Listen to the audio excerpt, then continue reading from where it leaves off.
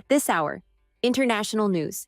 An international team of scientists held a press conference and announced a sensational discovery. In the permafrost of the far east of Siberia, a prehistoric supervirus has been found. This giant virus has already become the fourth giant virus known to humanity. Previously, scientists had discovered another similar specimen in the same region. According to experts, the discovery was made a year ago, but the information had been kept secret until now. Research is still ongoing, and at this moment it remains unknown whether the virus is capable of infecting humans or animals. Some specialists note, as long as the permafrost remains frozen, there is no reason for concern. I jumped up from my bed. Everything matched to the second. My name is Jiang Lucier, and I knew about this report in advance. A week ago, a star seed appeared in my mind, and with it came knowledge of what would happen in the near future. This was already the third piece of news that confirmed my suspicions. But the most important thing, the seed had shown me that in 10 days a viral outbreak would begin. The end of the world.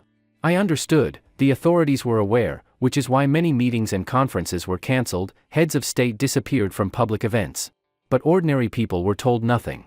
This press conference was the last warning, so that people would not die entirely in ignorance. I had 1 week left. I began preparing. I bought food, water, medicine, even a dagger. All of this was important, but not the main thing. The seed had another ability, to modify objects, turning them into something greater. For this, a base was required. I immediately realized, I needed transportation. I ruled out sedans at once, useless scrap in the coming chaos. Off-road vehicles were too cramped. Ideally, I wanted a massive truck, as long as a train, with wheels as tall as a person. You could live in it, store supplies. But that was just a dream. In reality, I had to choose between an ordinary cargo truck and a minibus. I settled on the latter. A spacious interior, the possibility of turning it into a shelter, storing food and water, even setting up something like a bed. A minibus was my best chance to survive. And then came the main problem, money.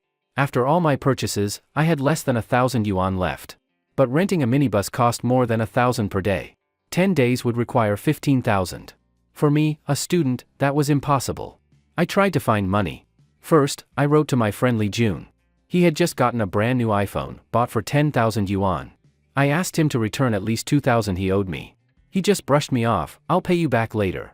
I told him, on Tuesday, don't go anywhere. Lock the doors and windows. He laughed, are you crazy? I've got a date. Then I wrote to another friend, Luo Ming. He had no money, he had spent everything on games. But I also warned him, on Tuesday, stay home. Lock the doors and windows. He was puzzled, huh? Why? I only said, just do it. But no one listened to me. I had done everything I could. But those who owed me money weren't going to pay me back. I couldn't borrow from anyone else. We were all just students. A couple hundred yuan, maybe, but thousands were out of the question. I'll have to find another way, I thought. Because if I wanted to survive, I still needed that minibus. Jiang Lucier was flipping through his phone when he suddenly saw a very flashy profile picture, and his eyes lit up instantly. This guy, with his hair slicked back and wearing sunglasses, was named Ma Hao. He was quite well known in school. But he wasn't famous because of any talent or skill, he was known for having strong connections. You could tell from the fact that even Jiang Lucier had added him on QQ. Jiang Lucier and Ma Hao weren't complete opposites, but close. Jiang Lucier was the most ordinary type of person, not active at all. Outside of his classmates, few people knew him. Jiang Lucier vaguely remembered hearing from Li Jun that Ma Hao had a friend who was involved in campus lending. Some girls, in order to borrow money, not only sent their ID and student card photos to his friend, but even took indecent photos. If they didn't pay the money back, those photos and their personal information would be made public, sent to their classmates, teachers, even their families. When Jiang Lucier first heard about this, he was speechless.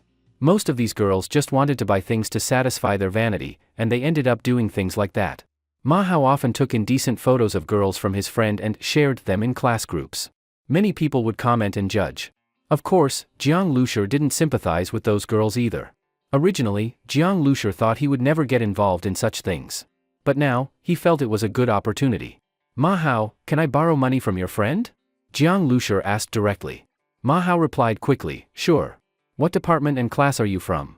Jiang Lucier directly sent a photo of his student ID. After confirming, Ma Hao asked, how much do you want to borrow? 20,000. Jiang Lucier didn't hold back since it was a loan shark. Based on what he knew, 20,000 was probably the limit. Any more and Ma Hao might reject him. After all, his family background wasn't a secret. Ma Hao could easily find out. Ma Hao was clearly startled. For a student, 20,000 was a lot. Most female students only borrowed a few thousand, even just a few hundred. What do you need that much for? An abortion for your girlfriend wouldn't even cost that much, Ma Hao asked. It's something very important. Don't ask, just tell me what the conditions are, Jiang Lushur said. Well, how about this, leave your student ID with me, give me your home address, and you have to write a loan note for 50,000. Also, record a video while holding the note, read it aloud, and say it's voluntary. Once you pay it back, I'll destroy the note in front of you. How long do you need the 20,000? Ma Hao asked. 1 month, Jiang Lushur replied. Then you'll owe me 25,000. We're from the same school, so I'm not worried about you not paying back. You get it, Ma Hao said. Okay. Jiang Lushur was secretly shocked. This interest rate, even normal loan sharks weren't this harsh. And now, Jiang Lushur realized, this so-called friend probably didn't even exist. Even if Ma Hao wasn't the one doing the lending, he definitely had a part in it. Ma Hao seemed very confident, not worried at all about Jiang Lushur defaulting. Who knows what methods he had? If you didn't repay, you'd probably wish you were dead. Heh. Jiang Lushur chuckled indifferently. Interest? Threats? When the world ends, who'd care about a Ma Hao?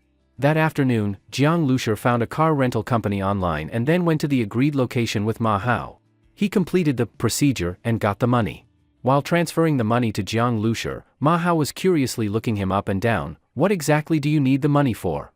To do something big. You'll know in a week, Jiang Lushur said mysteriously. Ma Hao was speechless. What's with this guy?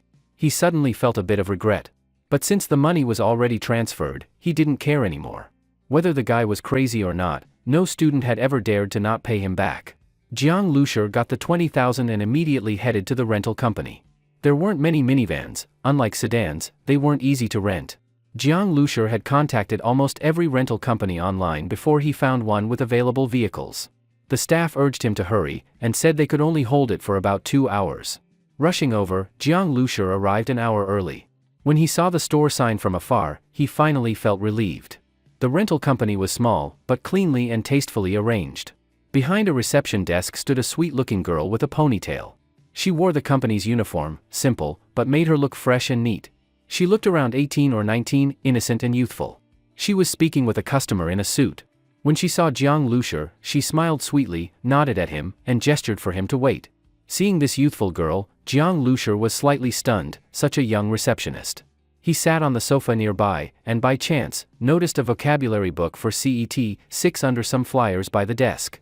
He immediately understood, this girl was probably a student, maybe even from their university, working part-time to support herself. The rental shop was near the university. Hiring a sweet-looking girl like her was not only cheaper but also good for business. Hello, I'm customer manager Wen Xiaotian. You can call me Xiaowen. I'm happy to help you, she said. After finishing with the previous customer, she turned to Jiang Lushur.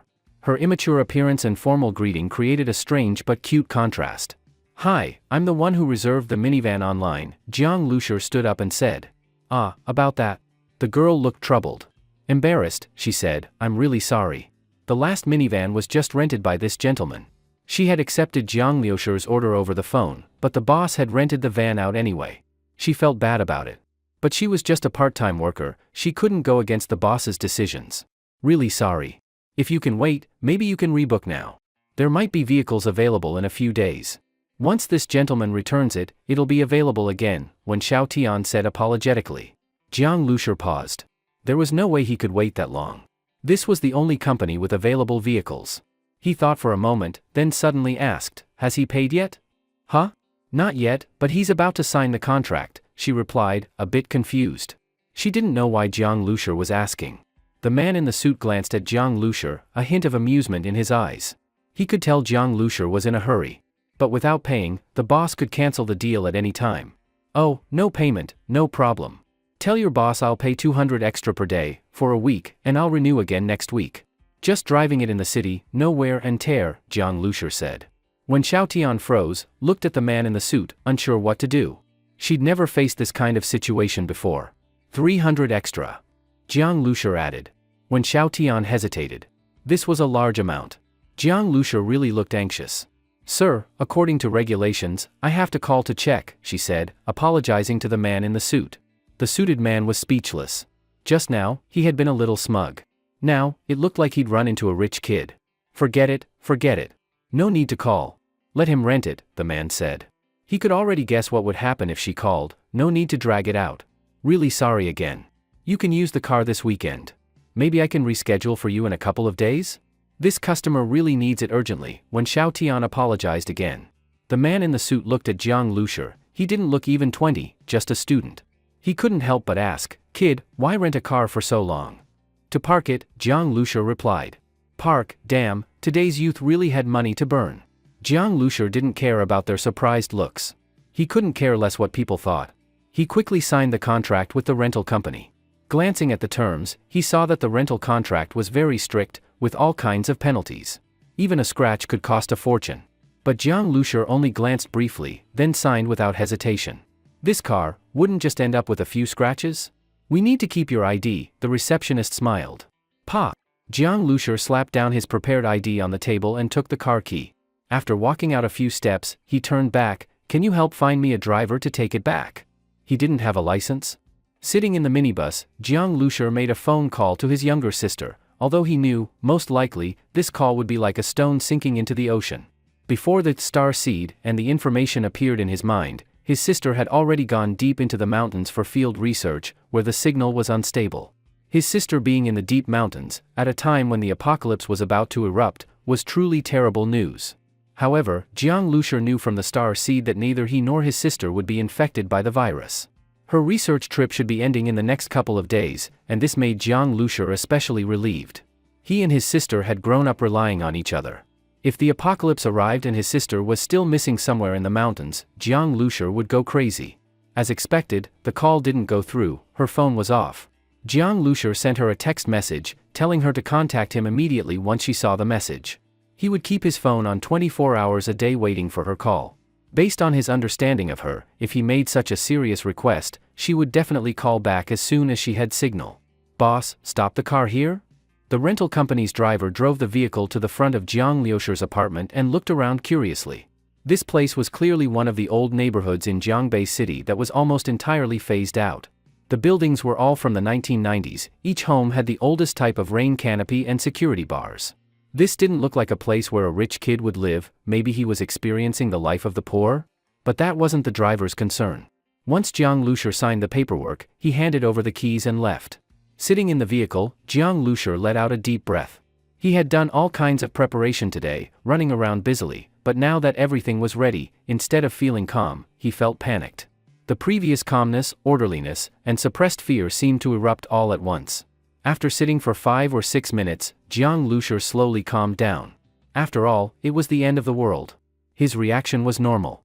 According to the information from the star seed, Jiang Lushur stood up, walked to the driver's seat, then sat down and put his hands on the steering wheel.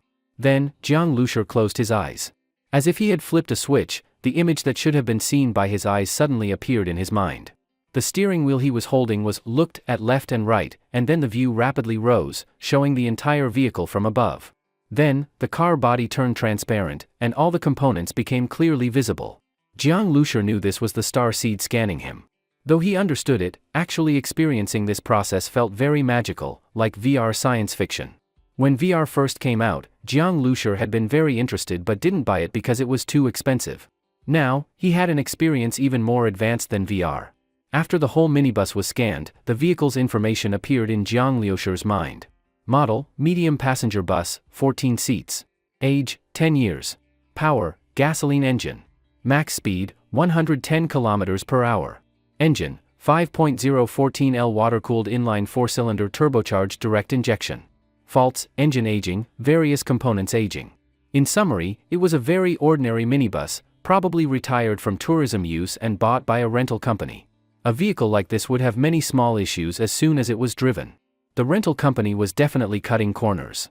But these small issues didn't matter to Jiang Lushur. He got a minibus for just over 10,000 yuan, which was a great deal. After the first modification, this vehicle would initially become suitable for post-apocalyptic use. The star seed had several modification directions. Jiang Lushur thought about it and chose the base vehicle type. The base vehicle required the most materials, but it was the most practical. Soon, the star seed listed all the materials needed to modify this vehicle into a base vehicle, standard. Seeing the list, Jiang Lushur secretly clicked his tongue.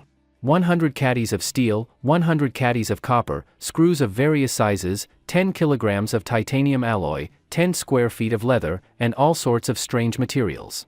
Just the first few items already looked expensive. Jiang Lushur vaguely knew that titanium alloy cost 500 to 600 yuan per kilogram. Some of the strange materials even looked expensive by name alone. This list completely exceeded Jiang Lushur's expectations for price. The amount of materials needed was more than Jiang Lushur had imagined, likely because he chose the more complex base vehicle. He didn't even know if the money he had left, plus what he could get from selling things, would be enough. Even though those roadside ads offering instant loans with ID were everywhere, Jiang Lushur had already handed over his student ID to Ma Hao and his ID card to the rental company. Without a house deed or anything else, he was truly at a loss. Forget it, I'll order whatever I can first. Jiang Lushur took out his phone. Just as he opened it, he saw he had 2 missed calls. Judging by the time, they probably came when he was on the road and didn't hear due to the noise. But the phone number was unfamiliar. Hello? Jiang Lushur called back. Jiang Lushur? A girl's voice came from the other end, sweet and gentle. Yes, I saw you called. May I ask what's the matter? Jiang Lushur asked. I'm Li Yusin. The girl said a name that surprised Jiang Lushur. He had thought for sure it was a business call, either from the rental company or a seller from whom he had ordered goods. He didn't expect it to be a girl he knew, and a very popular one. Although Jiang Lushur rarely talked to girls on the phone, he didn't panic at all. He was just puzzled. He and Li Yusin hadn't had any real interaction, so why was she calling him? Then again, they weren't complete strangers. In fact, they had been classmates since high school, same class, even deskmates. Li Yusin came from a good family, had delicate and beautiful looks, and a good personality. She was very popular in class. At the time, Jiang Lushur had once stared blankly at her quiet side profile as she looked out the window, her silky hair fluttering gently. But although Li Yusin was excellent in many areas, she struggled with math, and coincidentally, Jiang Lushur was good at it. So she often asked him to explain problems. When she listened, she was very focused and serious. Her hair often brushed against Jiang Lushur's hand, and she didn't even notice. Later, after Jiang Lushur's parents died unexpectedly, he didn't attend school for a whole month. When he returned, he had become much more withdrawn and moved to the last row alone. Though Li Yusin occasionally looked his way, several times when they passed by each other, she seemed like she wanted to say something, but never did. Now Jiang Lushur had moved on from the shadow of the past, but their relationship had faded since then. Even though they later got into the same university in the same city, it stayed that way.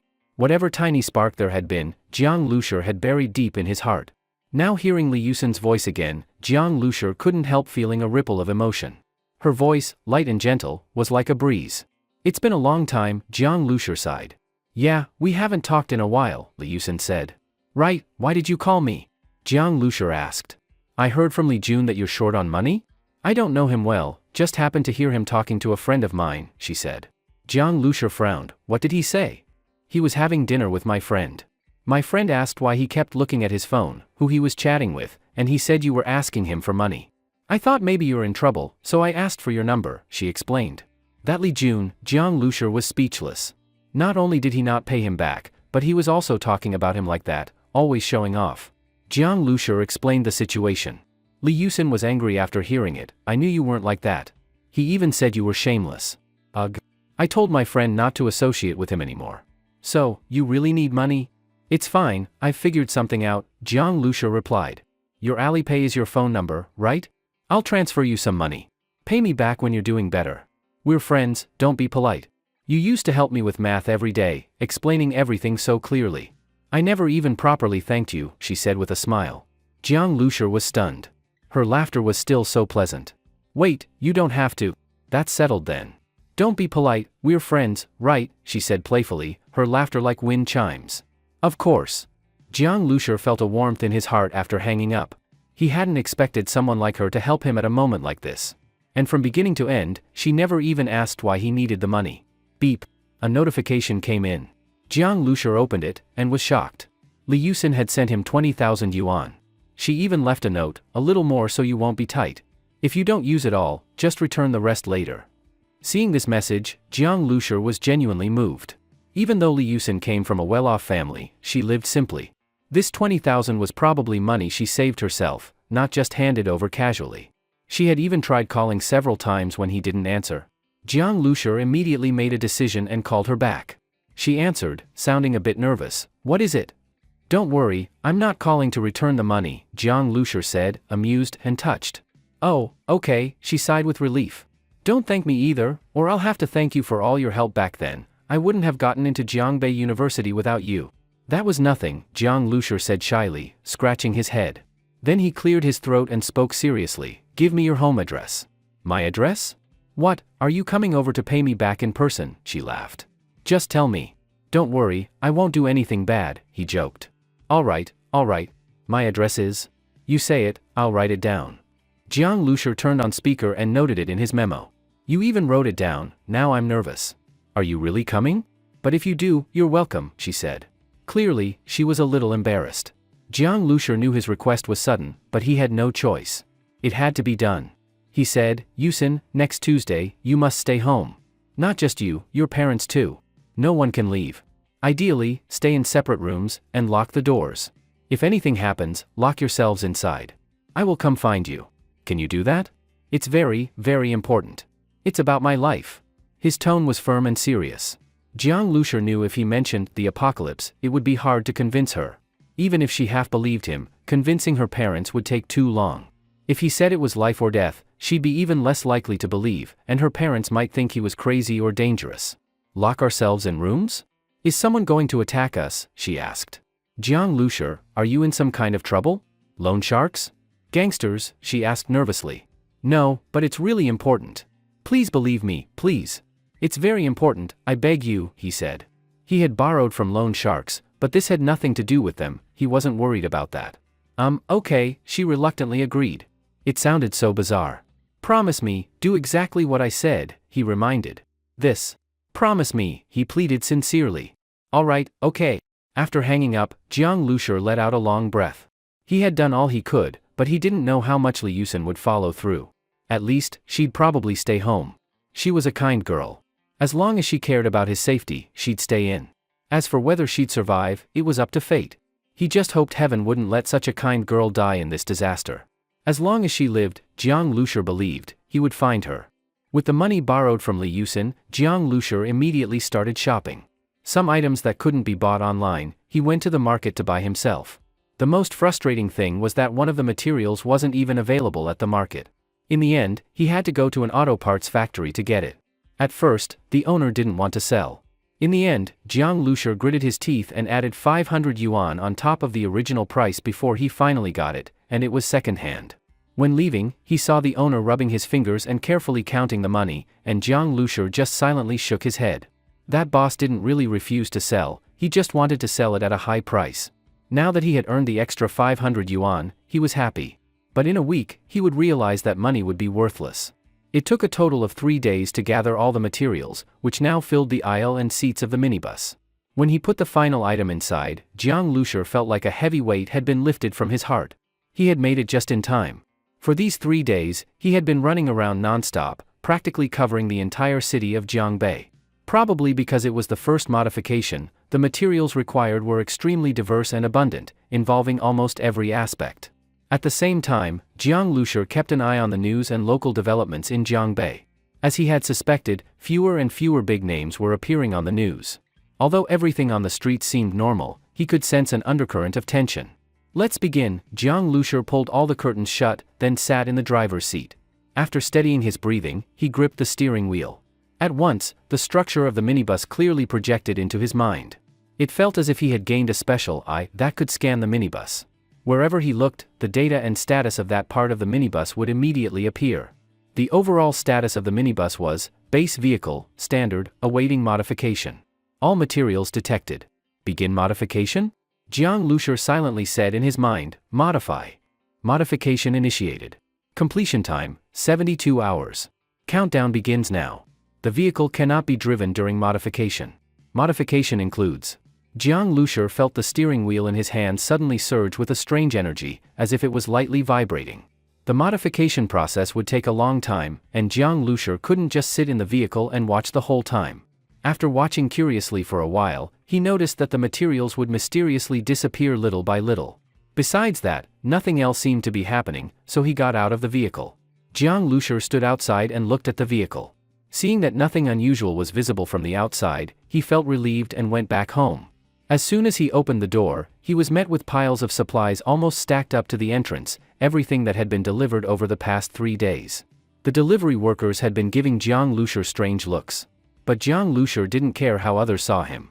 Even if they found it suspicious, they could never guess the real reason behind it. These 3 days, Jiang Lushur hadn't gone to school anymore. The end of the world was coming. What was the point of going to class? Now that the minibus modification had started, Jiang Lushur didn't stay idle. While continuously calling his sister, he also searched online for all kinds of survival knowledge, wilderness survival, basic first aid, what medicine to take for common illnesses, surrounding maps, etc. He even downloaded a national map to his tablet so it could be used offline. The map marked almost everything, from small shops to large factories, from highways to rural roads, all very clearly. He spent several hundred yuan on this map. Free apps didn't offer this level of detail. Jiang Lushur didn't know how much more he could prepare, but as long as a post mentioned something he thought was useful, or anything he could think of himself, he prepared it. Now that the money was almost all spent, Jiang Lushur's preparations were nearly complete. Beep beep beep. His phone rang. Jiang Lushur looked at the screen and suddenly smiled with joy. He had been constantly trying to call his sister, but her phone had been off. Now she was finally calling back. Hello. Hello, bro, what's so urgent? I just got off the bus. Let me tell you, this field trip was amazing. We visited a mountain village with cave burial customs. Jiang Zhuing, don't talk now. Listen to me first. Jiang Lushur cut off his sister's playful words and said loudly. Maybe sensing the seriousness in his tone, Jiang Zhuing realized something must be wrong, so she immediately stopped joking and softly said, Okay, bro, I'm listening. But then Jiang Lushur calmed himself.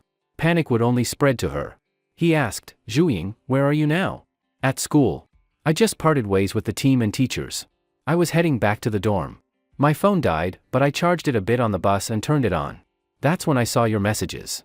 Although usually playful, once Jiang Zhuing realized the situation was serious, she quickly became obedient and focused, clearly explaining her situation with a quick, concise tone.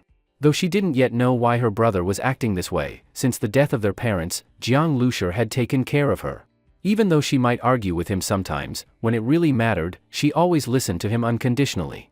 To her, he was her anchor. Don't go back to the dorm. Book a flight and come home immediately, Jiang Lushur said. Okay, give me a moment. After a while, she spoke again, bro, there are no tickets left. Tomorrow? The day after? Transfer flights if you have to. No matter the cost, he said.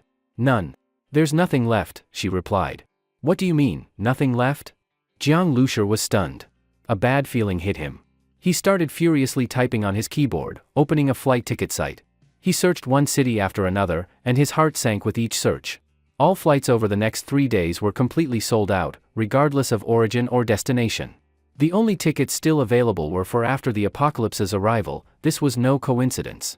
Should I just buy one for 3 days later? Jiang Zhuing asked. By then, it won't matter anymore, Jiang Lushur said. Zhuing didn't quite understand why being just 1 day late made such a big difference, but she didn't question him. Instead, she said, train. What about booking a train ticket? Jiang Lushur typed again, then said in a low voice, don't bother. Train tickets are sold out too. All train tickets for the next 3 days, gone. Wait, I'll go check the bus station, or maybe I can hire a private car, she suggested. No. Jiang Lushur said. First, who knew what the roads would be like? Even if they were passable, it would take her over 2 days to get home. With all planes and trains down, there was a huge chance of traffic jams. If she got stuck on the road when disaster hit, she'd be dead for sure. No, Jiang Lushur repeated. Zhuing sensed something was wrong in his voice. It made her nervous too. Zhuing, listen carefully to every word I say now, Jiang Lushur said. Don't go back to your dorm. Find a place with few people, hotel or rented apartment, something with good security. Stay somewhere hidden. Then buy as much drinking water as possible, some medicine, daily supplies, food. Charge your phone fully.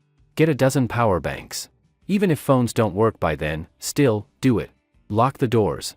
Don't go out. Wait for me. You must wait for me. You must. Jiang Lushur repeated. Zhuing, the end of the world is coming. Jiang Zhuing not being able to return was a huge blow to Jiang Lushur's plan. Originally, he had planned to drive the modified vehicle, loaded with supplies, and take Jiang Zhuing and Li Yusen's family to a resort over 100 li away from Jiangbei City. He had been there once before. It was the kind of place where people rarely went, but the facilities were all complete, and there were no other residents nearby. The idea was to settle there temporarily, then slowly figure out the next step depending on how the situation developed. Although he knew the apocalypse was coming, he still had no real concept of what it would actually be like once it began. Based on how things turned out, he would adjust the plan. In any case, having the minibus would make them much safer on the move compared to others. But now, this plan was clearly ruined. Not only could Jiang Lushur not escape to the outskirts right away, he had to go to Nanjing City, a place with more people and more prosperity. And he didn't know what the road conditions would be like along the way, nor when he'd arrive. That was why he told Jiang Zhuing to buy as many supplies as possible and to wait for him no matter what. If the minibus hadn't needed another 3 days for modification, Jiang Lushur would have left immediately. But without the vehicle, he was just an ordinary college student. There was no way he could break through any chaos and bring Jiang Zhuing out safely. Beep. That night, Jiang Zhuing sent a location pin to Jiang Lushur. She had rented a teacher's apartment in a small alley near her school, on the top floor, the 6th. She also sent him photos. Sure enough, the apartment was packed full of supplies in 2 rooms, enough for her to live comfortably for a full month. Bro, don't worry, Jiang Zhuing messaged, with a big smiley face emoji. Jiang Lushur had already told her about the coming apocalypse, everything except the star seed in his mind. Not because he didn't trust her, but because explaining it would be too complicated and unnecessary. He hadn't expected her to believe him, yet she seemed calm, even playful, still in the mood to take photos and send emojis. Jiang Lushur knew that she probably wasn't completely convinced, but it didn't matter. As long as she followed his instructions carefully, that was enough. Okay, from today onward, don't go out. Lock all doors and windows. Protect yourself. Don't answer or open the door for anyone, even if it's someone you know. Jiang Lushur warned her sternly. In the apocalypse, laws and morals would mean nothing. He knew it sounded heartless, but he had to say it. People killing over a bag of crackers, that's something seen countless times in doomsday movies. And in real wars, people have died over scraps of food. Jiang Lushur wasn't that cold-blooded. Within his ability and as long as he stayed safe, he would help others. But since he couldn't protect Jiang Zhuing directly, he needed her to stay completely safe and avoid any risk. Got it, Jiang Zhuing replied. Seeing his sister obey obediently, Jiang Lushur could finally relax a bit. Now that her safety was ensured, his next priority was how to reach Nanjing as quickly as possible. 3 days passed in a flash. During these 3 days, the tone of the news began to grow uneasy. More reports began to mention transportation and global issues. But ordinary people didn't pay much attention. They still worked 9 to 5, took kids to and from school, shopped, cooked. Jiang Lushur stayed home, occasionally stepping out to check the situation. During this time, both Li Jun and Luo Ming sent him a few messages. Jiang Lushur didn't even read Li Jun's. Luo Ming's message read, "Bro, are you okay? You borrowed money, are you eloping with a girl or what? If you don't come back to class soon, I think you're done for. Remember, don't go out Tuesday. Stay in the dorm, lock the door, and play games." Jiang Lushur reminded him again, regardless of whether Luo Ming would listen. Why Tuesday? Wait, isn't tomorrow Tuesday? Jiang Lushur took a deep breath. Yes, it was tomorrow? That night, even Jiang Lushur didn't know how he fell asleep. Before bed, he had hired 2 workers to help him move all the supplies next to the minibus. Then he sent a mass message to everyone in his contacts and specifically reminded Li Yusin and Jiang Zhuing again. Nervously, he sat on the pile of supplies next to the minibus, and unknowingly fell asleep. Beep beep beep. Jiang Lushur didn't wake from an alarm or a siren, it was a strange chime ringing in his mind. It was the star seed. He immediately raised his head and ran to the minibus door. From the outside, it still looked like the same old vehicle, no difference at all. But as soon as he grabbed the handle, information about the vehicle appeared in his mind. A faint electric current passed through his hand. Then he heard a soft click, the door opened. It was a theft-proof sensor lock, only he could open it. Inside, Jiang Lushur's eyes lit up and his mouth opened in surprise. He was stunned. The internal structure of the vehicle had completely changed, it was no longer the same at all. All the materials were gone without a trace. The once tightly packed rows of seats were now just 2 couch-like seats side by side, with a table, racks, and more. The interior had been divided into multiple sections by what looked like high-end sliding doors. Jiang Lushur opened each one and saw a small but complete bathroom, kitchen, and even a tiny bedroom. The bed looked very soft. After a brief tour, he snapped out of it and rushed to the driver's seat. It, too, had changed drastically, now in a separate space and looking extremely cool. There was a huge screen display, and the dashboard looked like a control center, full of buttons and levers. Jiang Lushur sat down in the now full leather, very soft driver's seat. As he grabbed the steering wheel, the entire vehicle clearly appeared in his mind. At the same time, the buttons and levers on the dashboard lit up. Base vehicle, standard version, modification complete. Modified vehicle details. Model, base vehicle, standard, disguised as minibus. Interior setup, 1 bedroom, 1 kitchen, 1 bathroom, 1 small living room. Weaponry, compressed air cannon, basic level, airflow speed 810 meters per second, capacity 500 L. Exterior armor strength, F grade, resistant to standard bullets and collisions. Power, gasoline engine.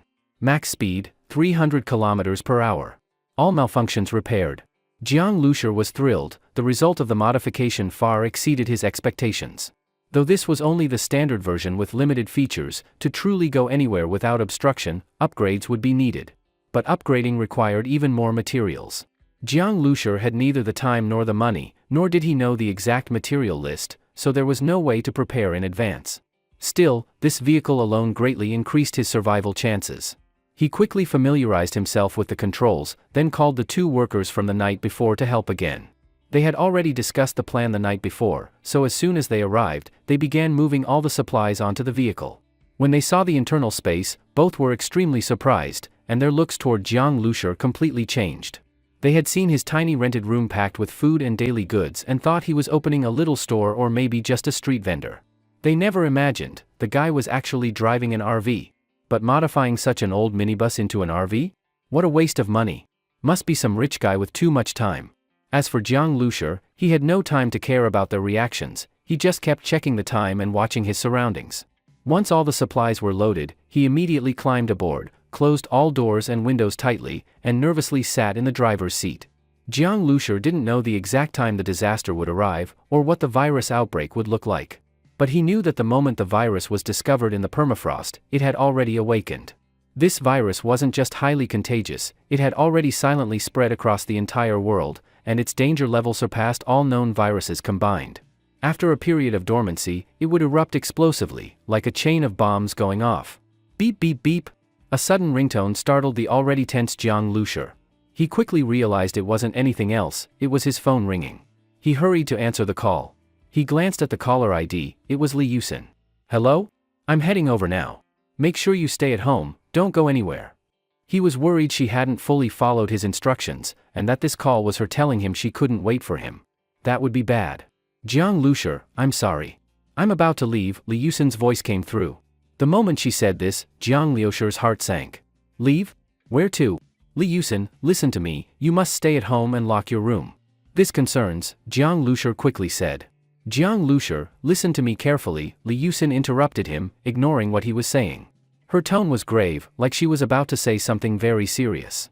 You might find it hard to believe, but the end of the world is coming, it could be within the next few days. I just found out today. The car is already waiting outside. I have to leave immediately. First, make sure you're safe. Then go to the Shenbei Expressway entrance. The military is stationed there. When you get there, they should take you to the Shanghai Safe Zone Island, she said quickly in a low voice.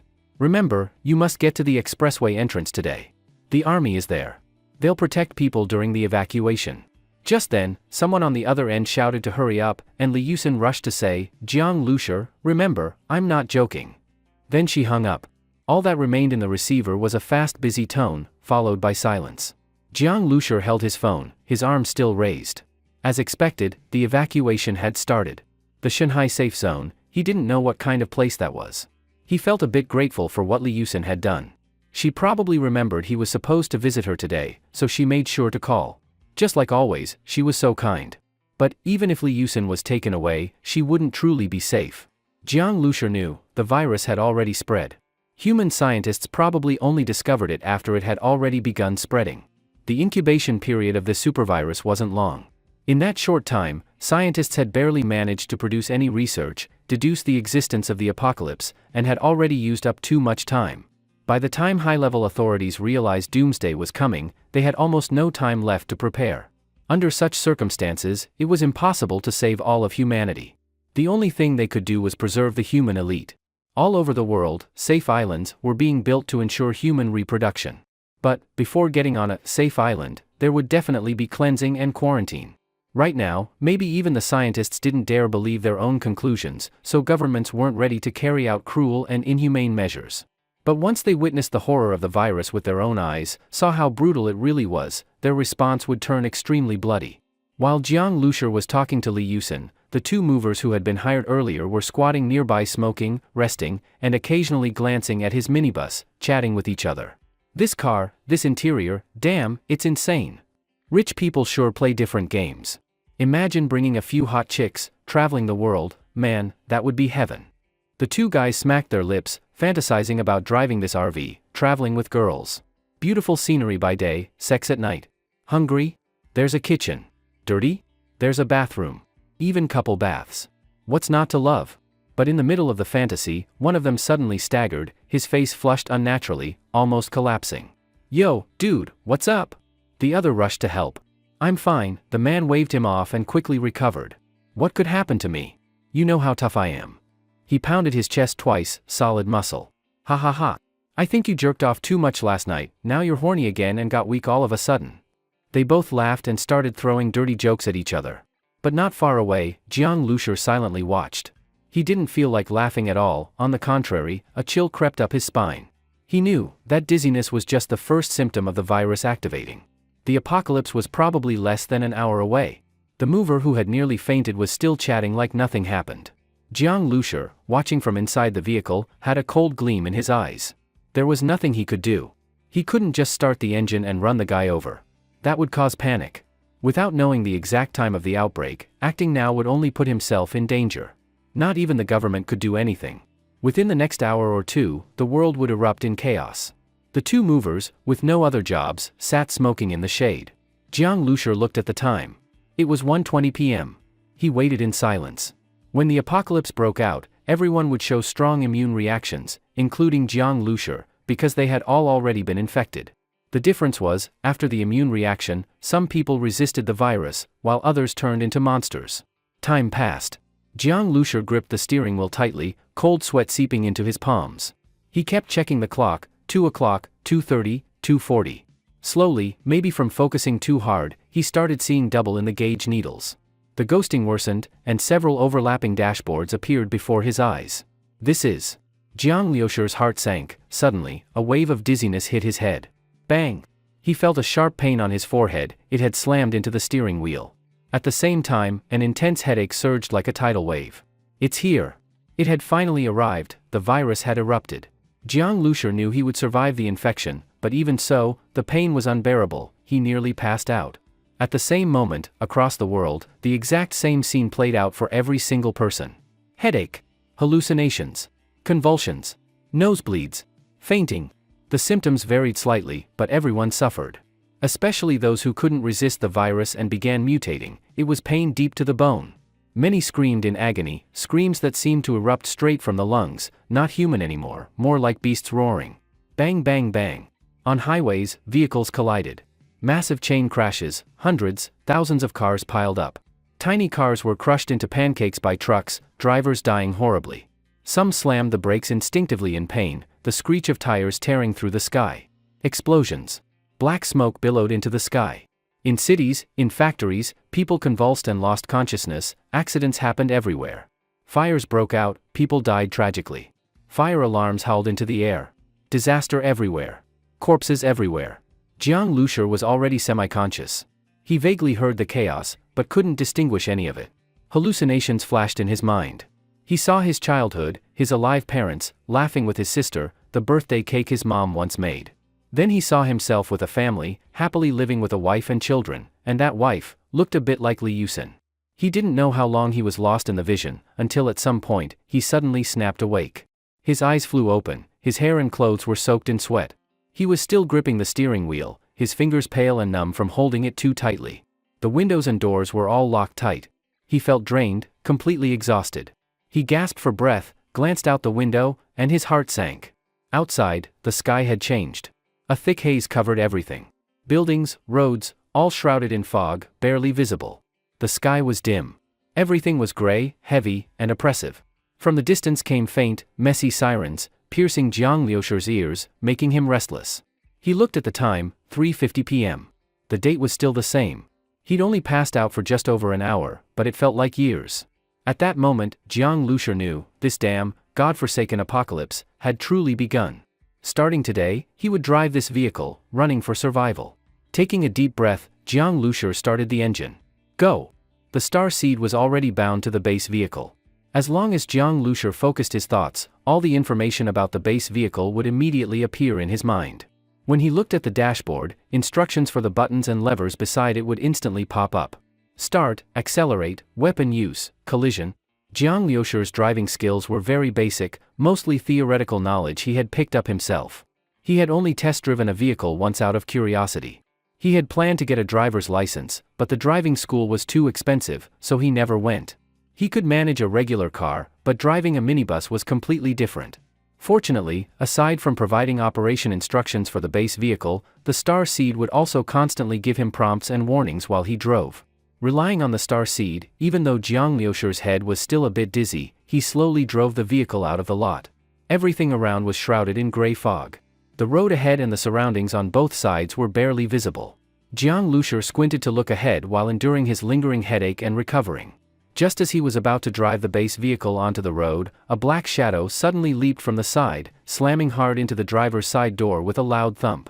Startled, Jiang Lushur turned his head and saw a face pressed tightly against the window, hands frantically clawing at the window and door, desperately trying to get inside.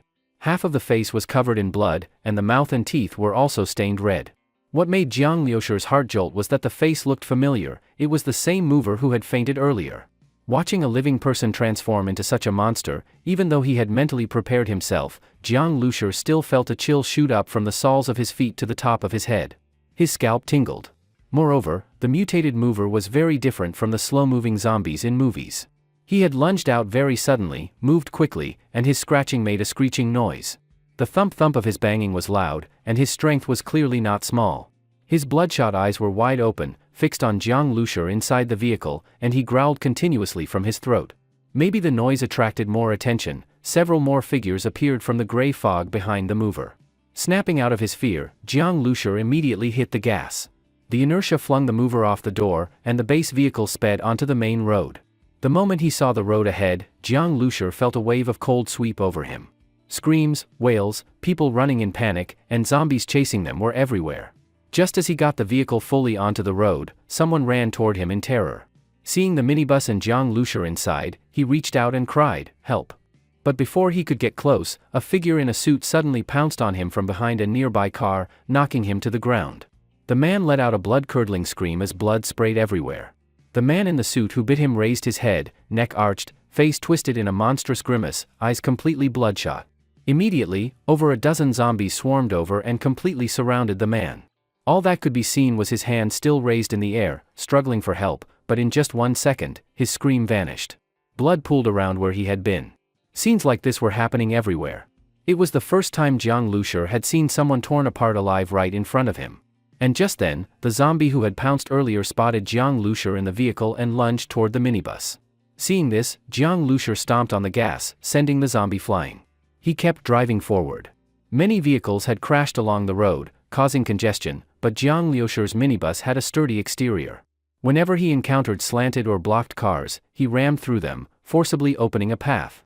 Many zombies were drawn toward his minibus, throwing themselves at it one after another, but Jiang Lushur shook them off by accelerating and swerving. The strength of these zombies was indeed great, even the ones who were originally just children, women, or the elderly. When there were too many of them, Jiang Lushur even felt the minibus rock, making his heart skip a beat. A few zombies lunged head-on and were knocked down. The minibus jolted as it ran over them. Jiang Lushur didn't look back. In this situation, running over a few zombies was nothing. As an ordinary person, though, he didn't want to face such bloody, gruesome scenes. Shenbei Expressway entrance. Seeing the horrors on the road, Jiang Lushur wasn't sure what the situation was like at the expressway entrance that Li Yusin had mentioned, but he decided to check it out. Of course, Jiang Lushur didn't plan to go to the Shanghai Safe Zone Island, but he needed to use the Shenbei Expressway to get to Jiang Zhuing's location in Jinling City.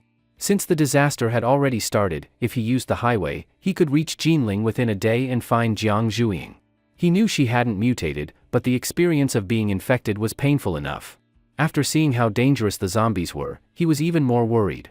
Even though he had told her to make full preparations, and knowing her personality she would surely be cautious once she realized the world had become hell, Jiang Lushur still felt anxious. After all, she was his only family. The closer he got to the Shenbei Expressway entrance, the more people there were. Some were driving too, but since everyone was trying to get ahead, it caused a traffic jam. Jiang Lushur honked a few times, but more cars kept cutting in from behind, squeezing into any gap ahead. Soon, his way was completely blocked. One car overtook him, lowered the window slightly, and a frenzied, angry face leaned out and cursed, "Idiot. Driving such a huge thing and blocking the road." Then the car moved on ahead. Cars behind also honked crazily. People stuck their heads out and shouted, "Who's that moron in front? Move already." Yeah, what's the point of bringing out a big-ass vehicle now? Want to die? Die by yourself. These cars and the earlier one that squeezed in all had similar markings. They seemed to belong to the same group, as the company name XX Group was written on the sides. Seeing them not only squeezing ahead but also cursing him nastily, Jiang Lushur snapped. Everyone was desperate to survive. Why did they get to force their way through? His vehicle was big, yes, but he was still properly waiting in line. He hit the gas and continued forward. One car tried to cut in front of him, scrape. The entire vehicle shook. The minibus shoved past it, forcing it aside. The driver, seeing the minibus brushing past his small car, was first stunned, then furious. But very quickly, his jaw dropped. He watched as the minibus, like a brute with no regard for rules, plowed through the traffic, squeezing past every vehicle. The cars that had cut in earlier were now all being smashed together by the minibus. Damn! The driver cursed hard. What a fucking lunatic. And this guy was insanely lucky, to squeeze through so tightly and still make it. His speed wasn't fast, plus the vehicle was an old, beat-up minibus, yet he didn't get stuck in the middle. If it had stuck, he'd have been forced to abandon the car or else wait for death. But facing this situation, the other drivers had no choices. Though they yelled and cursed, they could only face it and follow obediently behind Jiang Lushur's minibus. Then suddenly a scream came from behind. Jiang Lushur opened the rearview camera, and on the screen by the dashboard hundreds of zombies appeared all at once, climbing over from between vehicles, even from above vehicles. These zombies rushed out from the street ahead, making low growls from their mouths. Their bodies and hands were covered in blood, their mouths stained with gore, racing toward him wildly. They were already fast, and when they met vehicles, they did not dodge, using all limbs to climb over cars. Some people close to them, having just glanced back, were instantly knocked down by zombies. In a flash came a piercing scream. Some only ran a few steps, then were thrown face down from behind. Jiang Lushur saw two people running forward to escape. One, hearing the screams behind getting closer, suddenly with a fierce look pushed the other down to the ground. Ah! The pushed one screamed immediately, but before he could stand, the zombies behind were already upon him. Jiang Lushur felt his scalp tingle. It was a massacre of the living by zombies.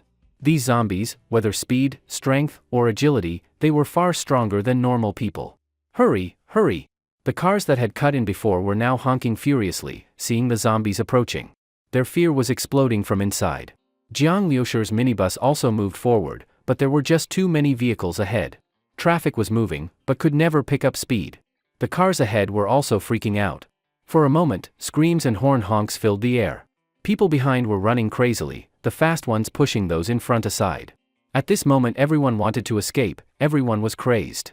Then Jiang Lushur's gaze suddenly caught sight of that little sedan that had tried to force its way past his front earlier.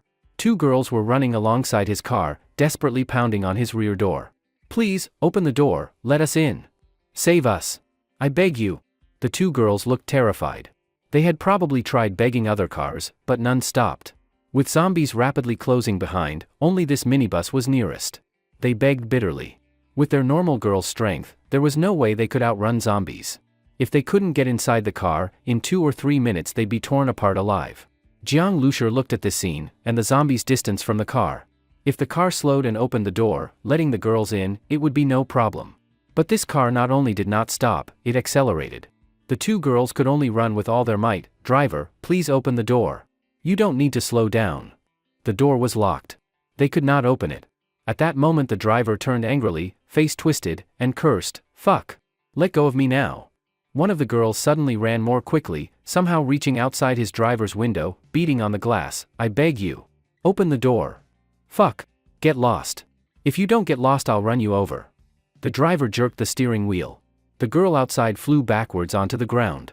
The girl gave a scream and fell heavily. The other girl staggered. Are you okay? The other rushed to help her up. The two looked at the car driving away. Their faces were pale, full of despair. Inside the minibus, Jiang Lushur saw the scene and frowned. But just then he suddenly said, "Huh. That girl who was knocked down looked a bit familiar." After a moment's hesitation, Jiang Lushur sharply turned the steering wheel and made a U-turn. Fuck. Cars behind were trying desperately to push forward, not to mention turning around. Most couldn't even stop. Those who did stop were bitten by zombies, dragged out from shattered windows, half alive, torn apart. In these conditions, where everyone is fighting for their lives, who thinks of doing something heroic? Jiang Lushur knew this. In apocalypse conditions, your own life is most important. Saving others is only considered once you are safe yourself. But now, for Jiang Lushur, he had this bulletproof base vehicle. To rescue those two girls wasn't hard, so long as he stayed inside, he was safe. Even if surrounded by zombies, he was not afraid. Besides, those girls were people he knew, even if not well. With the star seeds prompts and data corrections, Jiang Lushur actually turned the car deftly in the traffic and headed toward the two girls. In the long line of vehicles stretching hundreds of meters, only this minibus was moving upstream. The two girls by then had accepted fate. The nearest zombies were less than 100 meters away. Even if they kept running, in a blink they would be caught. They looked at the traffic ahead, couldn't help crying. They held hands tightly, both despairing and fearful, waiting for death. But just then they saw a minibus coming straight toward them. In the sea of tail lights, this reverse-moving minibus stood out. Would it kill them? Better to be run over than eaten alive. The two girls slowly closed their eyes. A sharp scraping sound, and a gust of wind hit them, made them open their eyes again. They saw the minibus, when it got right in front of them, suddenly turned. The door stopped right in front of them, and it was opening. At the driver's seat, a young man who looked like a student was waving at them, anxiously. Quick! Get in! Dozens of zombies had already noticed them and were furiously lunging. The girl who'd fallen awakened as if from a dream.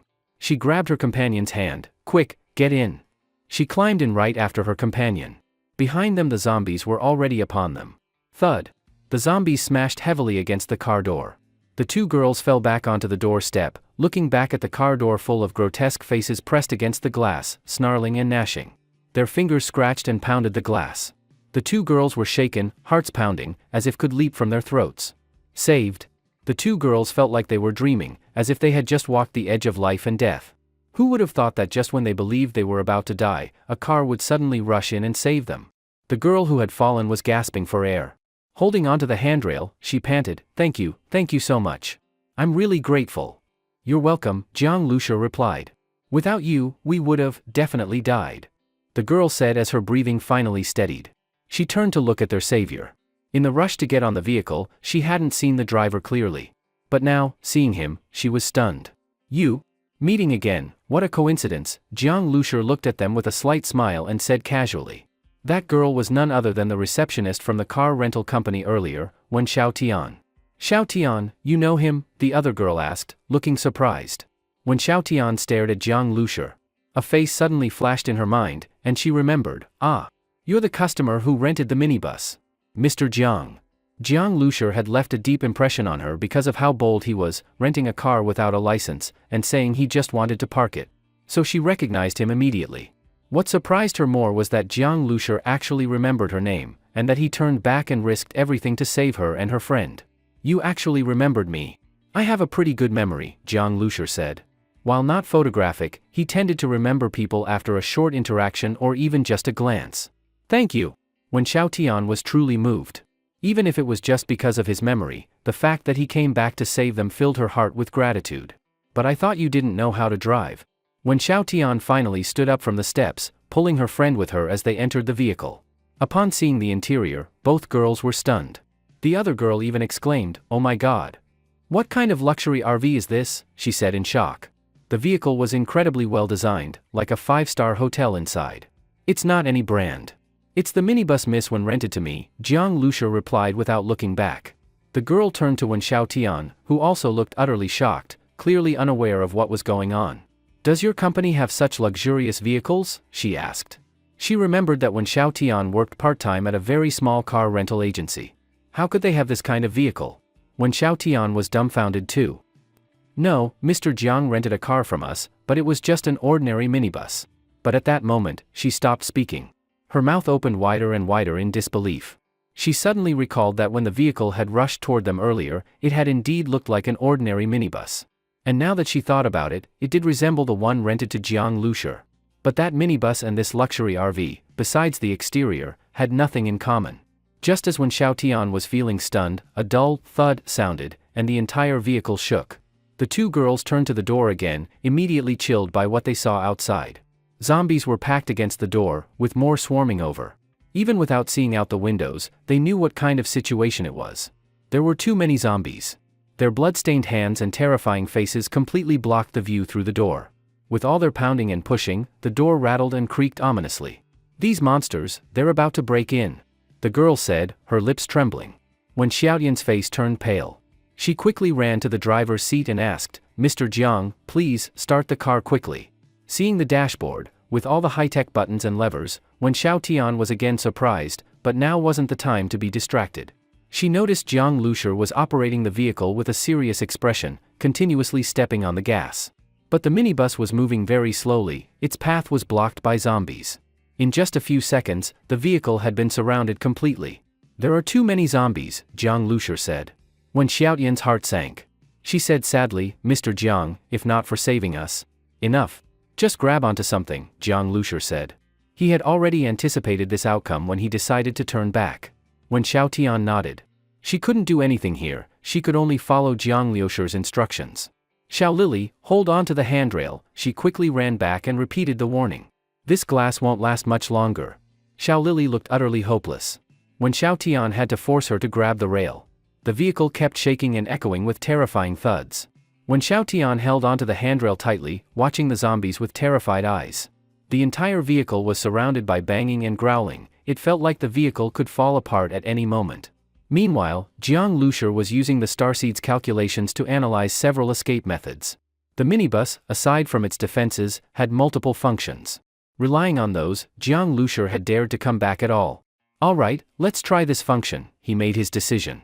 "Hold tight, we're breaking out," Jiang Lushi called out without turning his head.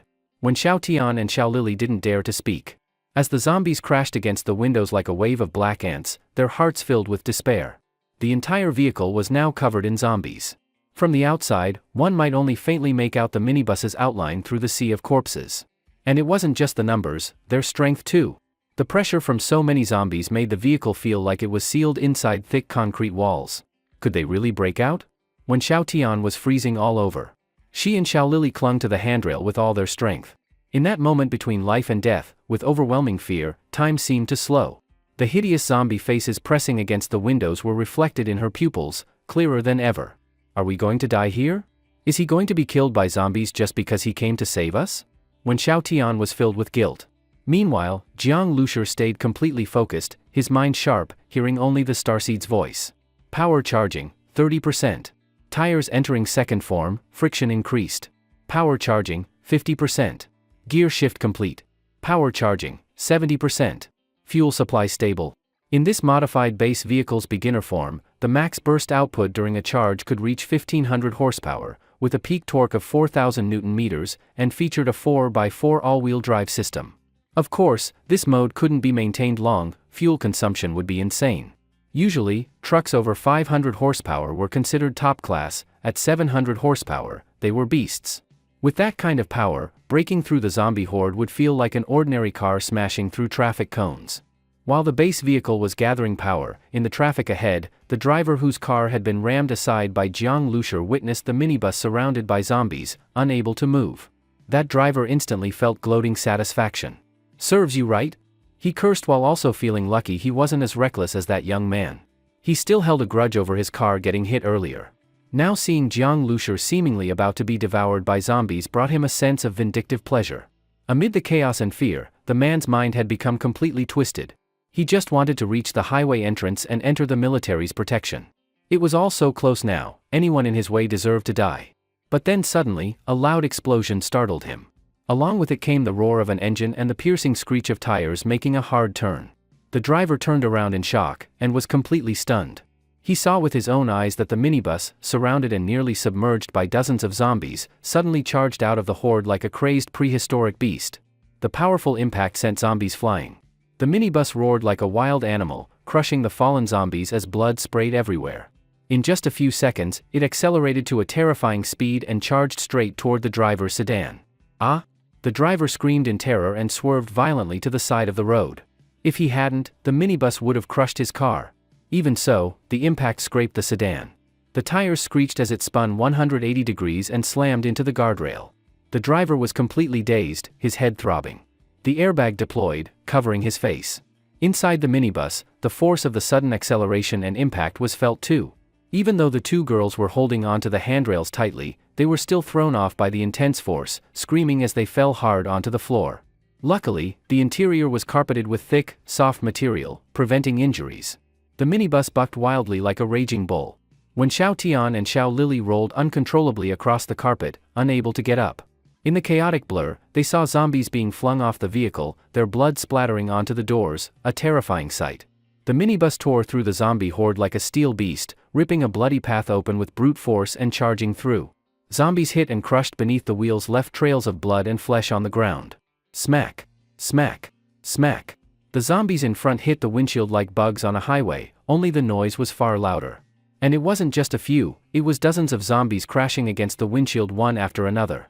When Xiao Tian and Xiao Lili, still lying on the carpet, had barely recovered from the horror at the door before hearing this new terrifying sound. They looked forward, and their hearts pounded uncontrollably. So many zombies slammed into the windshield, almost blocking the entire view. The glass looked like it would shatter any second. Throwing a stone could break a windshield, how could it withstand this many zombies? But Jiang Lushur didn't react. He focused straight ahead, watching the Starseed data update constantly in his mind. Left side of base vehicle impacted, no damage. Right side of base vehicle impacted, no damage. Windshield impacted. Energy consumption increasing. Fuel level remaining. Despite how horrifying it looked, these impacts caused no real damage to the base vehicle. Even the windshield was completely intact. Once the minibus finally burst through the zombie horde and returned to stable motion, the two girls were ghostly pale. After all, they were just ordinary people. They were still in shock and took 2 or 3 seconds to return to their senses. It didn't break. The windshield was still intact. The door was still shut. The entire breakout had lasted only a few seconds, but for when Xiao Tian and Xiao Lili, it had felt like a whole day. Now, realizing they were safe, both felt as if the whole thing had just been a terrible nightmare. When Xiao Tian carefully stood up and, suppressing her discomfort, approached the door to look out through the blood-stained glass. On the road behind, some zombies were still chasing after them, though they were about 10 meters away. More zombies remained on the ground, feasting, likely on the remains of those crushed under the minibus. These zombies had mutated from living people, not reanimated corpses like in some movies. So even when zombies ate other zombies, the scene was still brutally grotesque. When Xiao Tian looked for just a moment before turning away, she only wanted to confirm they had truly broken through. She hadn't expected the vehicle's power and impact force to be so strong, or the glass to be so resistant. We made it. We're alive. The two girls were overwhelmed with relief. As they sat with the lingering fear slowly fading, when Xiao Tian looked at the blood-covered windshield and asked curiously, "Mr. Jiang, how is this glass so strong?" Ah?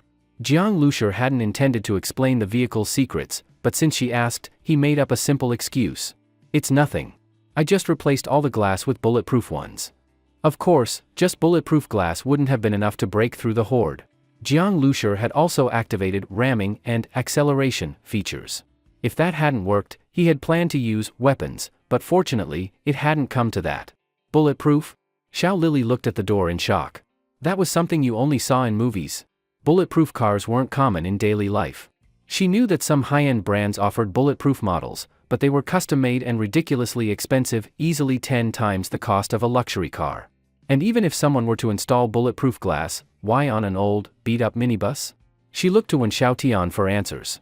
Wen Xiao Tian shook her head and gestured silently that she didn't know Jiang Lushur well either. Even if Xiao Lili wanted her to explain, she couldn't. "It should be fine for now. Find a seat and buckle up," Jiang Lushur said.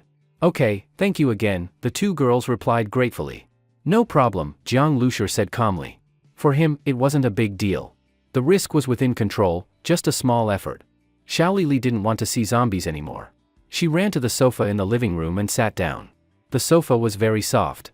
Xiao Lili touched it and felt that the surface material seemed to be cashmere, very expensive. Opposite the sofa was a small screen, probably for watching movies. Next to it stood a cabinet fixed to the floor. On the delicate tray on top were clean bottled mineral water and cups, as well as some small snacks. The carpet on the floor felt like stepping on cotton, making people feel very relaxed. The car windows were all covered with curtains, so the outside couldn't be seen. Plus, the glass was bulletproof, which immediately gave a sense of security. She had just escaped from death and was still fleeing for her life.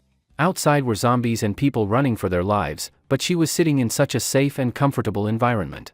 Xiao Li felt like the terrifying experiences earlier were just a dream. She looked around, more and more amazed at the luxurious interior of this minibus. Transforming an old minibus into this, who knows how much money that would take? Xiao Li was extremely curious about Jiang Liusher's identity. Xiao Li casually picked up a bottle of water and looked at it, then put it back. This wasn't her car, and she was too embarrassed to pour herself a drink without Jiang Liusher offering. Like Wen Xiaotian, Xiao Li was also a college student and a good friend of Wen Xiaotian. When the disaster struck, they were together and then escaped together. Luckily, they met this Mr. Jiang whom Wen Xiaotian knew. Otherwise, Xiao Li couldn't imagine what her fate would have been. Wen Xiaotian hesitated for a moment, then entered the driver's cabin and sat in a seat on the right. As soon as she sat down, Wen Xiaotian felt like she was sinking into a pile of soft cotton.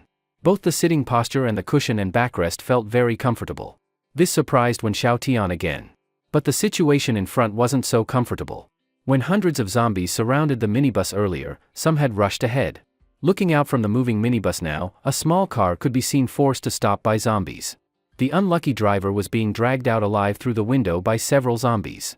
He waved his hands and let out heart-wrenching screams, and was then swallowed by the zombies. This scene made Wen Xiaotian's face turn pale. Jiang Liusher didn't stop the car and drove straight past. A few zombies, their faces covered in blood, looked at the minibus and roared, chasing after it in vain, but were quickly left behind. At this time, the highway entrance was already in sight. The original toll station had completely changed. Military trucks blocked the front, leaving only 3 passages open. Mounted machine guns lined the trucks, their black barrels aiming at the hundreds of vehicles. Fully armed soldiers were guarding the passage with guns. Buildings on both sides of the road, and even the tops of parked trucks, had many gun muzzles aimed at the road. Reaching here meant temporary safety. Any scattered zombies were immediately shot upon appearing. Many people waited nervously in the line behind, peeking ahead. From his higher vantage point, Jiang Liusher clearly saw the situation at the highway entrance. As soon as vehicles reached the passage, soldiers surrounded them and inspected before allowing them to pass. Each car took nearly 10 seconds to pass. That meant only 3 vehicles could get through every 10 seconds.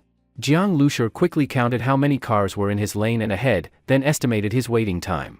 It shouldn't be a big problem. Jiang Liusher looked more relaxed. After entering the military protection zone, he finally let his guard down. When Xiaotian saw the military vehicles and weapons, and the highway entrance close at hand, and let out a long breath of relief. Speed 20 km per hour, vehicle self-check, no damage, the starseed reported the base car's current state in Jiang Liusher's mind. He slowly released the accelerator and slowed down. Bang! Bang! Bang! Gunfire rang out from time to time. Slowly, Jiang Liusher followed the traffic and approached the highway entrance, with only a few cars in front. But zombies behind were increasing, and gunfire became more intense. Hearing the sounds, Xiao Jingjing also came out from the cabin and looked back with Wen Xiaotian. The military firepower was fierce. Though the zombies kept rushing forward and almost filled the streets, they still couldn't get closer. This made them feel much safer. They were about to enter the highway. Looking at the military trucks at the entrance, dozens of them, and the dense gun muzzles, a scene that would normally be terrifying, now gave a great sense of security. Jiang Liusher waited calmly. Just then, gunfire suddenly broke out in another lane, startling everyone. He quickly looked and saw a heartbreaking scream from a car being inspected. 2 soldiers dragged out the body of a man just shot dead. There was a bloody wound on the corpse's arm. The crying woman seemed to be his girlfriend or wife. Once again, if your vehicle carries any bitten passengers, it's best to get out yourselves or turn around. If discovered, immediate execution on the spot. This virus is extremely contagious, and bitten people will become those monsters and endanger others, a military officer said coldly through a loudspeaker. Seeing this, most people were horrified but didn't feel much sympathy for the couple. Watching a loved one killed in front of you was nothing. Many had seen their own family or friends turn into zombies and even be torn apart and eaten. This small incident didn't stop vehicles from continuing through. But just then, a burst of intense gunfire came from the rear. Soldiers at the checkpoint looked back with ugly expressions. Jiang Lushur looked at the rearview screen and saw a soldier fire 2 shots before being dragged off a truck, along with his gun. 2 trucks were already covered by what seemed like endless zombies. Screams came from the firepower points in the tall buildings on both sides. Not far away, thousands, maybe tens of thousands, of zombies were gathering from all parts of the city, forming a terrifying sea of corpses on the street. Grrr! These zombies, with bloodthirsty and crazy eyes, looked toward the highway entrance and let out low growls. Hurry up! The soldier withdrew his gaze and urged more impatiently. Obviously, the firepower positions on both sides of the road wouldn't be able to hold out much longer. Soon, the zombies would charge in, and by then there would be no time left for these vehicles to pass. The survivors inside the cars were all well aware of this. Each of them looked extremely anxious, feeling like every passing minute lasted half an hour. Very soon, it was Jiang Lushur's minibus's turn. The soldier came up, took one look, and immediately showed a surprised expression.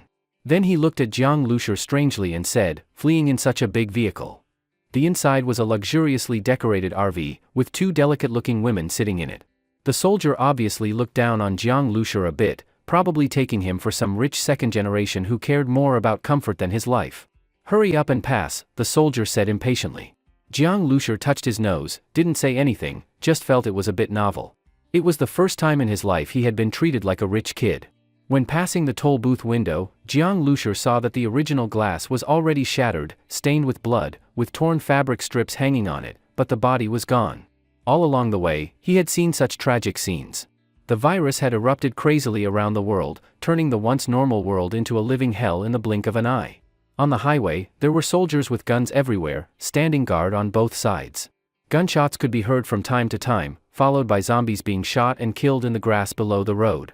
Jiang Lushur drove steadily and quickly merged with the cars ahead, but after moving forward a bit, the traffic stopped again. "What's wrong?" Xiao Lili asked nervously. Even though they had entered the military's protection zone, any small disturbance still made people on edge. Jiang Lushur noticed that some people ahead had gotten out of their cars. A few soldiers were shouting at them, and soon those soldiers started moving through the traffic, shouting as they went, and more people left their vehicles. As soon as they left, 2 bulldozers came over and pushed all those small cars to the side of the road, then directly pushed them off the highway. Seeing this, Jiang Lushur had a bad feeling.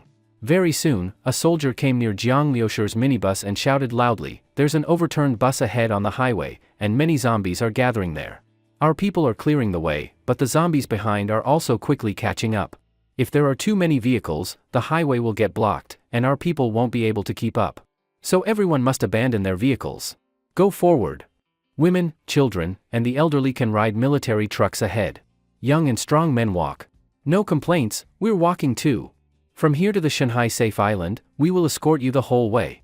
Everyone get off now and hurry. At the Safe Island, you'll have time to rest in safety. There's water, food, and a safe environment. Everyone get off the vehicle." Hearing the shouting, people in the cars opened their doors and got out. Most of the survivors had only escaped in one car or with 1 or 2 family members, without much luggage. Hearing how good Shanghai Safe Island was, they all jumped out of the cars eagerly, afraid of being left behind. Soon, all the surrounding vehicles were empty, only Jiang Lushur's minibus was still there. "Let's get out too," Xiao Lili said. When Xiao Tian hesitated, looked at Jiang Lushur still sitting unmoved in the driver's seat, and said, "Mr. Jiang, hurry up." Jiang Lushur shook his head and said, "You guys get out. I'm not going." "Huh?" When Xiao Tian was stunned. "Not going?" Xiao Lili didn't understand what Jiang Lushur meant. Was he not going with the military? That couldn't be. "Yes, the military is taking you to Shanghai Safe Island, but I'm going to Jinling City," Jiang Lushur said. Besides, he couldn't abandon the vehicle. As a survivor, the base vehicle was his guarantee of survival. No matter what, he wouldn't give it up. Originally, his plan was to bring the 2 girls to the military and then continue down the highway toward Jinling City. But now the road ahead was blocked, and to reach the highway to Jinling, he had to get through the front. So now, he could only leave the highway. Going to Jinling City? But, you can't use the highway anymore. Xiao Lili still couldn't believe it. The military was right here, just follow them and you'd reach safety. And yet Jiang Lushur wanted to go to Jinling? "Don't go, it's too dangerous to go alone. Just go with the military to the Safe Island," Xiao Lili quickly persuaded. "I can drive along the highway or find another route." "There's always a way," Jiang Lushur said. "But, it's okay. You go with the military to the Safe Island. You're girls, you can ride in the front and it won't be too tiring. Take care of yourselves from now on." Jiang Lushur shook his head. Seeing Jiang Lushur so determined, Xiao Lili had no choice. The soldier was already walking toward the minibus, still shouting loudly.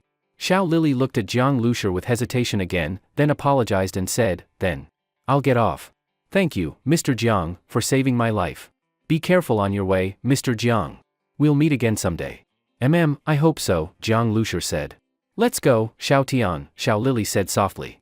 But what she didn't expect was that when Xiao Tian, who had remained silent, suddenly raised her head, with a determined expression, shook her head and said, "I'm not going either." "Xiao Tian." Xiao Lili was startled. Why wasn't Xiao Tian going? When Xiao Tian looked at Xiao Lili and said, "Lili, my home is on the way to Jinling City. If there's no way to go, then I'll go to the safe island. But since Mr. Jiang is going to Jinling, I want to go back and see." As she said this, when Xiaotian's eyes turned red and she said, "Whether my family is alive or dead, I have to take a look." She quickly turned to Jiang Lushur and said, "Mr. Jiang, could you please take me with you? I know I can't help much, but about the route, I can actually give some info. My father used to drive this route for transport. I've ridden along many times since I was little. I know several routes. Mr. Jiang." Facing Xiaotian's plea, Jiang Lushur thought for a moment, then nodded without refusing. He wasn't familiar with the roads anyway. Having someone who could help with directions wouldn't be bad. When Xiao Tian immediately showed a grateful expression, "Mr. Jiang, thank you."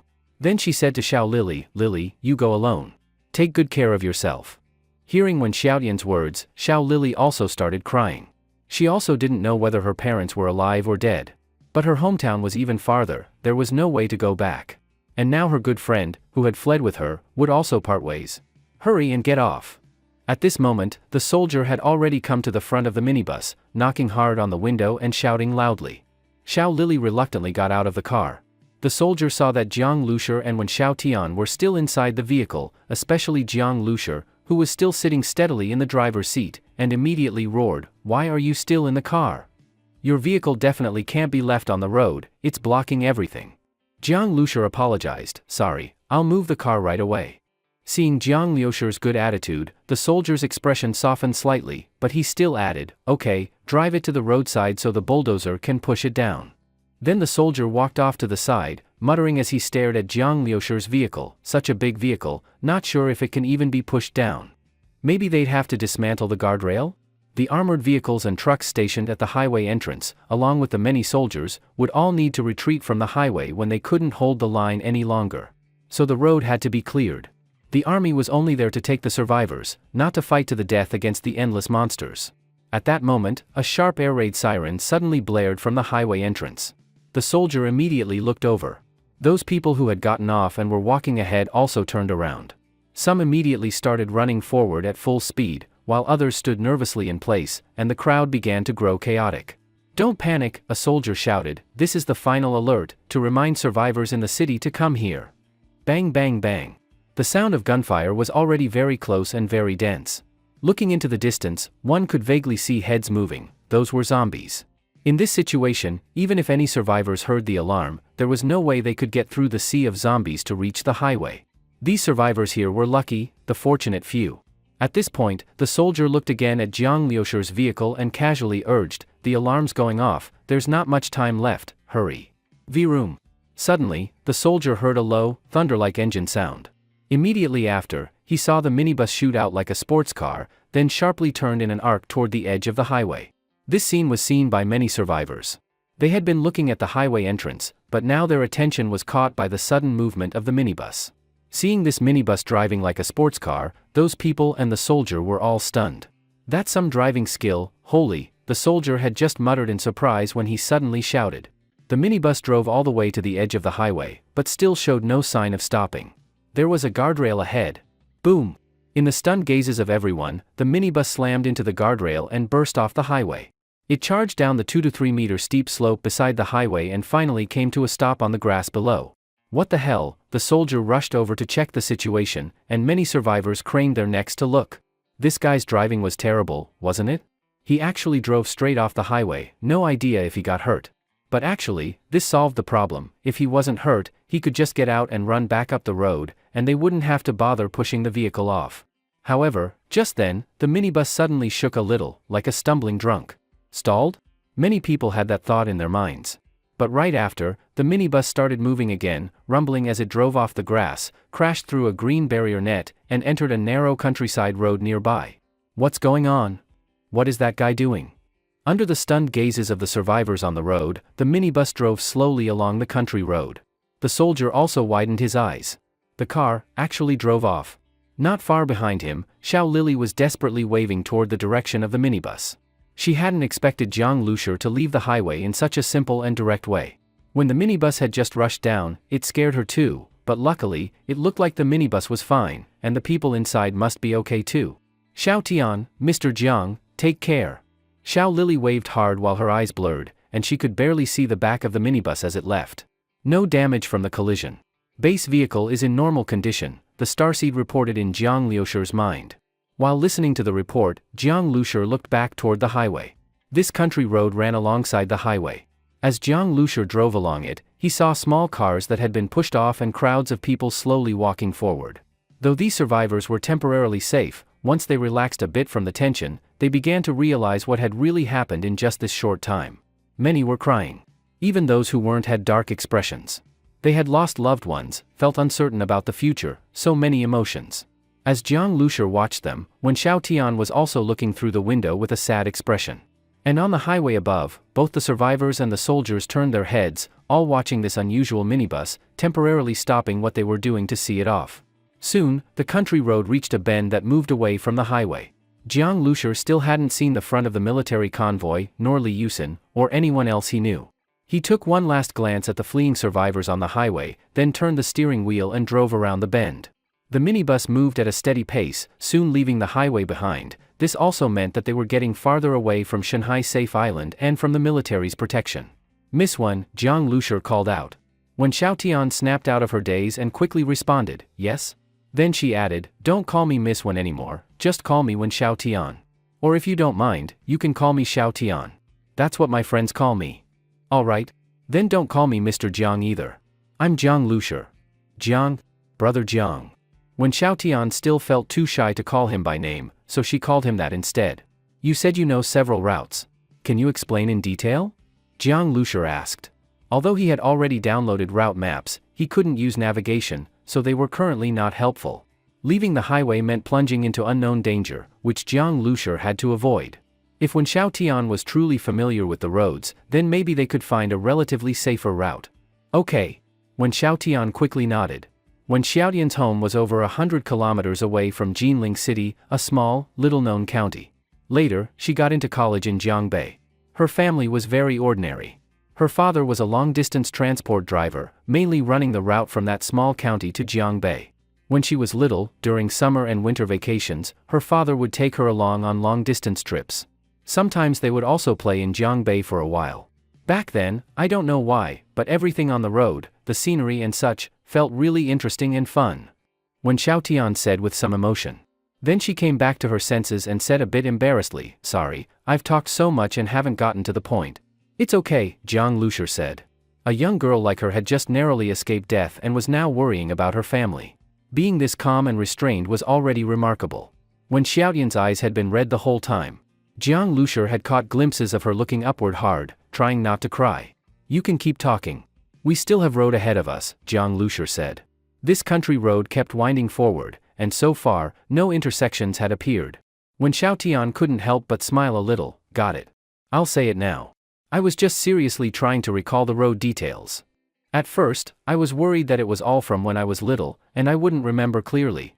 But just now, after thinking hard, I realized I remember pretty well. 2 of the routes pass through cities, lots of cars. Jiang Lushi shook his head, too many cars and people won't work. The highway is only cleared by the military. If we get stuck on the road, we're screwed. What about the other routes? I think those 2 probably won't work either.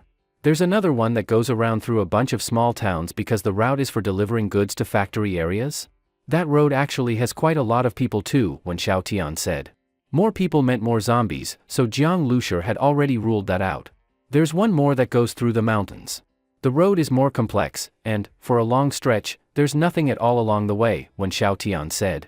This road, complicated road conditions weren't a problem for Jiang Lushi. The starseed would keep correcting his driving, which greatly increased driving safety. But the reason Wen Xiaotian hadn't brought up this road first was probably because of the phrase, nothing at all. No food, no water, no gas stations. Wen Xiaotian didn't know that the minibus she was in had enough stored food to stock a small convenience store, and enough drinking water to last a long time, certainly not just the bare minimum for survival. Of course, Jiang Lushi wasn't going to explain all this to her. Not because he didn't trust her, but because explaining all that was kind of a hassle. Jiang Lushi was someone who disliked trouble. However, the lack of gas stations was a real issue. Can you tell me the exact route? Also, do you know roughly how many kilometers it is? Jiang Lushi asked. Wen Xiaotian only knew a rough number. Jiang Lushi added 50 kilometers to that as a buffer, then let the starseed calculate. When he first drove the minibus home from the rental company, Jiang Lushi had the driver fill the tank. Later, he also bought more gasoline through other means. After the minibus was modified, its fuel tank was upgraded to the base vehicle standard, very different from a regular minibus. Jiang Lushi hadn't expected this at first, but now realized that the gasoline he had bought wasn't nearly enough. Calculating based on the data? Current base vehicle fuel tank capacity, 1000 L, remaining fuel, 210 L. Drivable distance, 1050 kilometers. A normal minibus had a 50 L fuel tank. Jiang Lushi had filled the tank and also bought 180 L of gasoline, which had seemed like a lot at the time. But compared to the 1000 L capacity of the base vehicle, it was far from sufficient. The rear of the base vehicle, beneath the bed area, was the fuel tank, about 1.25 cubic meters in size. 1000 kilometers is enough to drive me all the way into Jinling City and find Jiang Zhuiying. But the starseed's calculation was based on the normal fuel consumption, which was 20 L per 100 kilometers, meaning under regular driving conditions, without acceleration or ramming. All the functions of the base vehicle consumed gasoline, which is why it had such a large fuel tank. As for normal consumption, it wasn't much different from an average minibus. Brother Jiang, have you decided? Wen Xiaotian asked nervously after seeing Jiang Lushi stay silent for a while. She was worried that all the routes she provided would be rejected by Jiang Lushi, meaning she hadn't helped at all. Wen Xiaotian believed people should help each other, and the key word was each other. Jiang Lushi giving her a ride was already a huge help, and she could only offer this small bit in return. Yes, we'll take the mountain road, Jiang Lushi said. He had considered everything. The mountain road was the least troublesome choice for him. Though he couldn't treat 1000 kilometers as the ultimate range of the base vehicle, reaching the county where Wen Xiaotian's home was would not be a problem. Let's see if we come across any gas stations along the way, Jiang Lushi said. Okay. Wen Xiaotian was a bit surprised by Jiang Lushi's choice. She thought he would choose the factory route, even if it meant more zombies. But since Jiang Lushi had decided, she had no objections. As long as there was gas, even having little food wouldn't matter. I've read in some science articles that as long as you have water, you can maintain basic life functions. A girl once went a whole month without eating to lose weight and was fine. Even if you don't eat or drink, you can last several days, Wen Xiaotian said. Jiang Lushi glanced at her, not sure why she was suddenly saying this.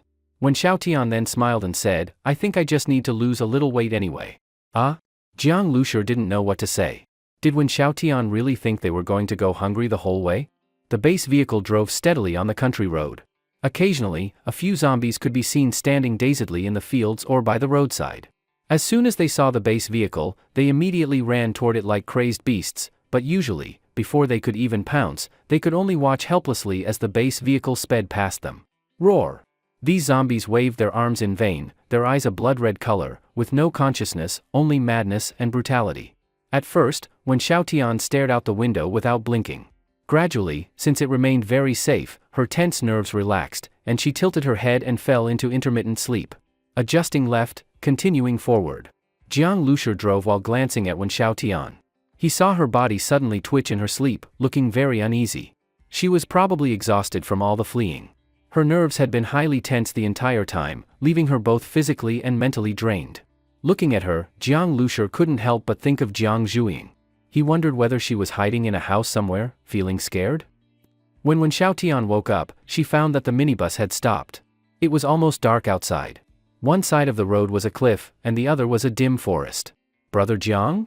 Jiang Lushi wasn't in the driver's seat, and Wen Xiaotian immediately sat up straight. She didn't know how long she had slept, but judging by the fact that the minibus was now on a mountain road, it must have been 2 or 3 hours. On this silent mountain road, the minibus was parked all alone. Realizing she was the only one inside made Wen Xiaotian feel a bit panicked. She quickly walked into the vehicle cabin. Brother Jiang? Brother Jiang? Though everything seemed to be well equipped inside, the space was compact, she could scan the whole interior at a glance. But there was no sign of Jiang Lushi. Just as when Xiao Tian was starting to panic even more, she suddenly heard the faint sound of water from behind a small door nearby. Water? At that moment, there was a click sound, and the small door was suddenly pulled open. Jiang Lushi walked out from inside. When Xiao Tian looked at him in surprise, his body was still steaming with hot water vapor, his hair was wet, and he was drying it with a towel while looking at her. "You're awake?" "Yeah. I think I slept too long," when Xiao Tian replied. "Not really. And it didn't seem like you were sleeping well. In this kind of situation, you just feel groggier the more you sleep. Anyway, being able to sleep at all now is a blessing." What Jiang Lushi said made Wen Xiaotian feel a little embarrassed. Sleeping at a time like this made her seem careless or insensitive. But Wen Xiaotian was naturally a more delicate girl. Normally, between studying and working part-time, she didn't get enough sleep. When the virus outbreak hit earlier, she even fainted. After waking up, she suffered a huge psychological shock, running for her life in fear. Now that she was in a temporarily safe environment, the fatigue naturally caught up with her. But what surprised her more now was Jiang Lushi. Sleeping was a natural reaction for her, and being able to sleep was a kind of luck. But looking at Jiang Lushi? "Oh right, do you want to take a shower?" Jiang Liushi's question confirmed her suspicion. He had actually just taken a shower. When Xiaotian had fallen, run everywhere all day, and was already covered in dust. For a girl who liked to be clean, this was definitely uncomfortable. But under the current conditions, she hadn't even thought about taking a shower. Having water to drink was already a stroke of luck. But looking at Jiang Lushi, he hadn't just showered, he had taken a hot shower. "I found a mountain spring by the roadside, pumped some water and filtered it. It's not drinkable, but it's good enough for a bath. If you want to wash, there's body wash and everything inside. Hair dryers by the mirror," Jiang Lushi said. When Xiao Tian listened blankly, and couldn't help but ask, if it's filtered, shouldn't it be drinkable? She felt that using water this nice just for bathing was too luxurious and wasteful. No need. Drinking water's from the kitchen tap. After your shower, if you're hungry, go to the kitchen and cook some noodles. There are instant noodles in the cupboard and some fresh vegetables too. Actually, Jiang Lushi also had some frozen dumplings, but felt it would be wasteful to eat them now. He had stored flour and such, but didn't have the right meat to make dumpling fillings. In fact, Jiang Lushi had stored all non-perishable foods in the pantry. The food left in the kitchen were perishables that would go bad quickly if not eaten soon. When shopping for food, Jiang Lushi had also bought some fresh items. After all, there was no need to start eating survival food right away. To Jiang Lushi, eating noodles was settling. But when Xiaotian's thoughts were completely different. She had been ready to go hungry, yet not only could she take a hot shower, she could also eat hot noodles, even with vegetables. If the recent memories of zombies and apocalypse weren't so clear in her mind, those horrifying faces still floating in front of her eyes, she might have doubted whether any of it had even been real. This was practically a mobile hotel. As for Jiang Lushi asking her to cook, Wen Xiaotian was more than happy to. Hot shower, hot meal, these were all things Jiang Lushi gave her, and she had few ways to return the favor. "I'll go wash now," Wen Xiaotian said. After she finished bathing and brought a bowl of noodles to a folding table, Jiang Lushi glanced at both of their bowls and suddenly didn't know what to say. Wen Xiaotian's bowl had only a few mouthfuls of noodles. His bowl, however, was full, overflowing with egg, vegetables, and sausage. It looked quite rich. "I saw the cupboard didn't have much, so I thought we should save it. And anyway, my appetite isn't big," Wen Xiaotian said. Even a child would eat more than that, especially given how much energy she had burned today. Eating this little was barely enough to fill the stomach. Jiang Lushi really wanted to tell her that the food in the cupboard was less than 1/50th of his actual supply, and even if they didn't save anything, it would still be enough to last until they reached her hometown. "Let's eat," Jiang Lushi said. He hadn't eaten noodles in a long time. The taste was quite good. But tomorrow, they should eat proper rice instead. After eating the noodles, Jiang Lushi drove a bit further, then stopped by the roadside to rest for the night. Only after daylight the next morning did they continue on their journey. Although there was no longer a risk of crashing into other vehicles, Jiang Lushi, as someone without even a driver's license and with no experience driving on mountain roads, felt that even with the starseed's corrections, it was better not to risk driving at night or while fatigued. If he ended up dying in a car crash instead of getting bitten by zombies, that would be too unjust. When he had driven up the mountain road yesterday, it was already evening. Now, looking at the route in broad daylight, it was just as when Xiao Tian had said, there was basically nothing along the way. Only occasionally could a few farmhouses be seen in the distance. On the roadside, there was a rundown car wash and repair shop, and next to it a small restaurant. The dirty windows with large red characters reading "pickled fish, home-style dishes" gave off an old-fashioned feeling. These kinds of places were meant for long-haul truck drivers. 2 large trucks were parked on the open ground in front of the car wash. Their windows were smashed, and there were bloodstains on the ground, but no drivers inside. It wasn't clear if they had fled after being chased by zombies.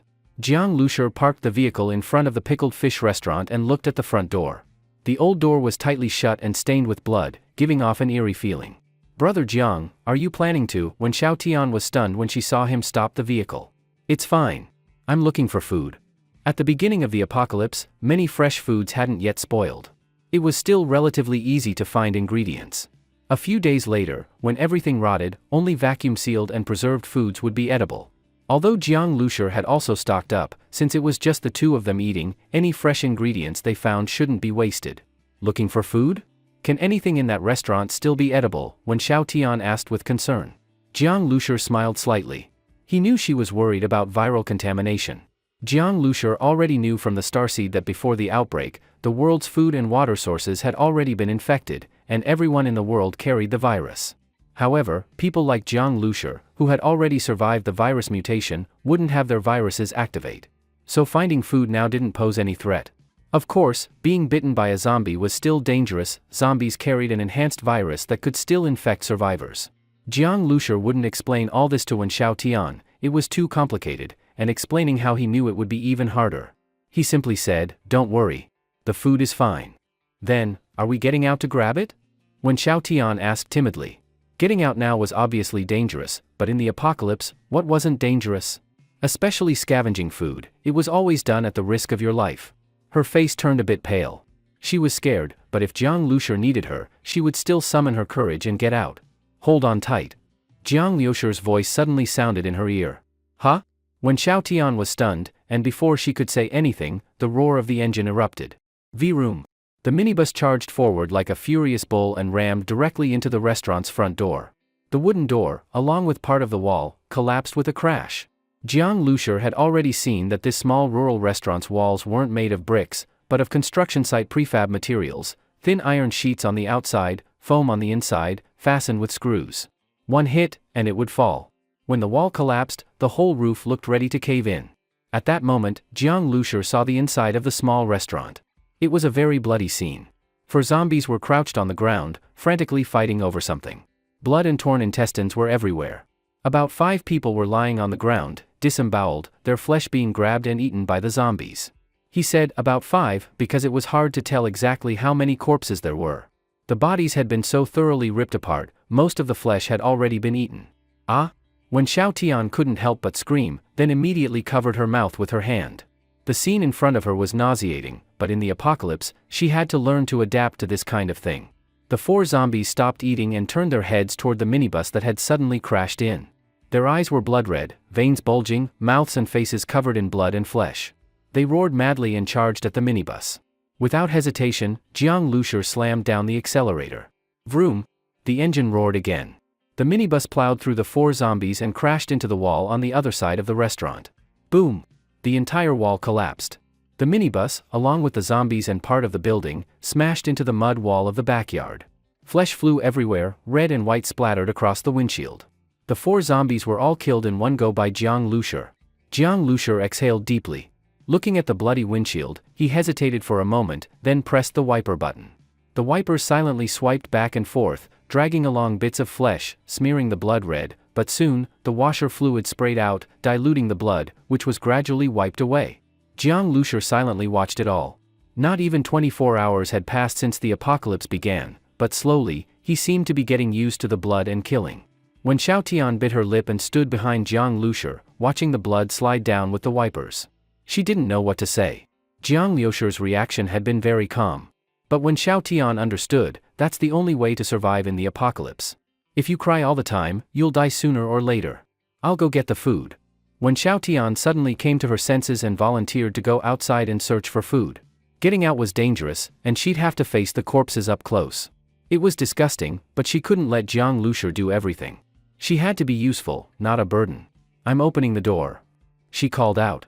After getting Jiang Liusher's approval, she pushed the door open. Jiang Liusher wasn't being careless, this was actually the wisest move. Only he could operate the starseed, and when Xiao Tian wouldn't be able to help by staying in the vehicle.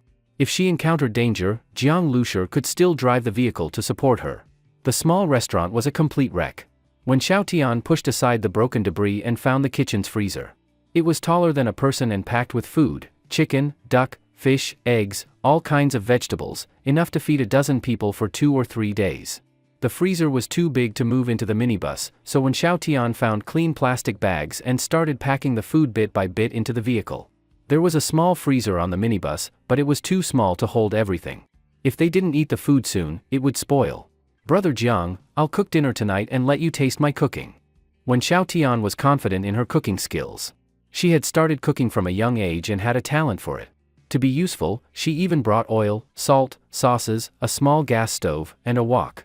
Although the minibus had a small kitchen, it was poorly equipped, only one small pot and one small burner, hard to use. So she simply moved the kitchen into the small living area and started cooking there. The space inside the minibus was now packed, but thankfully she was petite and could still move around. When Xiao Tian was truly hungry. Last night, though they had noodles, she hadn't dared to eat much, thinking food was scarce. Now with so much food, she could finally eat properly. Sure, Jiang Liusher agreed. It was nearly dark, and he decided to rest here for the night. Watching when Xiao Tian busily cooking, he was quite looking forward to the meal. The only downside was that the living area was too small. So many pots and stoves had to be stacked on top of each other. Many things in the base vehicle could be folded, like the table and bed. Even under the bed and sofa were storage compartments. But still, the interior space was limited. If only his base vehicle could be a bit larger, he could store more fuel, more food, and install more living facilities. That would be a real mobile base. The sun had completely set. When Xiao Tian was halfway done cooking, the delicious aroma made Jiang Liusher's mouth water. He had been so busy preparing for the apocalypse, he hadn't had a proper meal. Now his appetite was in full swing. But just then, suddenly, roar! A low growl, like that of a wild beast, came from the distant darkness. Ha! Jiang Liusher shivered. What was that? In the quiet of the mountain, mixed with the sound of the wind, that roar sent chills down his spine. In the apocalypse, even with the base vehicle, Jiang Liusher didn't let his guard down in the slightest. He had received a lot of information about the apocalypse from the starseed, and he knew that this apocalypse was definitely not going to be simple. If it were just ordinary zombies, the remaining forces of the government would soon gain control, and it wouldn't deserve to be called the end of the world. That strange roar made Jiang Liusher's heart pound. He felt a strong sense of unease. "Turn off the heat," Jiang Liusher said urgently. "Huh?" When Xiao Tian was stunned. She had just put the vegetables in the pan, and they were only halfway cooked. Turning off the heat now meant the dish wouldn't be edible. But when Xiao Tian also realized the roar was unusual, and quickly turned off the flame.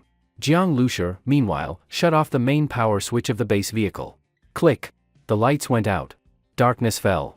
On this rural road, the air was exceptionally fresh, and without any light pollution nearby, Jiang Liusher could see through the window the deep blue night sky filled with stars. A crescent moon hung slanted over the mountain, casting a faint, cool glow. The night sky was beautiful, but at this moment, staring at it made Jiang Liusher's scalp tingle. Under the moon, he saw a huge black shadow, staring straight at the base vehicle. The shadow looked like a giant beast, though he couldn't tell exactly what it was. Jiang Liusher didn't dare turn on the headlights. He held his breath, crouched down, and pulled when Xiao Tian down with him. The base vehicle was well sealed. Although they had been cooking, the smell wouldn't have escaped. This shadow probably wasn't drawn by the scent, but rather by the light. Now that Jiang Liusher had cut the power, he hoped the shadow would lose its target and leave. The apocalypse had just started, and the base vehicle was still in its early stages. If they ran into some terrifying monster now and the vehicle was flipped, it would be over. Brother Jiang, beside him, when Xiaotian's voice was very soft, trembling slightly. Already in an apocalyptic setting, now encountering such a terrifying shadow in the dark, one can imagine the psychological shock to a young woman. Hide by the sofa, don't make a sound. Jiang Liusher crouched and slowly moved toward the driver's seat. He was already considering driving away, because he noticed that even though the lights were off, the shadow was still approaching. But he didn't dare move too fast, afraid of provoking it. As the distance closed, under the faint moonlight, Jiang Liusher finally saw, the shadow was a giant wild boar. This wild boar, how could it be so huge? Jiang Liusher was shocked. Though it was still far away, He could estimate based on nearby buildings that this wild boar was at least the size of a small box truck. Its height was not lower than the base vehicle, just shorter in length. Its entire body was covered in black bristle-like hair, stiff like steel spikes, matted with scabs of dried blood, making it look like it had crawled out of a pool of blood. Its tusks were like two massive curved blades. One of them even had a piece of intestine hanging from it. This was like a monstrous pig from hell. The boar stared at the base vehicle, its eyes glowing with a red light like searchlights. This wasn't just a feeling, its eyes were literally glowing, like how wolves' eyes gleam green at night, only this glow was red. Oh no! Could this be? Jiang Lucia remembered, the starseed had mentioned that after the apocalypse began, apart from humans turning into zombies and animals into zombie beasts, some humans and animals would undergo mutation. These mutations would make them far stronger than ordinary zombies. Before, this was just something Jiang Lucia had read in text. Now, seeing a real mutated wild boar, he was truly shaken. A wild boar the size of a box truck might not sound that big, but when it appeared in front of you, closing in slowly, those tusks, that bristly hair, those glowing red eyes, the visual impact and sense of threat were overwhelming. And at this moment, only a layer of windshield separated Jiang Lucia from the giant boar. That glass still had faint traces of blood on it. One layer of glass. One man and one beast stared at each other. Then, roar! The boar suddenly let out a terrifying roar, lifted its hooves, and charged straight at the base vehicle and Jiang Lucia. As it ran, each step of its massive body crushed the road beneath it, dirt and stone flying. A wild boar the size of a truck, probably weighing over 10 tons, was now sprinting at nearly the speed of a cheetah. Jiang Lucia even felt the ground trembling. Shit! Jiang Lucia panicked. A wild boar this heavy, once it rammed into something, the impact would be devastating. The whole base vehicle would absolutely be flipped over. The base vehicle was armored, yes, but in terms of weight, it wasn't much heavier than a regular minibus. How could it withstand this impact? Once overturned, he'd be powerless. No matter how sturdy the armor, this boar could tear it apart bit by bit. Fuck! Jiang Lucia cursed. He leaped forward, crossing the last bit of distance to the driver's seat in one stride. The boar was already dangerously close, there was no time to turn and flee. If he tried to escape, he'd have to turn the vehicle around. Doing that now would only let the boar hit the side of the vehicle, ensuring a rollover. So, only one option remained. The only one Jiang Lucia could make in such a short moment. Damn it! Jiang Lucia yanked the gearshift and floored the gas pedal. Vroom! The base vehicle roared like a beast and launched forward. Modified by the starseed, the base vehicle accelerated far faster than normal vehicles. Jiang Lucia hadn't pulled the handbrake either, ensuring it could start instantly. Seatbelt! Jiang Lucia shouted. At the same time, the seatbelt from the driver's seat shot out and fastened him tightly. In the small living room, when Xiaotian quickly sat on the sofa and fumbled to fasten her seatbelt. Jiang Lucia's shout had been meant for her. In just seconds, the base vehicle accelerated to 100 km per hour. Jiang Lucia gritted his teeth as the giant boar loomed large through the windshield. The fully transparent windshield made Jiang Lucia feel as if that truck-sized boar was charging directly into his face, its icy tusks aimed straight at his skull. If the glass couldn't hold, he'd be impaled right in the seat. In that moment between life and death, Jiang Lucia's mind went blank. He gripped the wheel with all his strength, stomping the gas pedal to the floor. Do or die. Jiang Lucia's blood boiled. The boar's massive head was right in front of him, he could even see his own reflection in the monster's red eyes. Crash! The base vehicle shook violently. The massive impact flung Jiang Lucia backward. The elastic seatbelt pulled tight, nearly slicing his body in two. Bang! An airbag exploded in front of him, slamming into his face, dizzying him instantly. Meanwhile, behind him came a crashing clatter. All the pots and bowls that had been brought into the base vehicle fell everywhere under the huge inertia. The sofa, fixed to the floor, didn't move. But the force made when Xiaotian, strapped to the sofa, scream out loud. Bang! Her head smacked into something. She blacked out instantly. At the same time, Jiang Lucia's airbag quickly retracted. This was a special feature of the base vehicle, to avoid blocking the driver's view. Still dizzy and nauseous, with his stomach aching from the seatbelt, Jiang Lucia looked out the windshield. The glass had 2 basin-sized white spots from the impact, evidence that it had cracked inside and lost transparency. Just like bulletproof glass turns white when hit by bullets, even with cracks, it could still stop bullets. But not only the glass, the front of the vehicle had also been caved in by the boar's strike. That hit was terrifying. Warning! Base vehicle damaged. Damage level, 3.5. Front bulletproof glass durability reduced by 60%. Power system damaged. Instant acceleration and ramming functions disabled. Vehicle interior power cut. Suddenly, this message rang out in Jiang Liusher's mind.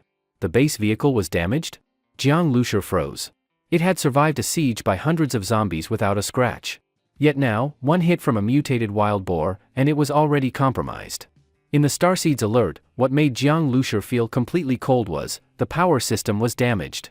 As a result, the base vehicle could no longer accelerate quickly or perform ramming attacks. Facing a huge mutated wild boar, this basically meant he had become a sitting target. Right, the mutated wild boar. Jiang Liusher abruptly looked at the mutated wild boar in front of the vehicle. This time, the collision hadn't been easy for it either. It had fallen to the ground, its massive head covered in blood, the blood flowing into its eyes, blinding them. One of its giant tusks had been broken off, exposing the bloody pulp inside. Roar! A deep growl came from the boar's abdomen. Since the base vehicle was damaged, the sound was no longer isolated. Jiang Liusher had to directly endure the roar of this monstrous creature, and the feeling was unimaginable. That deep sound seemed to vibrate his internal organs, rendering his whole body motionless. Jiang Liusher felt as if giant hands had gripped his heart, making it hard to beat, and squeezed his lungs, making it hard to breathe. A terrifying roar. The mutated wild boar stood up. Its skull seemed fractured, but supported by immense vitality, it still had terrifying strength. It glared at Jiang Liusher with its headlight-like eyes, at close range. Between them was only a thin, already cracked windshield. Crack! The boar's remaining tusk hooked into the base vehicle's chassis and lifted up violently. It was trying to flip the entire vehicle over. Jiang Liusher instantly felt like he'd fallen into an ice pit. If the base vehicle flipped, it would all be over. Can it still move? Can it still move? Panic surged in Jiang Liusher's heart. He yanked the gearshift and started the vehicle. The base vehicle let out a dull sound, and all four wheels began to turn. It still worked. Instant acceleration and ramming were disabled, but the vehicle could still drive normally. The front wheels were already airborne, spinning meaninglessly, while the rear tires scraped the ground violently, kicking up dirt and rocks. Though the impact wasn't strong, the boar was also injured. With this resistance, it couldn't flip the vehicle instantly. But the situation was already extremely dangerous. The front of the vehicle was being lifted higher and higher, a rollover was imminent. Damn! Jiang Liusher's face turned grim.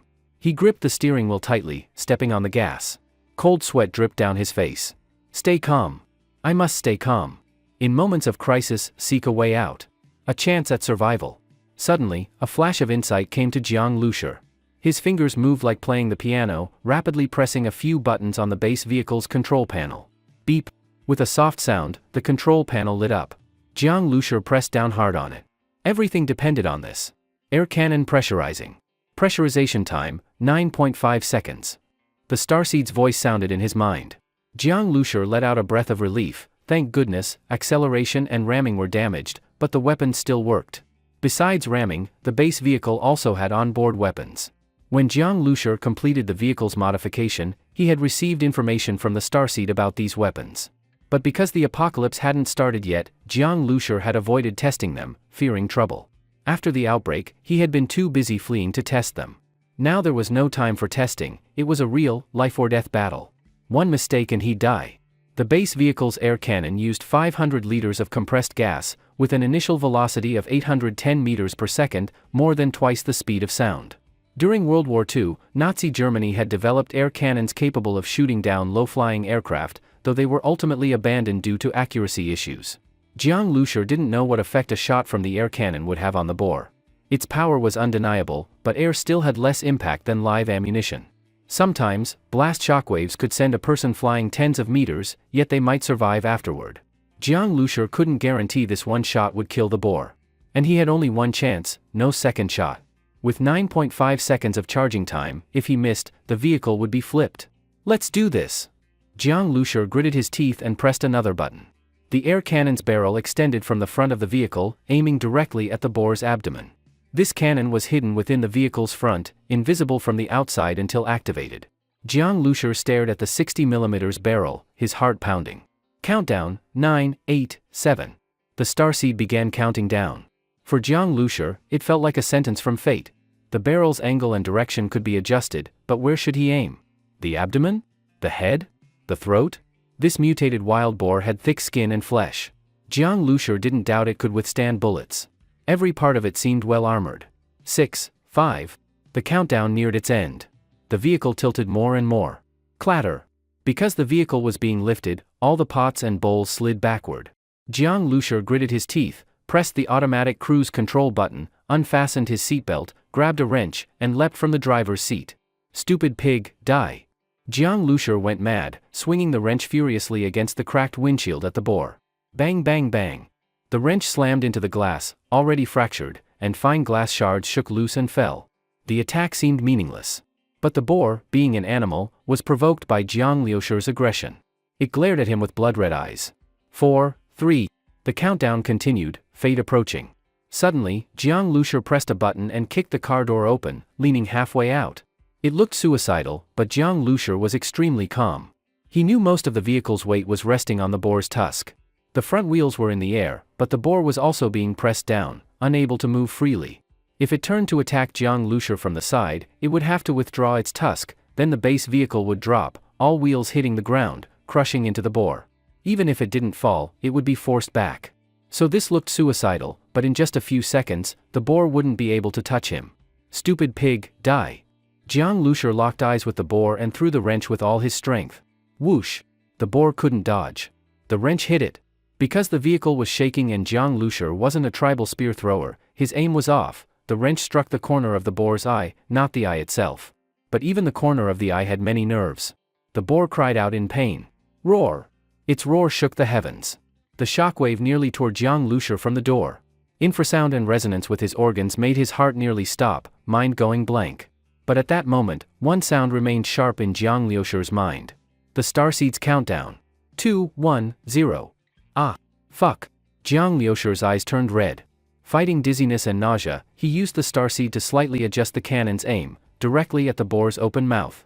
At that moment, the boar was roaring, mouth wide open, and the cannon barrel was aimed right inside. Air cannon, fire. Bang!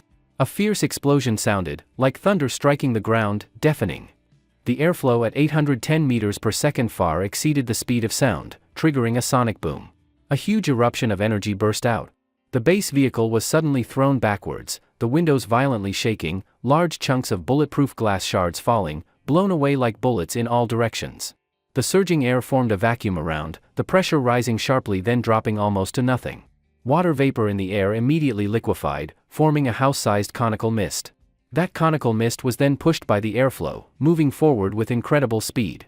While the base vehicle was thrown backwards, the prefab houses and trees ahead were ripped away by the airflow. Houses collapsed, roofs flew off, a large tree trunk thick as a thigh snapped in half, all leaves vanished in an instant. And this was only the aftershock of the airflow. Most of the airflow energy was absorbed by the mutated wild boar's mouth. Boom! The mutated wild boar, over 10 tons in weight, was violently thrown. The airflow wildly expanded inside its organs. Its massive body swelled instantly, puffing up like a balloon. Then, a terrifying high-pressure airflow, nearly 10 megapascals, found a vent behind the mutated wild boar. Bang! A dull sound. A fountain of fresh blood, shards of flesh, pieces of organs sprayed out from the wild boar's abdomen, shooting dozens of meters away, forming a bright red blood fountain in the air. Clang! The blood fountain slammed against a prefab house, like the strike of an iron hammer, collapsing that house immediately. Terrible power. Jiang Lushur watched this terrifying air cannon's effect, deeply shaken. At that moment the base vehicle was still under automatic cruise control. Once its wheels touched the ground, having lost the boar's pushing force, it started moving forward. Jiang Lushur hastily cancelled the cruise control and pressed the brake. Screech! The 4 tires of the base vehicle had suffered heavily. Especially the rear wheels, heated by fierce friction, emitting blue smoke, giving off a strong burning smell. The base vehicle's tires were naturally tougher than ordinary ones, with internal small airbags so they wouldn't burst even if shot. But even so, after this rough treatment, they were severely damaged. Jiang Lushur opened the door, feeling drained. The recent battle, even though most of it was between the base vehicle and the mutated wild boar, had left him very tired. Exhaustion was huge. He looked ahead at the result of the air cannon, truly astonishing. Before firing it, Jiang Lushur had not expected that an initial speed of 810 meters per second would have such overwhelming force. But after all, air is still air. Even highly compressed, hitting the boar's bulletproof skin and flesh dissipates power. If the shot didn't go into the boar's mouth, it would be very difficult to kill it. Jiang Lushur picked up a wrench from the ground, staggering toward the mutated wild boar. Seeing all the pig blood, flesh, guts, and the boar now transparent front to back, Jiang Lushur inwardly gasped. Holy, this pig is screwed. He stopped about 10 meters from the mutated wild boar, to avoid being hit by any final twitching. Also, he didn't dare go too far from the base vehicle, in case zombies appeared and he couldn't get back in time. When Xiao Tian. Jiang Lushur called her, but it was silent inside the vehicle. What? He tightened, immediately returned to the base vehicle. What he saw, when Xiao Tian was firmly strapped in by her seatbelt. Her eyes were closed, her forehead was cut and wet with blood. This. He hurriedly tested her breathing. Fortunately, she was only unconscious. Looking at her wound, Jiang Lushur shook his head. She was unlucky.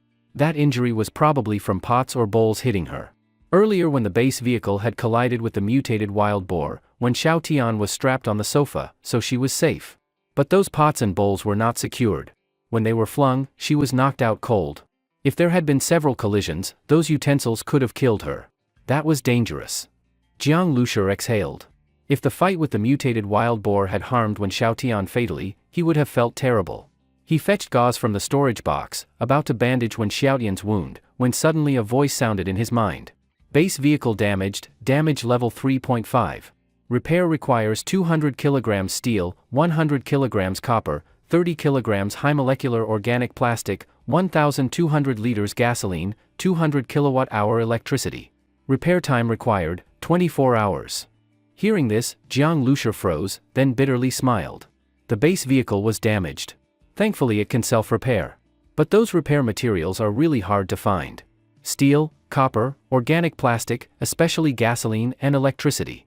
In the apocalypse, collecting these is not easy. 1,200 liters of gasoline is almost a ton, a real gas hog. And now the gasoline reserve. Jiang Lushur looked at the fuel gauge, a face full of bitterness. After repeatedly using the ramming function and firing the air cannon, gasoline consumption was huge. Less than 20 L remained. Not enough to go 100 kilometers. If zombies were encountered within that 100 kilometers, the consequences would be unthinkable. Jiang Lushur was worrying when the starseed gave another prompt, making his heart skip a beat, ears perk up. Level 1 mutant beast hunted successfully. Discovered level 1 mutant crystal core, located in mutant beast's heart. Extraction unlocks base vehicle's first evolution. Mutant beast meat found, edible directly to enhance physique, or usable as raw material for biological lab, unlocking bioevolution function. Huh? What? Jiang Lushur was stunned. Mutant crystal core? Biological lab? What are these nonsense? Hunted level 1 mutant beast successfully, clearly this mutated wild boar. So is the crystal core in its heart? As for biological lab? What is that? When Jiang Lushur had modified the base vehicle earlier, he had not discovered any biological lab. At that moment, click, a light sound. Jiang Lushur turned his head. He saw a recess pop out from the driver's console. The recess was about the size of a ping-pong ball. Jiang Lushur stared at that recess for a while. Made of some unknown alloy. Very precise.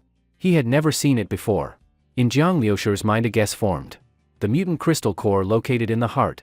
Jiang Lushur took out a dagger he had bought earlier, jumped down from the vehicle, and approached the mutated wild boar. At this time the mutated wild boar had already rolled onto its side, and Jiang Lushur could see its chest. Jiang Lushur swung the dagger and stabbed in. Pig skin is very tough, but nowhere near as much as Jiang Lushur had imagined. This mutated wild boar, being able to collide head-on with the base vehicle, Jiang Lushur had thought it should be impervious to blades and bullets. He originally thought he should fetch a steel saw from the repair shop next door. But unexpectedly, even using just a dagger, he could cut through the boar's skin bit by bit. Though it was difficult, it was possible after all. Could it be that after the mutated wild boar dies, its skin and flesh undergo some change, no longer as tough as before? This idea flashed through Jiang Lushur's mind, and seemed quite possible. The starseed had just prompted that the mutated beast's meat was edible. If it were as hard as rubber, who would be able to bite it? Being able to cut the boar's skin without too much effort was after all a good thing. Jiang Lushur worked hard to open up the boar's chest, found its heart, and then cut open the heart. He was already covered in blood. According to his prior impressions, raw pig's blood should be extremely foul-smelling. But strangely, the blood of this mutated wild boar was not foul, instead it had a somewhat fragrant feeling, as if this blood too was unusual. Jiang Lushur thought a bit, found several plastic buckets in the small restaurant to collect the blood, and quickly filled a few large buckets. At that moment, Jiang Lushur also finally dug out a bead the size of a quail egg from inside the mutated wild boar's heart. This bead was crystal clear, like glaze. To the touch it was very smooth and somewhat warm. Surely this was the so-called mutated crystal core. Jiang Lushur, holding the mutated crystal core, returned to the base vehicle. He carefully placed the crystal core into the recess that had just popped out. Click! A soft sound, the mutated crystal core locked into the recess. Then the metal recess slowly retracted back. The starseed prompt sounded, successfully inserted mutated crystal core, base vehicle unlocked initial evolution, you may choose evolution direction. Pop! A light screen appeared before Jiang Lushur's eyes. On the screen were several options, each followed by a line of explanatory text. Option 1, unlock level 1 spatial fuel tank. Fuel tank capacity, 10 cubic meters. Tank is explosion-proof and bulletproof. Upgradable. Option 2, unlock level 1 spatial storage function. Storage space size, 10 cubic meters. In the space, low temperature and low oxygen, can preserve fresh food. Ordinary food preserved more than 1 year, mutated beast meat preserved more than 3 years, mutated beast meat originally not easy to spoil, in 30 degrees Celsius humid hot environment can be preserved for 30 days. Option 3, unlock automatic material absorption evolution. Base vehicle can automatically absorb materials via particle beam, no need to manually carry materials. Option 4, add mechanical arm to base vehicle. Mechanical arm load capacity, 20 tons. Option 5, add weapon to base vehicle, fuel type flamethrower. Activation requires consuming large amounts of gasoline. Pure oxygen combustion produces 2000 degrees Celsius high temperature. Option 6, upgrade air cannon. Option 7, upgrade vehicle armor and bulletproof glass. Jiang Lushur looked through, noticing that after option 6 there were more options, but those options were dimmed, apparently unselectable. Among them, Jiang Lushur saw biological laboratory. Option 10, unlock biological laboratory. By adding materials, develop genetic evolution serum, usable by host to evolve genes, greatly enhance physique. Requirement, 2 level 1 mutated crystal cores times 2. Jiang Lushur saw the biological laboratory option, and his eyes lit up. Develop genetic evolution serum? Can enhance his physical constitution? This was a big deal.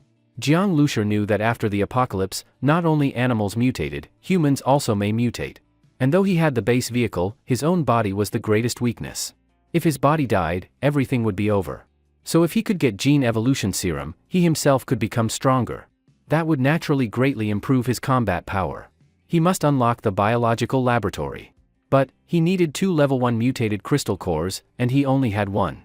Killing this level 1 mutated wild boar already nearly cost him his life. As for getting 2, Jiang Lushur dared not even think of it now.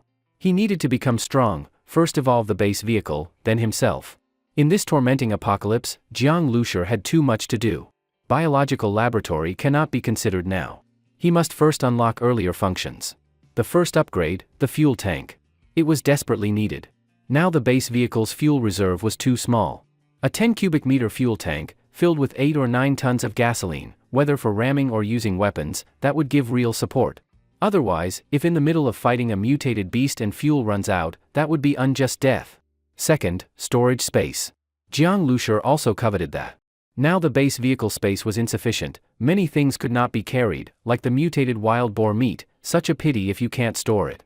Moreover, the storage space preserves freshness. With it, it would be a mobile granary. As for upgrading armor and bulletproof glass strength, unlocking automatic absorption of materials, upgrading weapons, adding new weapons, mechanical arm, he wanted all of them. Even the simple function of adding a mechanical arm seemed very necessary to him. Without a mechanical arm, just moving the mutated wild boar meat was trouble. A huge 10-ton beast, how to move it? But he could only choose one. The decision was too hard.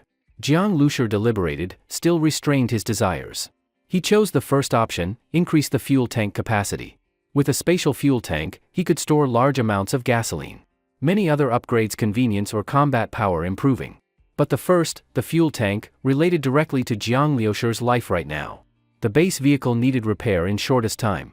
The 1200 L gasoline requirement exceeded the current tank's maximum limit. Also, many combat functions later would need a super large fuel tank to support. Without gasoline, everything was empty talk.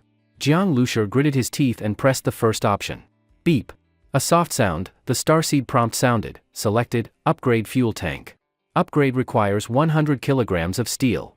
Upgrade time, 2 hours. Damn. Jiang Lushur's eyes widened. He really wanted to kick the control panel. Still requires steel, what the hell? He had thought that with the mutated crystal core, simply selecting would enough, but actually it was just the basic condition of evolutionary upgrade, materials still required. Well, of course, how can you upgrade a fuel tank without steel?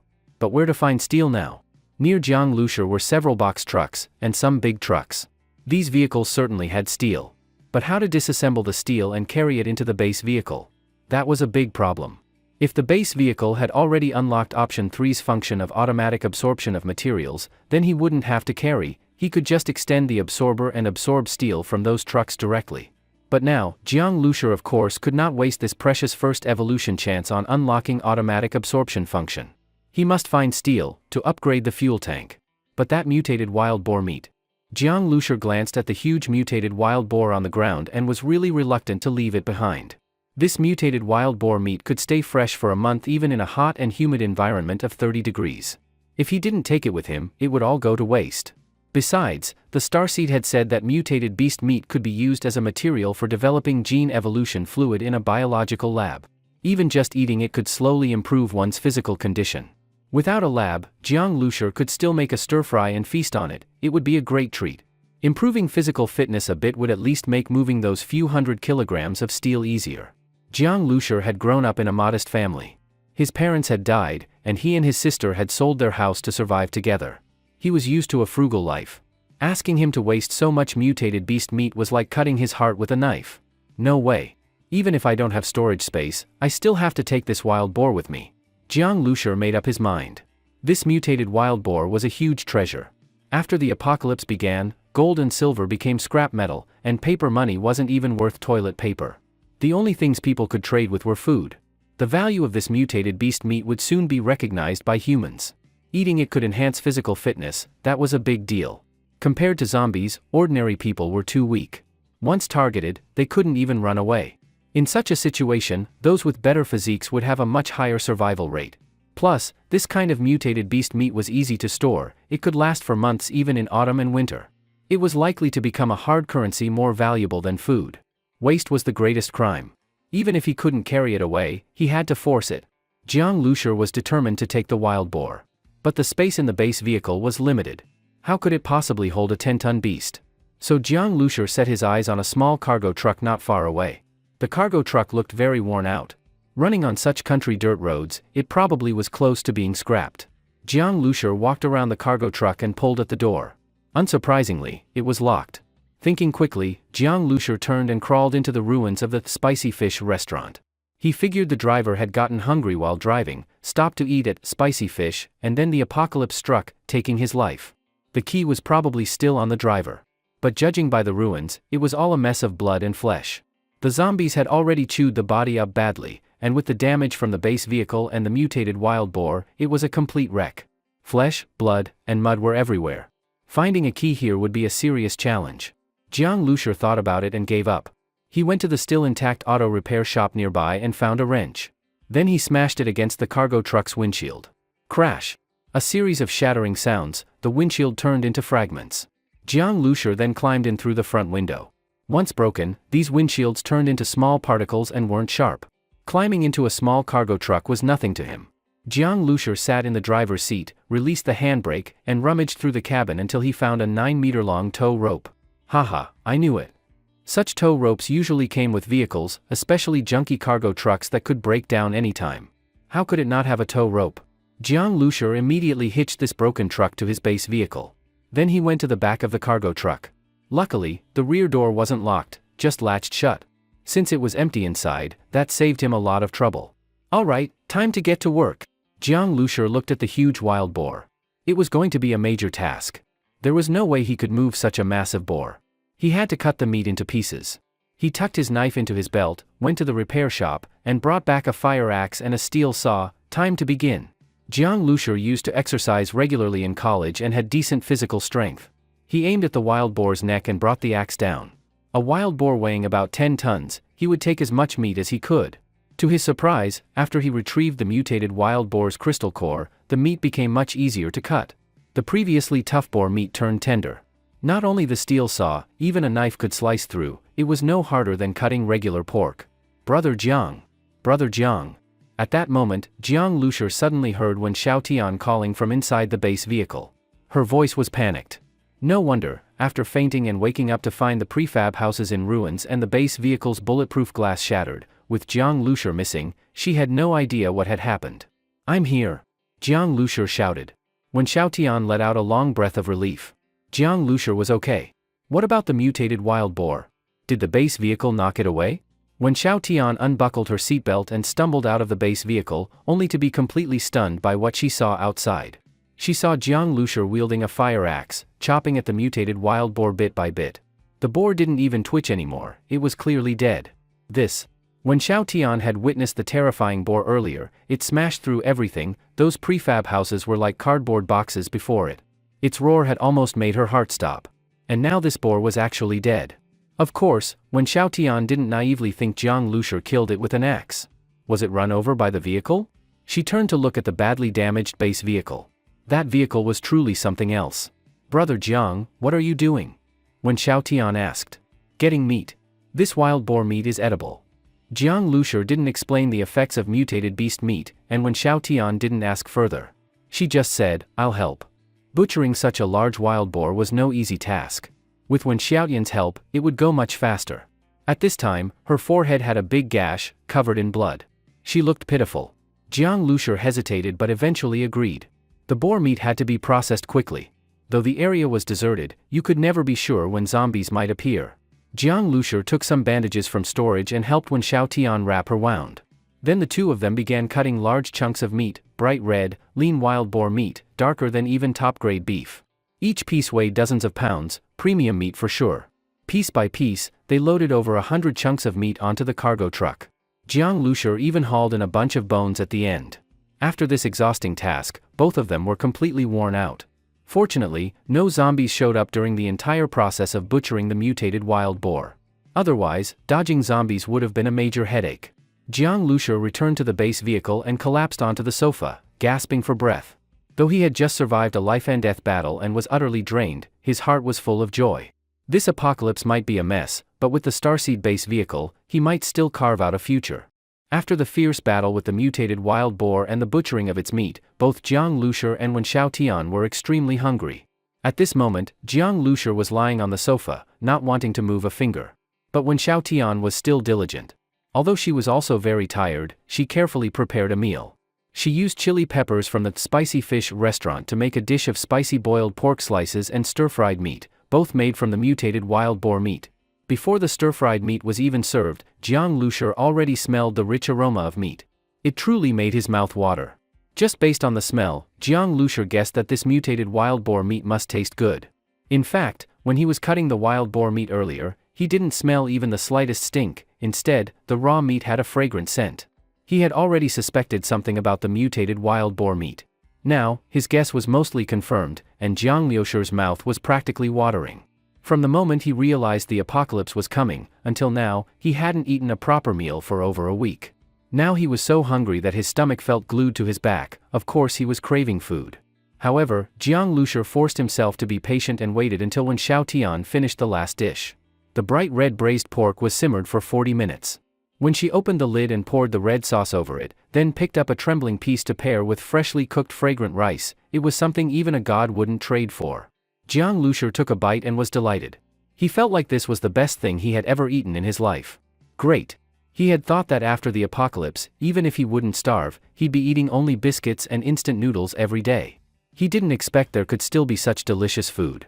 If his own strength improved more, then maybe the apocalypse wasn't so bad after all. Just as Jiang Lushur was thinking this, he suddenly felt a warm sensation in his stomach, and it seemed like a faint stream of heat was flowing through his limbs and bones. Jiang Lushur's heart stirred. He understood, this must be the so-called energy that enhanced physical fitness. But the effect wasn't very obvious. Jiang Lushur looked at Wen Xiaotian and saw that she was eating the braised pork heartily, completely ignoring any ladylike behavior. She was chewing quickly and dodging the hot sauce with her tongue. It looked delicious. From her expression, it was clear she hadn't noticed the warm feeling from eating the mutated wild boar meat, probably because she didn't know beforehand. Looks like eating mutated beast meat can enhance physical fitness, but the effect must be extremely slow. It probably needs to be eaten over a long time to see even a little result.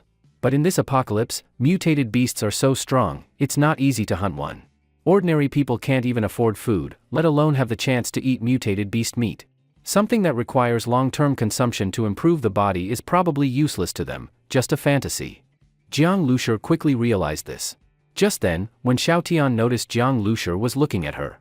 Her pretty face blushed, and she suddenly felt embarrassed. She had eaten so messily just now. Toward Jiang Lushi, who had saved her life and was a good young man, when Xiaotian couldn't help but feel some affection. Even if she didn't expect much contact with him in the future, she still cared about her image. So when Xiaotian quietly changed her strategy toward the food, she resisted the urge to gulp down the braised pork and started eating in small bites. Jiang Lushi found it funny. He thought when Xiaotian was actually kind of cute sometimes. You're familiar with the roads around here, right? Yes, kind of familiar, when Xiaotian said while wiping her mouth. I need to go somewhere, and I'll need you to lead the way. Okay. After the fight with the mutated wild boar, the base vehicle was badly damaged. This was Jiang Lushi's biggest concern. He had to repair the base vehicle as soon as possible.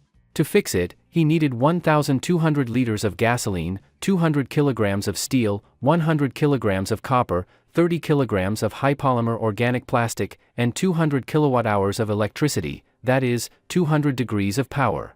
All of this had to be gathered.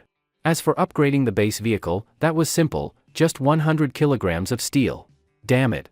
Whether before or after the apocalypse, fixing a good car is always ridiculously expensive.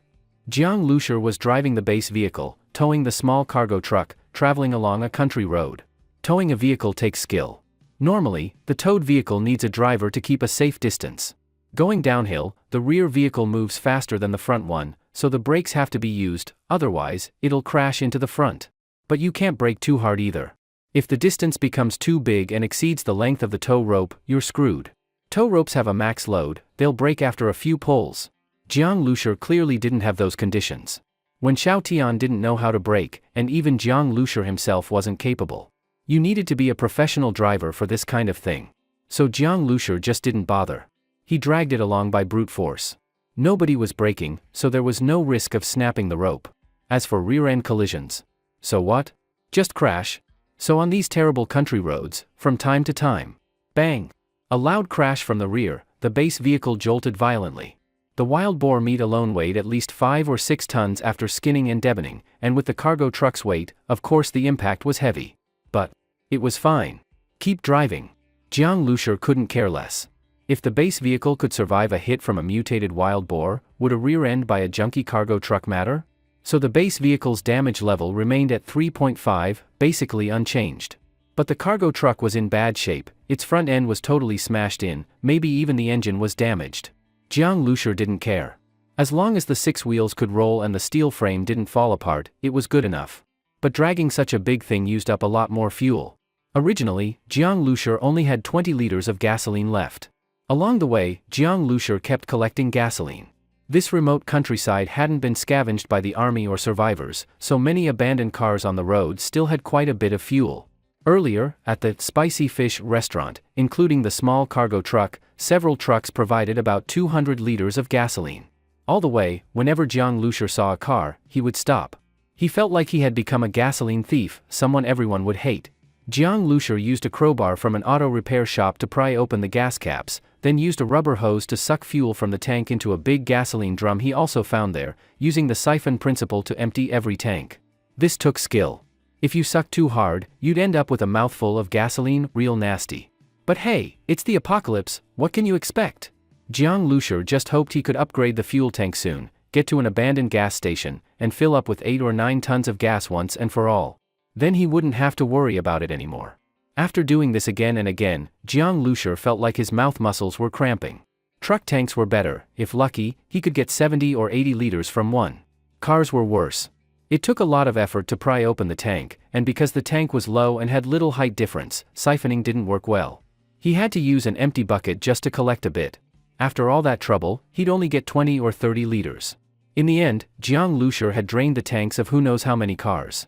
He finally filled 6 large barrels of gasoline, should be enough now. Damn, it was exhausting, maybe even harder than butchering the mutated wild boar. This kind of thing, he could only do it once. If he had to do it again, it might cost him his life. On the way, Jiang Lushi also passed by a large hardware store, from which he got a diesel generator and a large barrel of diesel. The location of this hardware store was also something Wen Xiaotian had told him about. The hardware store was a treasure trove. Jiang Lushur conveniently took a bunch of tools like hammers, chisels, electric drills, and loaded them all into the base vehicle and the small cargo truck. Even the badly deformed driver's cabin of the cargo truck was piled full. The extreme lack of space made Jiang Lushur realize that upgrading the space of the base vehicle had become absolutely necessary. So many things needed to be upgraded. Where was he supposed to find that many mutant crystal cores? That mutated wild boar nearly cost him his life. Along the way, Jiang Lushur also encountered some wandering zombies. Although the base vehicle was damaged, it was only the instant acceleration system that had failed. Running over some ordinary zombies was still no problem. Just like that, Jiang Lushur spent an entire day and finally, stumbling and struggling, arrived at his destination. It was a 3-story black building. The structure looked a bit old and sat in the center of a courtyard several thousand square meters in size. The yard was surrounded by concrete walls, with broken glass on top to prevent climbing. The main gate was nearly 6 or 7 meters wide, enough for 2 vehicles to pass side by side. The heavy iron gate was slightly damaged, and the top of the iron door was lined with spear-like iron spikes, giving off a heavily guarded feeling. For such a remote countryside area, this kind of large iron gate, wide yard, and 3-story building could be considered quite a majestic structure. After the apocalypse hit, the place became deserted. The iron sign at the entrance was hanging loosely, swaying slightly in the wind and making a creaking sound. Creak, creak. Jiang Lushur clearly saw the 7 large characters on the sign, Fuwang Scrap Recycling Station. Underneath were smaller words, accepting second-hand construction materials, scrap vehicles, steel, copper, aluminum, plastic, waste paper. According to Wen Xiaotian, this was the largest recycling station in the nearby area. It was even registered as a company, Fuwang Renewable Resource Recycling and Environmental Protection Company, Limited. The combination of a rural and high-end name felt a bit awkward, but the fact that it was registered as a company showed it had some scale. That was exactly why Jiang Lushur had chosen this place. Jiang Lushur stopped the base vehicle and pressed a button. The towing rope automatically detached. After all, he didn't know what the situation was like inside the recycling station.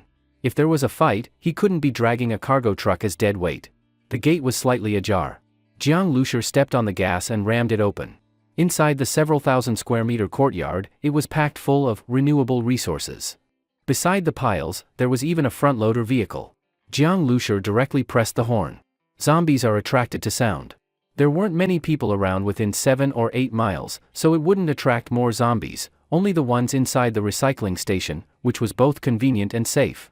Sure enough, as the horn echoed, a low growl came from the black building. Soon, a dozen zombies appeared. As soon as they came out, they crazily rushed toward Jiang Lushur's base vehicle. No mutant beasts, Jiang Lushur let out a breath of relief. If a mutant beast had shown up, he'd have had to flee immediately, leaving behind the cargo truck full of wild boar meat, enough for a mutant beast to feast on. Although the base vehicle's instant acceleration was damaged, slower acceleration still worked. On decent roads, it could still reach 150 kilometers per hour, fast enough to outrun most mutant beasts. Let me send you on your way.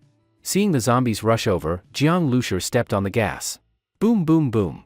Like bowling pins being knocked over, the dozen or so zombies were sent flying everywhere, some were even crushed to death against piles of scrap. Jiang Lushur was very careful. He drove the base vehicle back and forth a few times, making sure every zombie was dead. Then he honked the horn for 5 more minutes.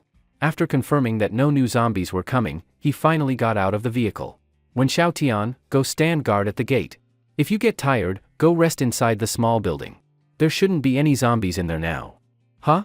What about you? Fixing the vehicle, Jiang Lushur said briefly. He didn't want Wen Xiaotian to see the process of repairing and upgrading the base vehicle, so he sent her away. Wen Xiaotian blinked her big eyes. Repairing the vehicle? This rich young master even knows how to repair cars?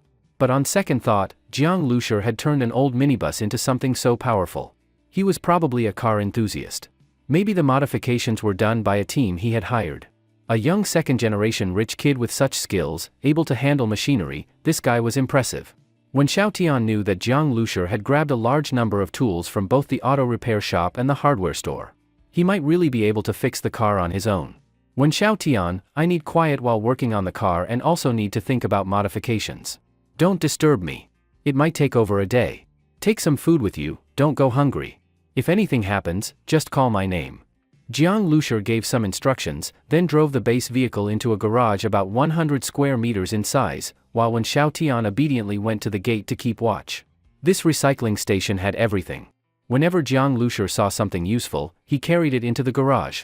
Moving a few hundred kilograms of steel, copper, plastic, etc., was much easier than collecting gasoline or cutting up a 10-ton wild boar.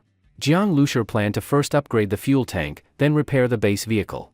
He first looked at some construction scaffolding from the recycling station, planning to use it as steel. But there were a lot of cement residues on them, which he found unacceptable. As for some scrap steel, a lot of it was rusty.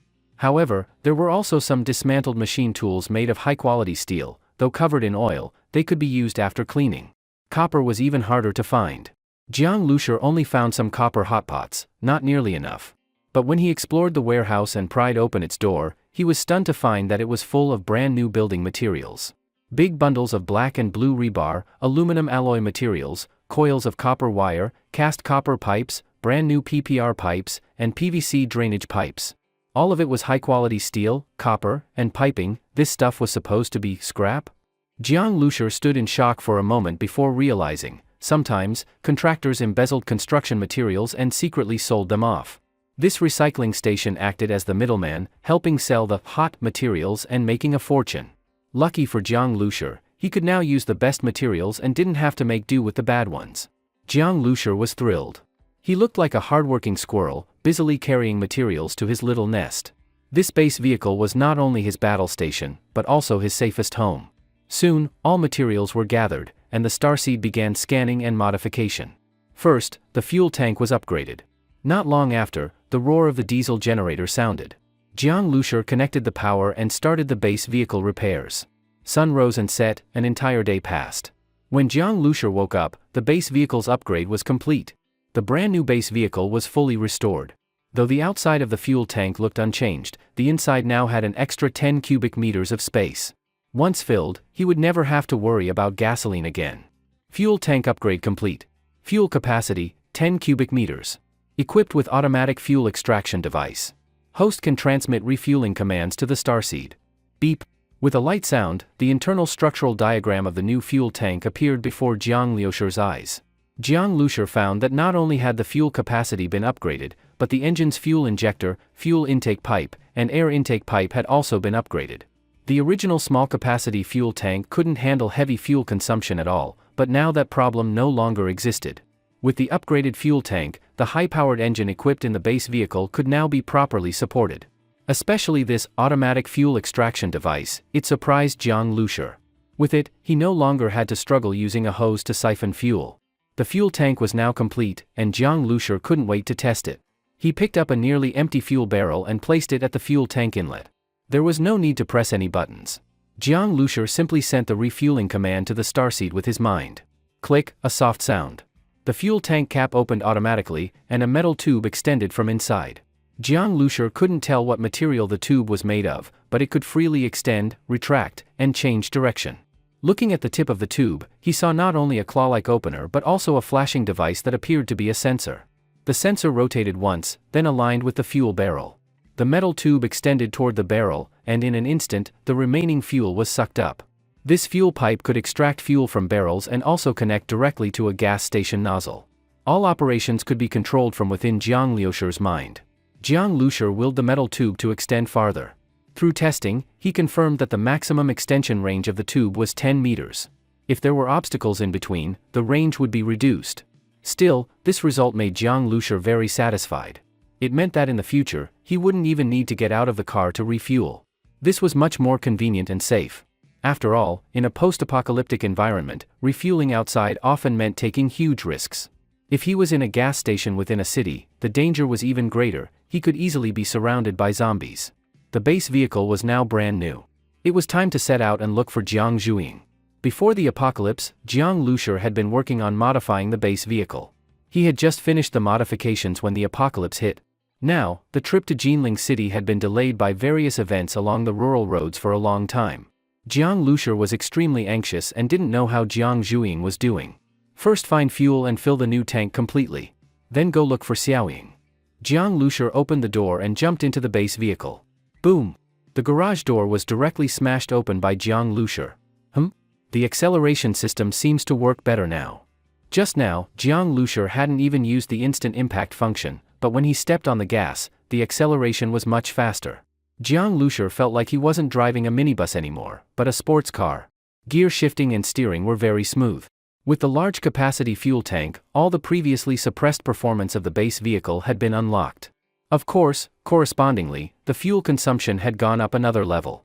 Even under fuel-saving driving, it now consumed 35 liters per 100 kilometers.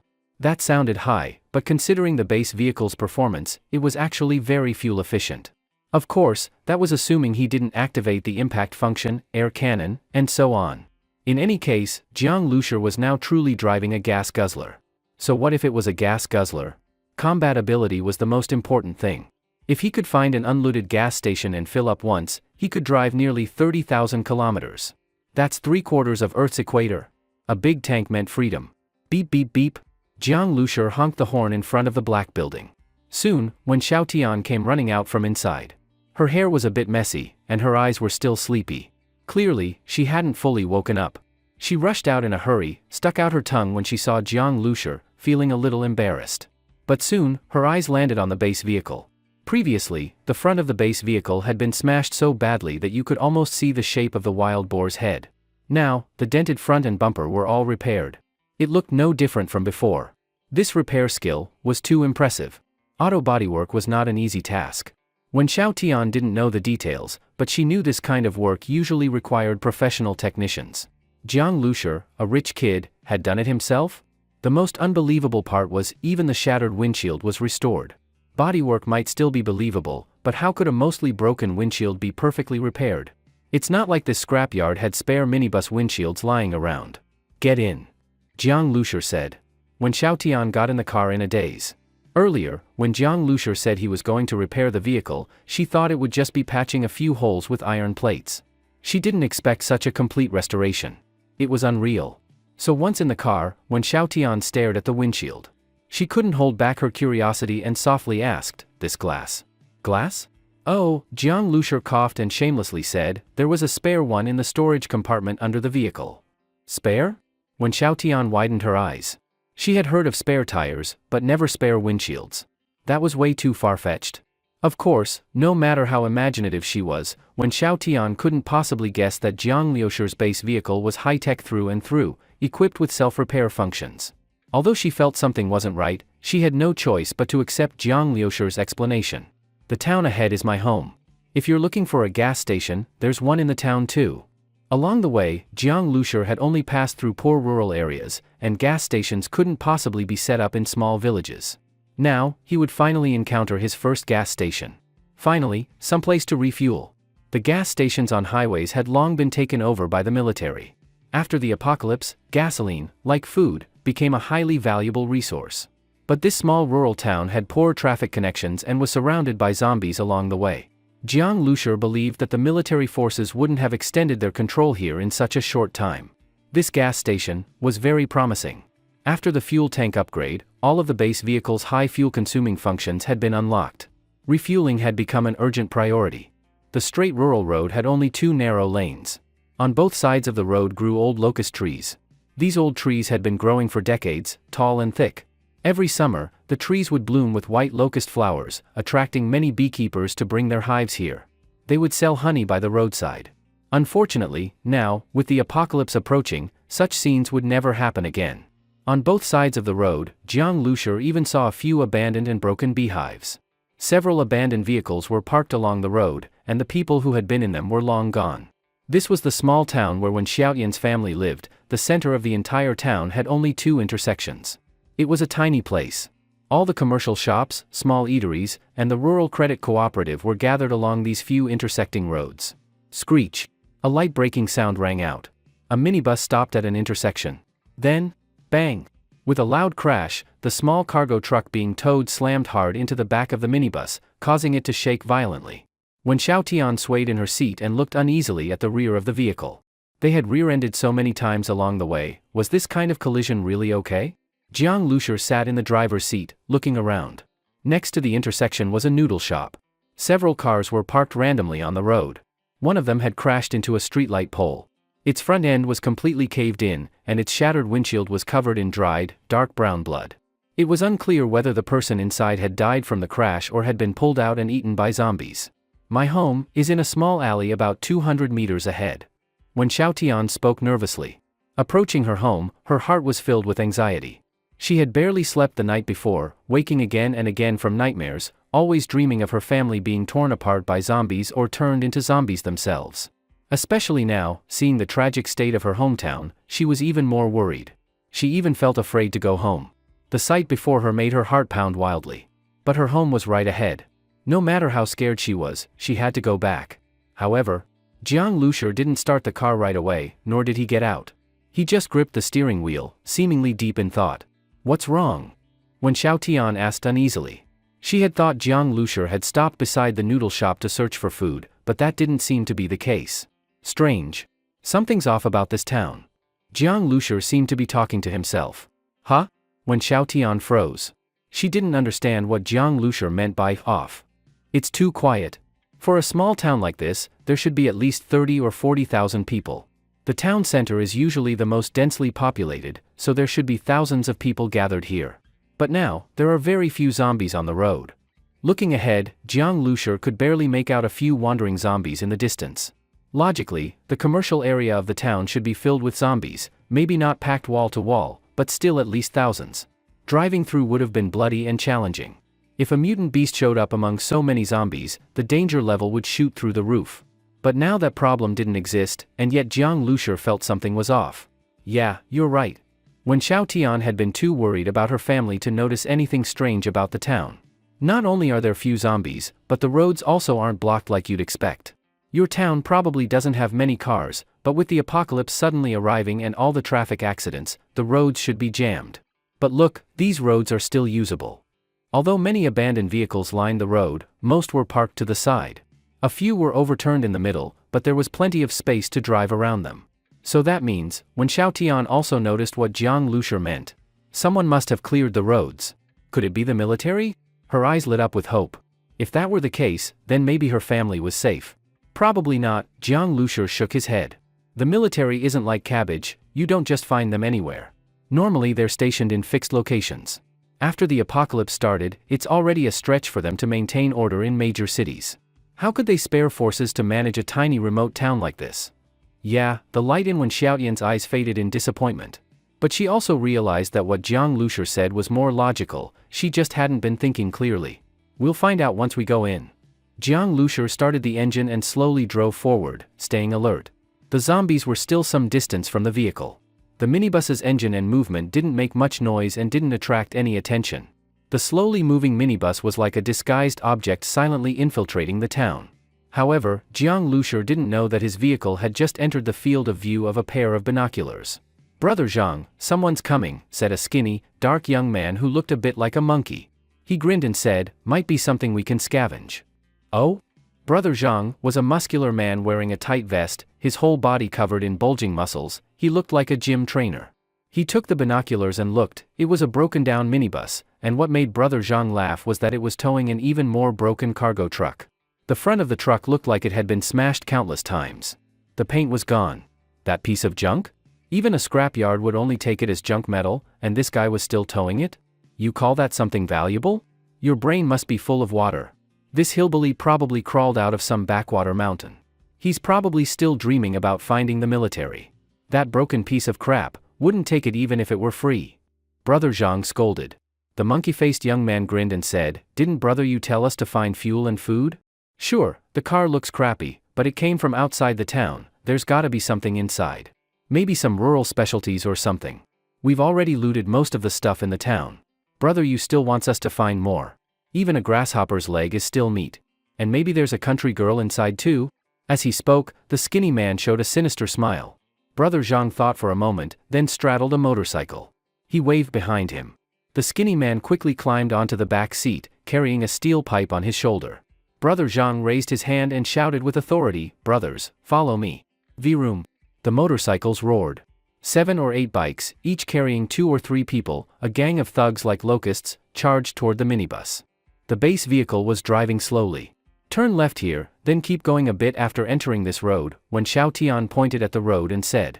At that moment, Jiang Lushi suddenly turned the steering wheel. The base vehicle, which had been crawling like a snail, immediately veered to the side. When Xiaotian cried out in surprise, her body swaying with the car's sudden movement. But since she was wearing a seatbelt, she was only startled by the sudden change. Huh? A young man riding a motorcycle that had just rushed out froze for a moment. He had just come out from an alley next to the base vehicle and originally intended to smash the car window from the side, but didn't expect that although the driver was going slow, his reaction was pretty quick. And the car, its turning speed was way too fast. The motorcyclist was caught off guard and almost lost balance, nearly falling over with his bike. Vroom vroom vroom. When Xiaotian had just lifted her head when she heard the sound of engines all around. Looking out the window, she was shocked to see 7 or 8 motorcycles rushing out from the alleys, circling around their vehicle.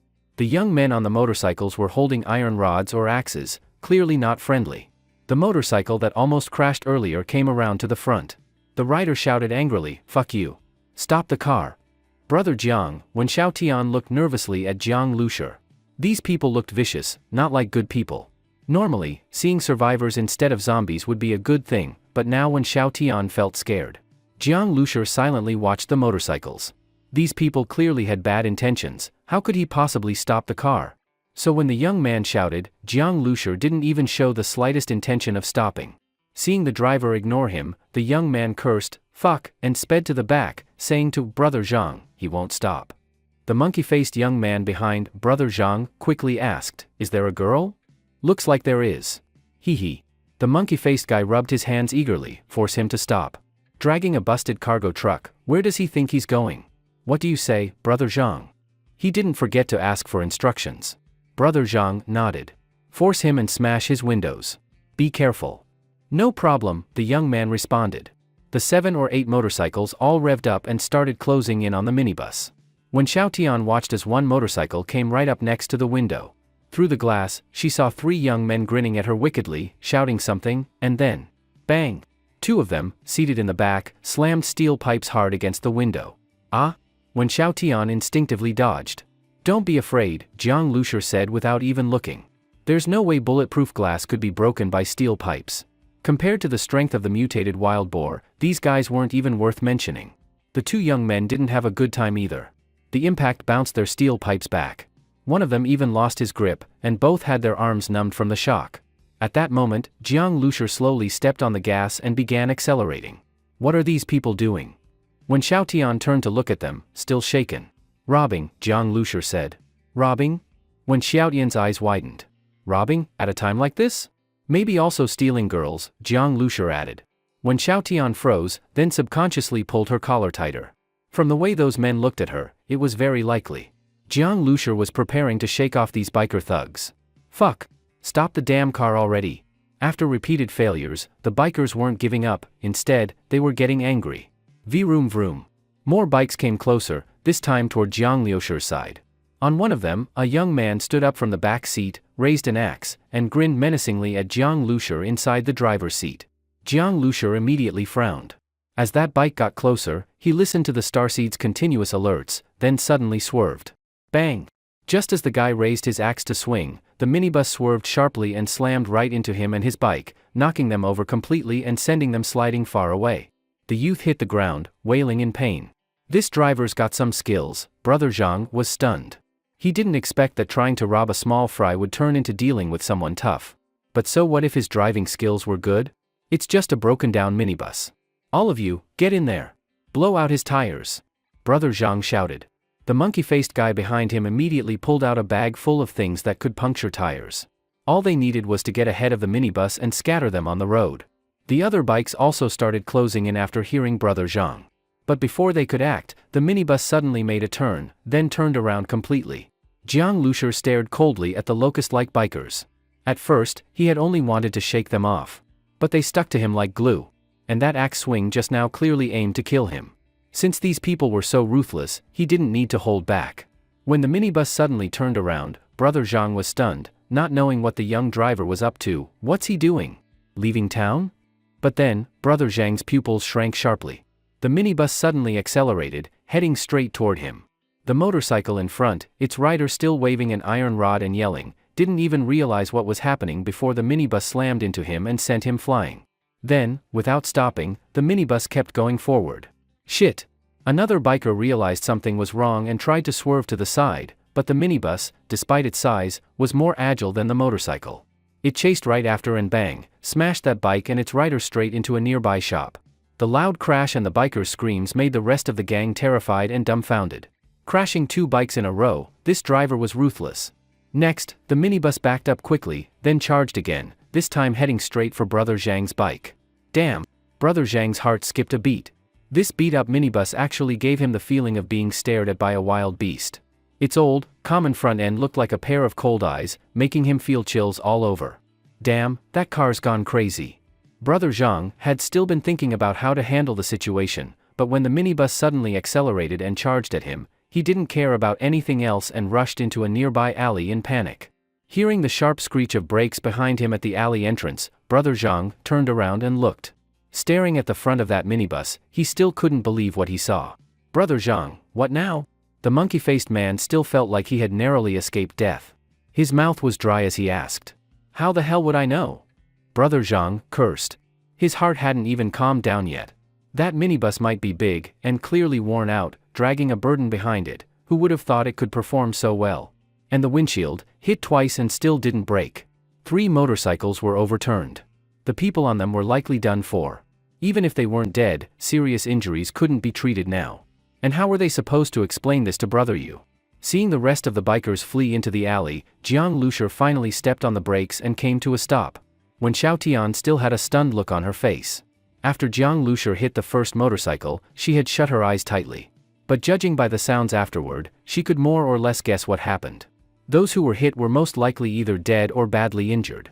But if they hadn't done this, if she and Jiang Lushur had fallen into those bikers' hands, their fate might have been even worse. When Xiao Tian turned to look at Jiang Lushur, she saw that he seemed to be calming himself down.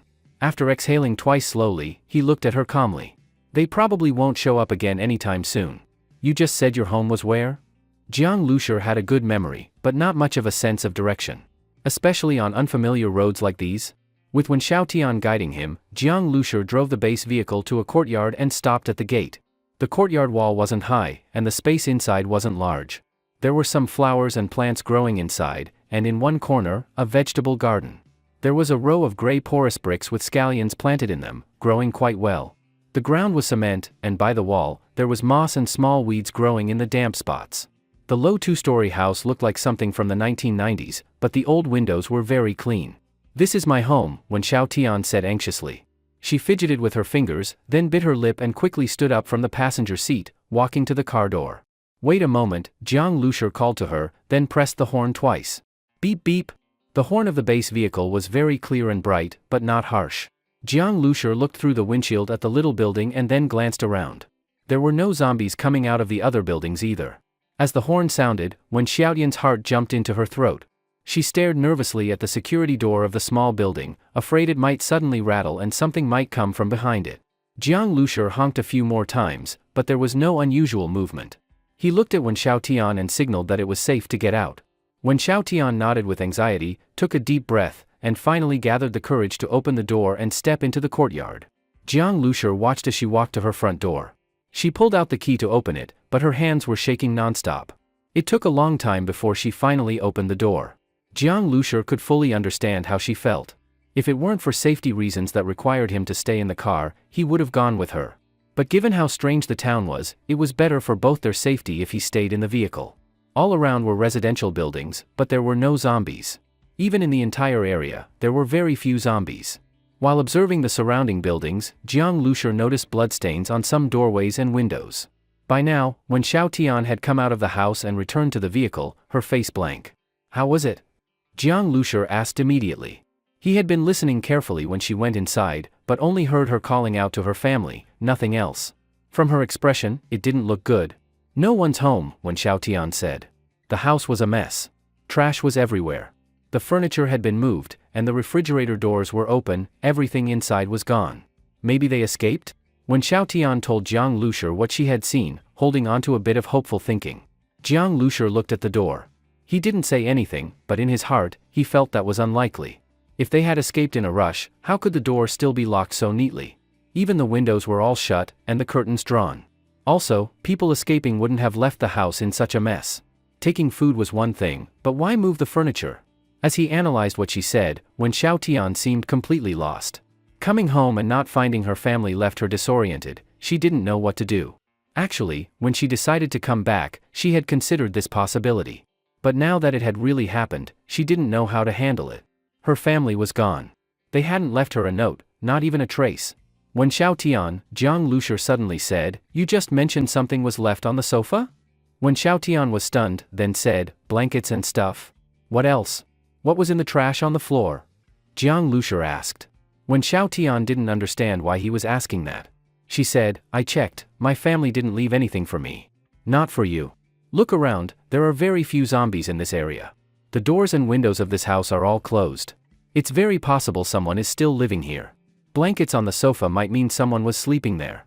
If there's fresh trash in the house, that's even more likely." Jiang Lushur explained his reasoning. He only said this after analyzing many details. He wouldn't give Wen Xiaotian false hope without reason. As Jiang Lushur spoke, Wen Xiaotian's eyes widened more and more. Jiang Lushur said, "You can go check again. Confirm whether it's what I said."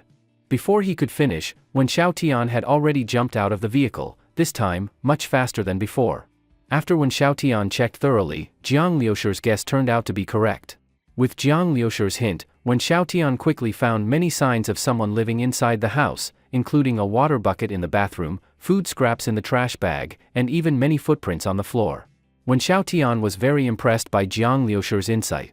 He hadn't even gotten out of the car, and just from her description, he could analyze such an important detail. "What should we do now?" Wen Xiaotian was excited, knowing her family might still be alive. She was normally a pretty decisive girl, otherwise, she wouldn't have firmly asked Jiang Lushur to bring her back.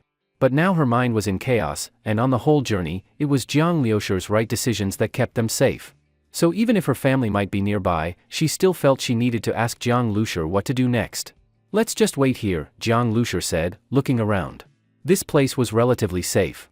He leaned his seat back, laid down, and closed his eyes to rest. He'd been driving non-stop for a while. Although he rested at night, he was still tired. Wen Xiaotian definitely wouldn't be able to sleep, so she could stand guard. Actually, even without her keeping watch, it wouldn't be a big issue. Once the base vehicle's doors were locked, it became a weakened version of a mobile fortress. Normal zombies or even mutant beasts couldn't flip it or break in easily. Jiang Lushur would have plenty of time to react. When Xiaotian watched Jiang Lushur lying down and saw that his breathing quickly became steady and long. He really fell asleep, she thought to herself. She felt like Jiang Lushur was never afraid. No matter what happened, he kept executing his plans calmly. He was a very composed person. But, completely unafraid? That's probably impossible. When Xiaotian kept glancing around anxiously, feeling like her family might walk out from some alley any second. An hour later, Jiang Lushur suddenly opened his eyes. As he sat up, the driver's seat returned to its original position. "Looks like someone's coming." Footsteps came from an alley on the left. After the apocalypse, Jiang Lushur became a very light sleeper. In fact, he had already woken up, just kept resting. With his eyes closed, he was even more sensitive to surrounding sounds. "Yes." When Xiaotian also tensed up instantly. She heard it too. When Xiaotian bit her lip and stared nervously toward the alley, her heart racing. Jiang Lushur put his hand on the steering wheel, eyes filled with caution. Who knew if those biker thugs might come back again? This place wasn't peaceful. The footsteps were getting closer and sounded messy, likely a large group. When Xiaotian's nerves reached the peak. Soon, about a dozen men and women came quickly out of the alley. As they walked, they cautiously looked around. Some carried bags, others had backpacks. A few held steel rods or similar weapons. These people were of all ages and looked like ordinary survivors. When she saw them, Wen Xiaotian immediately pressed against the window, scanning their faces quickly. At first, she looked disappointed. "They're not." Then she suddenly stretched her neck and her eyes widened. "Lulu! Lulu!" When Xiaotian waved her arms excitedly. Following her gaze, Jiang Lushur saw a girl who looked somewhat like her, younger, with a ponytail, a dirty face, dressed in a dusty gray jacket, carrying a canvas backpack and holding an iron rod. She looked exhausted. Behind the glass, when Xiaotian waved frantically, forgetting that the window was tinted and couldn't be seen from outside. Those people approaching stopped in surprise when they saw the vehicle. Jiang Lushur noticed that after their initial surprise, they looked afraid and somewhat disgusted, with doubt in their eyes. The ponytail girl quickly took something out of her backpack and stuffed it into her jacket. The people beside her didn't stop her. Then, they cautiously approached the minibus. When Xiaotian, Jiang Lushur called.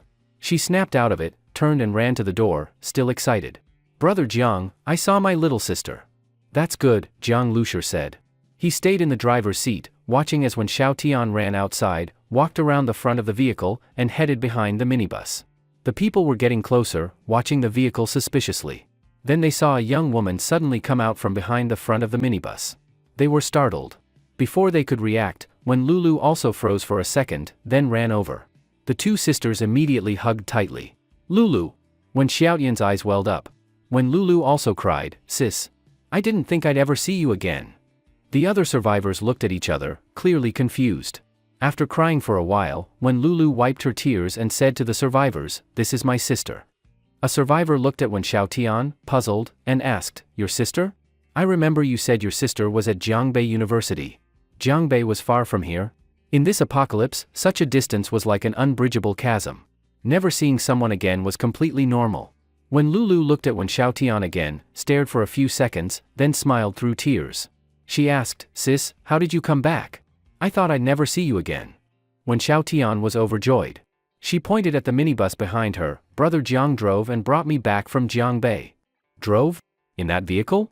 Not just when Lulu, even the survivors looked at the beat-up minibus and the ragged cargo truck behind it with disbelief. "That thing made it from Jiangbei? Who's brother Jiang?" When Xiaotian pulled Wen Lulu to the front of the minibus. The other survivors followed curiously. Around 10 people stood outside the windshield, staring at Jiang Lushur in the driver's seat with stunned expressions. He waved at them. Jiang Lushur felt awkward with his hand raised. Although none of them said anything, he could already read the words in their eyes. "Are you kidding us?" Jiang Lushur still sat in the car. He was looking carefully at a tablet showing the map from this small town to Jinling City, and at the same time he turned his head to glance at Wen's two-story small house. When Xiaotian had been inside for over an hour. The two sisters were in a room on the second floor. While he was looking at Wen's place, the curtain in that room moved a little. Jiang Lushur saw Wen Lulu's face appear behind the curtain. She looked at his minibus, then quickly shrank back. Jiang Lushur froze for a moment, then raised an eyebrow indifferently, and then looked back at the map. "Sis, did he really kill a mutated wild boar?" When Lulu withdrew her view, pulled aside the curtain, still very unbelieving, asked, "Was that pig really that terrifying?" "Of course. Everything I said is true." When Xiaotian's eyes were red. When Lulu had just told her that their parents were already dead, but they had only simple burial conditions. Actually, during the whole journey, when Xiaotian felt that giving them a proper burial, even modest, was already comforting. After all, many people had no remains at all. But even so, when Xiaotian was overwhelmed with grief, the two sisters held each other and cried for a full hour before they temporarily controlled their sorrow. After calming down, when Lulu asked Wen Xiaotian in detail how things came to be, that Jiang Lushur looked about the same age as her sister Wen Xiaotian, probably a university student, and not very strong in appearance. Just those two, driving a broken minibus from Jiangbei all the way, and reached this small town safely. Even though the facts were clear, it still felt unbelievable. And after hearing Wen Xiaotian's account, Wen Lulu felt even more unable to believe it. Rushing out from the zombie horde, crashing and killing a mutated wild boar. "No matter what, we really should thank him properly," Wen Lulu said. Wen Xiaotian nodded. She also looked outside. Actually, she had only told Wen Lulu part of the situation. Some things about Jiang Lushur, about the minibus, she had not mentioned. For example, that they cut off the wild boar meat and placed it in the car, she hadn't said that. The biker gang they met earlier made Wen Xiaotian cautious of strangers. "By the way, Lulu, who are all the people in our house?" Wen Xiaotian asked. When those survivors learned Wen Xiaotian's identity, they all looked at her and the minibus very curiously. Wen Xiaotian didn't believe her sister had anything to do with those biker gang people, but she doubted the identity of these strangers. "They're all residents of this small town. And sis, your memory is really poor, didn't you recognize Aunt Lee's daughter next door?" Wen Lulu said. So they were just ordinary residents and neighbors. "After the apocalypse, we gradually formed a group. During the day we search for food, at night we take turns keeping watch. At a time like this, there's not much difference between us, kind of like primitive society. We all work together, share equally." When Lulu continued. "It must be very dangerous," Wen Xiaotian said worriedly. Her younger sister was still a high school student. Before she used to be terrified even by a cockroach, and now she was going out to look for food. But she also knew, to survive you must rely on yourself. She had to play her part. It's okay-ish now. Before was very dangerous, now zombies are fewer. It's just those people are disgusting. At first when they saw the minibus, we thought it was them coming. When Lulu said, them, when Xiao Tian froze for a moment, asked, do you mean those people riding motorcycles? When Lulu's eyes widened, you encountered them? What happened? Did they do anything to you? She asked anxiously. Nothing much, when Xiao Tian explained their encounter. When she heard Jiang Lushur decisively ram those people away, when Lulu didn't recover for a long time, God. You haven't told yet, how did those people come to our house? When Xiao Tian asked urgently. When Lulu used the word again, clearly those people had come before. When Xiao Tian was deeply worried about when Lulu, remembering how nasty those people were. They came to collect protection fees. When Lulu frowned, looking disgusted. This gang, they have a leader. They drive zombies away, so to us survivors they demand protection fees. At first we thought the environment was safer, so paying a bit was okay. But they're too cruel, they're pushing us toward a dead end. With that when Lulu dragged out from under the bed a very dirty hat and a scarf, and said, before they forced several girls to be their girlfriends. I had to not change clothes, when they came I had to wear this. A girl who loved cleanliness forced to do that. When Xiao Tian felt both pain and anger. There was no way around it. When Lulu said helplessly. They ordinary people, they could do nothing. Never mind talking about this. Just being alive is good. Sis, have you eaten? When Lulu asked. Going downstairs, when Xiao Tian saw those survivors working quietly, checking weapons or sorting food. The food they took out of backpacks was mostly snacks and such. The wrappers were dirty, full of dust, many were squashed. Some wrappers even had disgusting bloodstains. A girl wearing rubber gloves was using a small basin to wash those wrappers. Xiao Tian's sister. That girl looked up and smiled, greeting when Xiao Tian. That girl was Aunt Li's daughter. It was no wonder when Xiao Tian didn't recognize her earlier. She was also dirty, her hair dusty, looked like she hadn't washed in a long time. Only someone like that would be despised by those biker gang people, they wouldn't fancy them. Today's food is even less. It's getting harder and harder to collect. A middle-aged man was sorting food and complaining. Another old man about 60 said, it's not that we got nothing, didn't we find half a bag of rice in one house today? That's good. That's true. But we have to give away half of it. The rest is only enough for a few meals. The middle-aged man frowned. Being able to eat a few hot meals is good enough. The old man was in good spirits. He looked at Wen Xiaotian and said, now that Lulu's sister has come, this is a great thing. Why don't we cook today? This is not good, Wen Xiaotian quickly stopped him. Go call that young guy too, let him join the meal. The old man continued, I'll wash the rice now. Okay, I'll go call him. When Lulu, ignoring Wen Xiaotian's waving her hand, excitedly left the house and went toward the minibus. After hearing so much from Wen Xiaotian, Wen Lulu was very curious about Jiang Lushur. Knock knock. When Lulu knocked twice on the car door, while curiously peering inside. The window and door glass were both tinted. Even if she pressed her face against it, from the outside you couldn't see what was inside. Hearing Wen Xiaotian's descriptions, Wen Lulu had become very interested in this vehicle. From the outside it looked like a very old minibus, the kind normally used for rural passenger transport. Could the inside really be like an RV? Without seeing it with her own eyes, Wen Lulu found it hard to imagine.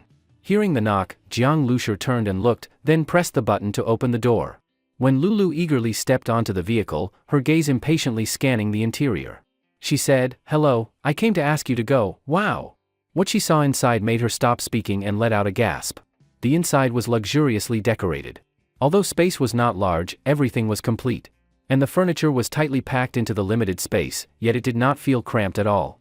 When Lulu glanced around and felt suddenly brightened inside. After the apocalypse, although she still lived in her home, her living conditions had worsened. No water, no electricity, not enough to eat. For a girl, even the last time there was no water in the bathroom was a huge challenge. She had forced herself to adapt. When Lulu stood at the door, amazed and momentarily stunned. Not only was she shocked by how luxurious the minibus was, but also because Wen Xiaotian had told her that Jiang Lushur was a car enthusiast. These modifications very likely were things he had done himself. The car was broken and he fixed it himself. Now looking, when Lulu couldn't see any signs of repair. It was impossible to imagine the broken windshield or dented front she had heard about. Do you have something to ask me? Only after Jiang Lushur spoke did Wen Lulu snap out of it. Oh, sorry. Your car is amazing. I was just stunned. When Lulu smiled and said, thank you. Jiang Lushur replied. When Lulu was clearly much more lively than Wen Xiaotian. But both sisters shared one trait, their smiles seemed very sincere. I came to invite you to eat. We got lucky today, we found half a bag of rice, so we can make nice fried rice. Thank you so much for bringing my sister back. Fortunately you arrived today, otherwise I wouldn't have anything to thank you with. When Lulu said, pleased to be able to offer the best food they had to Jiang Lushi. Being able to eat fried rice truly was a good treatment. After their house and neighbors' food ran out, they had gone hungry for 2 meals. The power was out, many food spoiled. The food they could find from houses was not much. Even when they did, it was risky, there might be zombies in those houses. Besides, the biker gang had already looted most supermarkets and small stores. Their collecting area was small. That bag of rice was truly hard won. By when Lulu's guess, Jiang Lushi and when Xiao Tian had endured even more hardship than they did. Unable to find food, always fearful, probably starving a lot. No, thank you. Jiang Lushi's answer was very unexpected. When Lulu froze, then said, you don't have to be polite. Just 1 meal, really, compared to what you did bringing my sister back, it's nothing. I am not being polite. I really don't need it. Jiang Lushi said with a slight smile. These people had suffered so much, how could he feel comfortable eating their food? Besides, having eaten mutated beast meat, fried rice and such didn't excite him much anymore. On the other hand, among these 10-odd unknown survivors, Jiang Lushi also had a bit of caution. His car was full of food, gasoline, the cargo box behind had real good meat. In the apocalypse, facing so much food, you can't guarantee what others might do. When Lulu didn't give up immediately. She invited several more times. Seeing Jiang Lushi still shake his head, she had to give up. She was about to get off the car, then suddenly remembered something. She came back, pulled something out from her clothes. This is something I hid earlier when I mistakenly thought you were those biker gang. You brought my sister back, I really must thank you. Take this. Please don't refuse again. When Lulu forcibly put it into Jiang Lushi's hand. Jiang Lushi was surprised. Seeing when Lulu close up, she was cute, just a little dirty. He saw her puffing out her cheeks, like if he refused again she'd get upset. He felt a little amused. Okay, I'll accept it. Jiang Lushi said. It was actually only a pack of biscuits, already crushed. But judging by the residual warmth, even that pack of biscuits was very precious to Wen Lulu. Jiang Lushi, though not lacking food, still took those biscuits carefully and placed them aside with care. Do you have very little food? Jiang Lushi asked. Actually, the food we collect is barely enough, but the biker gang are like vampires, they exploit us too harshly. When Lulu shook her head. Biker gang? Yes. Sister told me. It's that group you met. When Lulu told Jiang Lushi exactly what she had told Wen Xiao Tian earlier, and added, those people are brutal. Meeting you was finally their match, they finally suffered a loss. But they also did some good, the survivors in town were many, but their leader led zombies away from town outskirts. Oh? Led zombies away? Jiang Lushi became very interested in the leader. How did their leader lure so many zombies away? Earlier he had thought something was off about this town, too few zombies. He never expected them to be led away. A few zombies here and there could be handled, but when many are gathered, ordinary people have no chance, they'd just be eaten, not even escape. But that leader managed to pull so many zombies away? Do all those biker gang follow him? Have you seen that leader? Jiang Lushi asked. All these people are his underlings, showing off under his command. When Lulu said, anyway, I heard he's powerful, not ordinary. People who resisted him before were killed. But I never saw him. Of course it's better not meeting him surely would be bad. Not ordinary, Jiang Lushi's curiosity grew as he listened. By the way, when Lulu, in mid-speech, suddenly realized something. Her face took on a very worried expression, they'll come again today to collect supplies.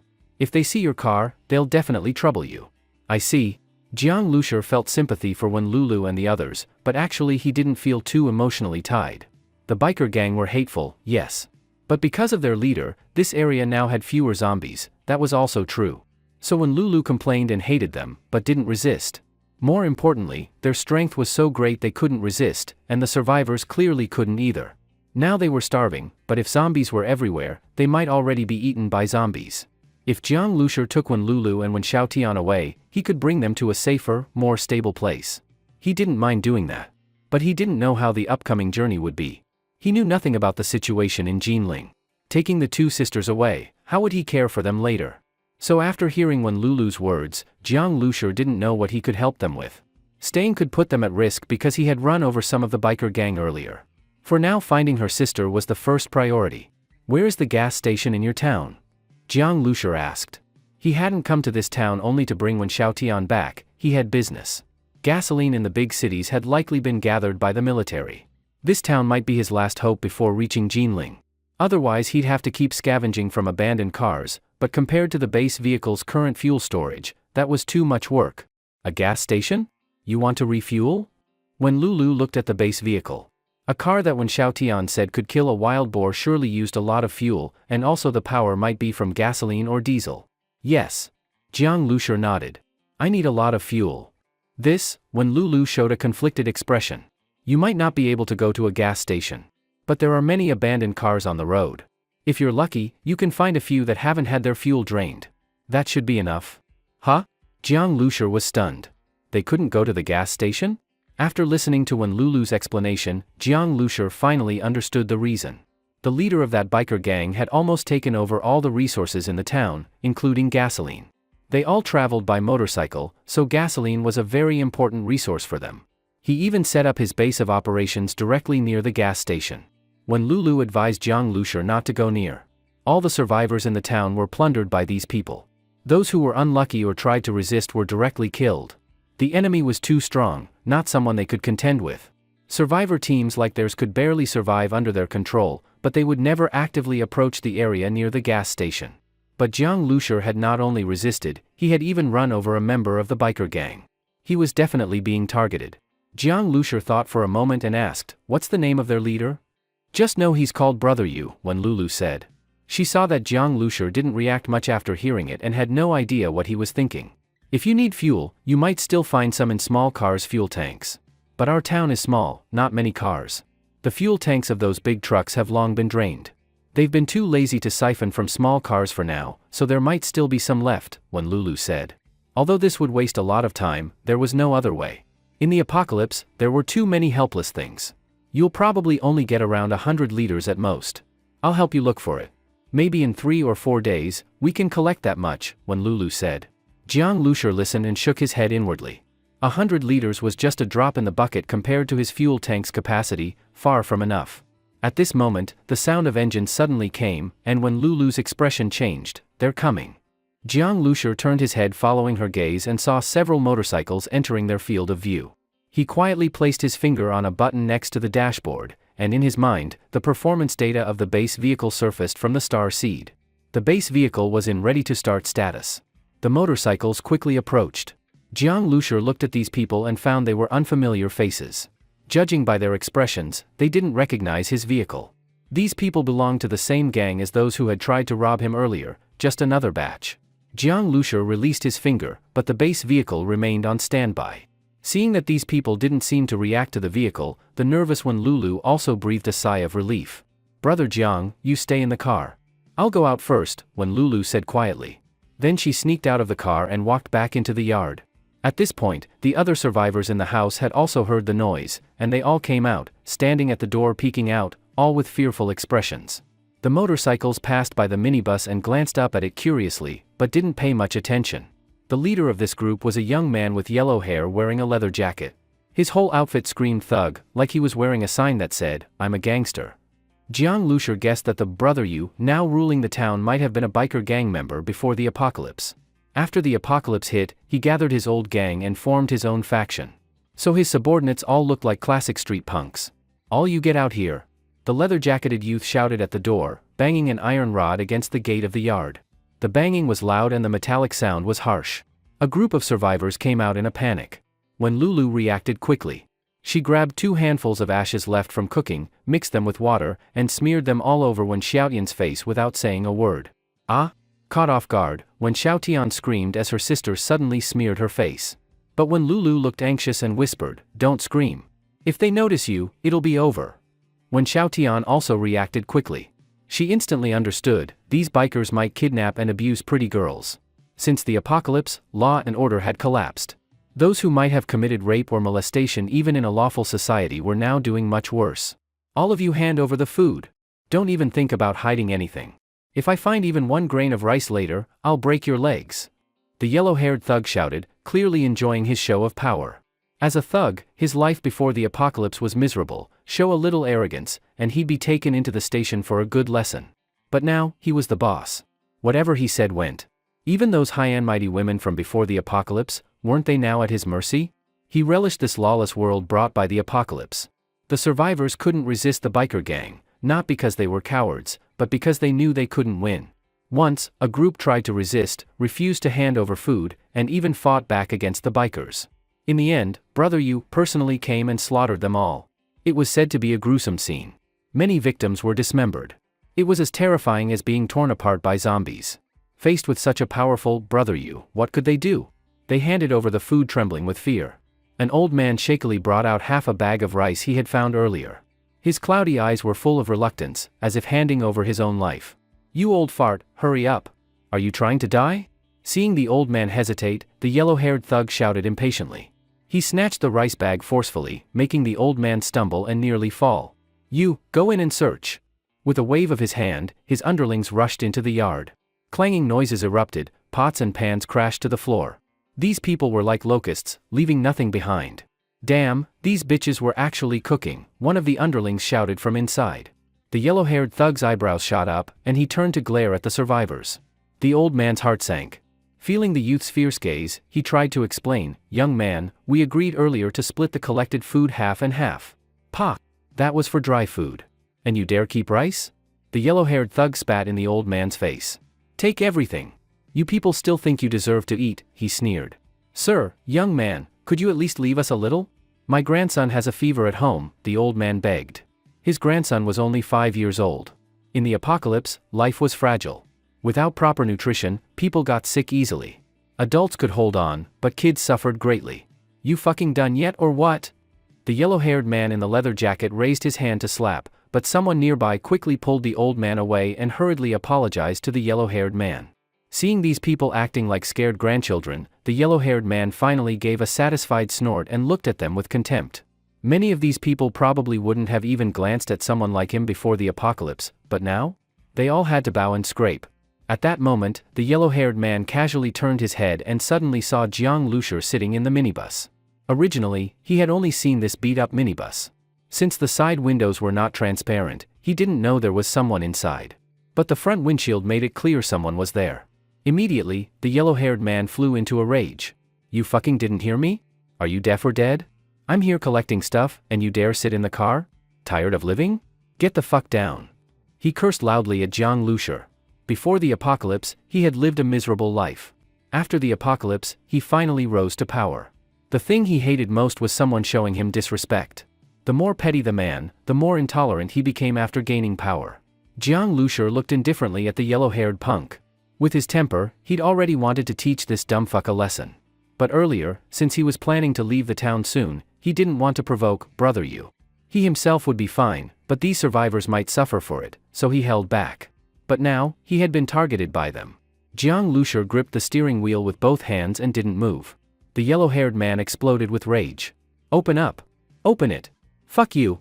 Seeing that Jiang Lushur didn't move, the yellow-haired man swung his iron rod and smashed it onto the front of the minibus. Bang! A loud crash. The minibus was completely fine, but the yellow-haired man cried out, his iron rod almost flew from his hand, and his palm went numb from the impact. "This van." The yellow-haired man froze. Normally, the front of a minibus is made of thin metal. A hit like that would leave a big dent, and his hand wouldn't hurt like this. But this one, whatever kind of steel plating it had, nearly fractured his hand. That made him even angrier. "Fuck. Brothers, smash this car for me. Drag that dumbass driver out, break his legs, and search the vehicle for supplies." As he shouted, his lackeys rushed out from the yard. One of them was even holding a pot of freshly rinsed, uncooked rice. The old man who had nearly fallen earlier looked at the pot and felt like his heart was bleeding. They were even going to steal the rice they were about to cook? The other survivors, especially when Lulu, were more worried about Jiang Lushur now. "Mr. Jiang." When Lulu didn't dare speak out loud. She stood behind the biker gang, gesturing frantically to Jiang Lushur, urging him to drive away quickly. If they dragged him out, it would be over. Seeing the gang rushing over, Jiang Lushur pressed a button to release the hook on the small cargo module in the back, shifted into reverse, turned the steering wheel right, and stepped on the gas. The base vehicle began to reverse. "This fucker's trying to run, get him." The yellow-haired man jumped on a motorcycle. The gang started their engines, twisting the throttle hard. The motorcycles roared like mad wolves and chased after Jiang Lushur. Their riding skills were impressive. The motorcycles moved like hungry wolves from all directions, closing in on the minibus. "Brothers, puncture this shitty van's tires." With the yellow-haired man's shout, the gang members pulled out welded spike traps from their backpacks and threw them under the minibus's tires. These were homemade tire shredders, just a few nails welded to metal plates. Even heavy-duty trucks would get stopped by them. Watching all this, Jiang Lushur sneered. He had reversed only to avoid hurting the survivors. Now that he was about 100 meters away and had reached a narrow asphalt road, narrow because one side was piled with cars, allowing only one vehicle through, he slammed the brakes, shifted into drive, and hit the gas. Vroom. The minibus roared like a sports car, charging forward like a wild beast, smashing over the spike traps. The poorly welded parts shattered under the weight, but the tires remained completely undamaged. What the fuck? The yellow-haired man was stunned. He couldn't figure out how this beat-up-looking van had driven over the spike traps without damage. And just then, the minibus was heading straight for him. Speed increasing, Jiang Lushur floored the gas. The yellow-haired man turned pale with fear. The minibus had accelerated too quickly, from reversing to braking to flooring it forward. It only took a few seconds. And it was somehow faster than their motorcycles. In the blink of an eye, the gang couldn't react. With a deafening boom, the minibus slammed into the motorcycle the yellow-haired man was riding. Ah! A scream. Man and bike flew like a baseball hit out of the park. Boom boom boom. The motorcycle hit the asphalt hard, sliding over 10 meters. The front wheel was completely smashed. The yellow-haired man was covered in blood, lying on the ground, wailing. One leg was pinned under the bike, clearly broken. "Fuck! Motherfucker!" he screamed.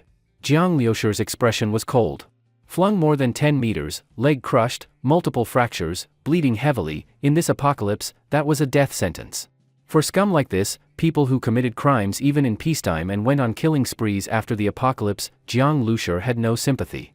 Keeping them alive only meant more victims, more innocent people and young girls suffering. He had already started killing, so he no longer worried about whether it would bring trouble to the survivors. Kill one? No going back. Kill many? Still no going back. The base vehicle was at full power. Jiang Lushur kept his foot on the gas. With another turn of the wheel, he knocked over 2 more motorcycles. Ah! More screams. The collisions were brutal. Anyone hit either died on the spot or would soon die from injuries or infection. The rest of the biker gang turned pale with fear. They had robbed many vehicles before, even some trying to escape the town for the military.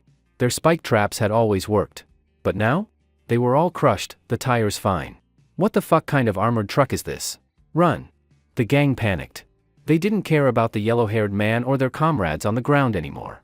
They had liquor, meat, and women to enjoy, but when trouble came, they all looked out for themselves. Who the hell would risk their life to save others? A group of biker gang members scattered like frightened birds and beasts, fleeing in all directions. They had been terrified by Jiang Lushur's ramming, and many of them darted into small alleys. On those narrow streets, of course, the base vehicle couldn't chase them. But just after a few punks ran into the alleys, several dark figures suddenly jumped out and knocked over their motorcycles. Zombies! Several zombies pounced on the punks and started tearing them apart. The screams became even more tragic. These cries quickly attracted more zombies, who all swarmed the unlucky bastards. Indeed, many zombies in the town had been lured away, but that only meant the main roads had fewer of them. There were still plenty hiding in residential areas and narrow alleys. Usually, survivors avoided those places. But the panicked punks had blindly run in, and ran right into a pack of zombies. Many of them instantly became zombie food, dying miserably. Seeing this, Jiang Lushur frowned. While the zombies were busy tearing into the punks, he eased off the gas and drove the base vehicle away. He wasn't afraid of attracting zombies, but the survivors would be in danger. If a horde of zombies rushed into the courtyard, the survivors probably wouldn't make it. So, Jiang Lushur quietly drove the base vehicle back. The dozen or so survivors in the courtyard were all stunned by what they had just witnessed. They were shocked by the minibus Jiang Lushur was driving. How could such an old, beat-up-looking van be so powerful? It crushed the spike traps, smashed so many motorcycles, and the front wasn't even dented. Not even the paint was scratched. What the hell was this thing? After the shock came fear. He killed so many of the biker gang, what was going to happen to them now? Before, people had been slaughtered just for refusing to hand over food or hitting a gang member. Brother Yu had shown up himself and killed everyone, even chopping them up. Now their fate would surely be worse. As Jiang Lushur slowly drove the van back, the survivors went pale with fear, not knowing how this would end. The old man who had been holding the pot of rice earlier was shaking. Xiaolu, we. The old man had no idea what to do. He was an old man. If he got beaten to death, so be it. But he had a grandson to take care of. If he died, the boy would starve. After the apocalypse, his children had all died, only the little grandson was left. He was the only reason the old man was still holding on. When Lulu clenched her teeth and said, "Grandpa Wang, don't think about it too much. We already ran them over. If it comes to it, we'll just hide, or fight back. There's always a way." When Lulu and when Xiao Tian were sisters, but when Lulu was much stronger in personality. She'd had enough of the biker gang long ago. Now that Jiang Lushur had run them all over, and even some got eaten by zombies, she was definitely afraid of Brother Yu going crazy, but she also found it super satisfying. Finally, some damn payback. Yeah, Grandpa Wang. Fuck this apocalypse, it's hard enough to get one meal a day. We live without knowing if we'll see tomorrow. And we still gotta take shit from assholes like them? If I wasn't afraid of dragging all of you into it, I'd have smashed that yellow-haired bastard in the head with an iron bar a long time ago. A hot-blooded young man in his 20s added. In this world where death could come at any moment, even Brother Yu didn't seem so scary anymore. Zombies weren't necessarily worse than him. But most of the people were still afraid. Zombies didn't hunt you down. But Brother Yu? If he wanted revenge, he'd find you no matter what. Jiang Lushur overheard some of their conversation. He glanced in surprise at the young man who said he wanted to knock out the yellow-haired bastard. He was short, had pale skin, and even looked a little refined. Who would have thought he had so much fight in him? Hey, bro. Do me a favor. Drag that half-dead yellow-haired prick over here, Jiang Lushur said to the pale guy and handed a pack of chocolate-covered peanuts through the window. This is for you. Jiang Lushur liked the guy's attitude. Plus, he didn't want to get out of the van himself to drag the yellow-haired man over. No telling if the zombies might be drawn by the guy's screaming. Staying in the van meant he could respond to danger at any time. Also, he had a whole stash of mutated beast meat, enough dry rations to fill a storage room. To him, this little pack of chocolate was nothing. Giving one away didn't matter at all. But in the eyes of the survivors, this tiny pack of chocolate made their eyes light up instantly. Chocolate. They hardly had any food to begin with, and most of it was trash, like it had been pulled from a dumpster. The better stuff always got taken by the biker gang. A high-calorie, great-tasting food like chocolate? They didn't even dream of it. They were sick of stale biscuits and gross, cheap instant noodles. They could barely eat that crap anymore. And now Jiang Lushur just casually gave some away. The pale-skinned young man lit up. He hesitated, swallowed hard, then shook his head reluctantly. That's not right. I can't take it. That bastard bullies us every day, dragging him over is a pleasure. His response made Jiang Lushur feel like the chocolate didn't go to waste. He tossed it over and said with a grin, just take it. There's still danger in dragging him over. Besides, he's still useful to me. The young man had no choice but to catch it. Under the envious stares of the others, he awkwardly said, thanks then. He immediately ran over, grabbed the yellow-haired guy by the back of his collar. The yellow-haired man glared at him with hatred, but got a slap across the face. What the fuck are you looking at? Still not convinced? The pale-skinned youth didn't hold back and dragged him roughly toward the van. As the broken leg was dragged, the yellow-haired man let out a scream, only to be slapped twice more. Shut the fuck up. If you lure zombies over here, I'll hang you from a lamppost and let them eat you alive from your feet up. After getting Jiang Lushur's chocolate, the guy was suddenly all business. The yellow-haired guy felt a chill. This dude wasn't messing around, clearly getting revenge. After 3 slaps, his mouth was bleeding, his face swollen. He couldn't even scream anymore, just groaned. With no medical care, his leg was basically done. Even if it didn't rot or get infected, in the apocalypse a broken leg meant death anyway. That's why he looked so bitter and hateful. He didn't beg for mercy. But now, hearing the pale youth's threat, he realized that dying outright and dying after torture were two very different things. Jiang Lushur watched from the van and clicked his tongue twice. Damn, this guy's good at scaring people. Fine by him, saves him the trouble. The yellow-haired man was soon dragged to the front of Jiang Lushur's van, leaving a long trail of blood on the ground. He had done plenty of brutal things, but never had he ended up like this. Thrown in front of the van, he looked up at Jiang Lushur in the driver's seat, and felt a chill go down his spine. Forget feeding him to zombies, even just running him over a few times with that terrifying van would be enough to make him wish he were dead. The pale-skinned guy had only made threats, but Jiang Lushur, who looked like an ordinary young man, wouldn't hesitate for a second if he decided to hit the gas. I dragged this dumbfuck over. If there's anything else you need me to do, just say it, the pale-skinned young man said to Jiang Lushur through the windshield. After he finished, he sneered and gave Huang Mao a cold look. The meaning behind that look was obvious. Huang Mao hated this pale-skinned guy to the core. Before Jiang Lushi showed up, this guy wouldn't have dared to act this cocky. He was nothing but a pathetic coward, always groveling in front of him. Back then, Huang Mao didn't care at all what these survivors looked like. There weren't any delicate pretty girls anyway. When Lulu and the others were covered in dirt from head to toe, even mud in their hair, he couldn't be bothered to give them a second glance. So, when he first saw Jiang Lushi, he didn't realize this was a face he hadn't seen before. But now he understood. If Jiang Lushi had been around earlier, there's no way he would have tolerated this shit until now. And this badass minibus, no doubt Jiang Lushi had driven it in from somewhere else. Huang Mao looked at Jiang Lushi with both hatred and fear. The pain from his broken leg made him groan continuously. I have a few questions for you. I'll ask one, and you answer one. If I think you're bullshitting me or refuse to answer. Jiang Lushi glanced at the pale-skinned young man. The young man immediately gave a hee-hee laugh and lifted one foot, waving it over Huang Mao's broken leg. You hear that? Try any stupid shit and you get it. Huang Mao's face turned green. This pale-skinned bastard. He felt utterly humiliated, but the fear of more pain forced him to speak. Go ahead and ask. This brother Yu, who is he? How did he lure the zombies away? Tell me everything, Jiang Lushi asked. He knew he'd already made an enemy out of brother Yu. Since this guy was said to be so dangerous, Jiang Lushi needed to learn as much as he could in advance to be ready. Brother Yu? Heh. Huang Mao grinned when he heard the question. So this guy had heard about brother Yu too? Clearly, he was scared. That's why he was asking. If you were scared, you should have played nice from the beginning. Now you're afraid? Too fucking late. Not to scare you or anything, but brother Yu isn't a normal person. He's way tougher than your average zombie. Back then, brother Yu used just one motorcycle to lure all the zombies in this area away. Alone. In a horde of thousands, maybe tens of thousands of zombies, he killed his way through and came out without a scratch. As he spoke, Huang Mao carefully watched Jiang Lushi's expression. But he was disappointed. There was no panic on Jiang Lushi's face. He just looked thoughtful, as if deep in thought. Seeing this, Huang Mao sneered inwardly, thinking, what the fuck are you thinking about? Like thinking will help you beat brother Yu. He figured Jiang Lushi was just putting on a brave face. Or maybe he didn't really understand what it meant to lead zombies away like that. A lot of people didn't want to bow to brother Yu. They all ended up the same way. He's got a temper. If someone resists, he doesn't just kill them, he makes sure they die ugly, Huang Mao continued, his face twisted and eyes gleaming like he was enjoying the idea. He was doing his best to scare Jiang Lushi. Dismemberment, right? I've heard about that, Jiang Lushi said calmly. His response left Huang Mao stunned, and a bit confused.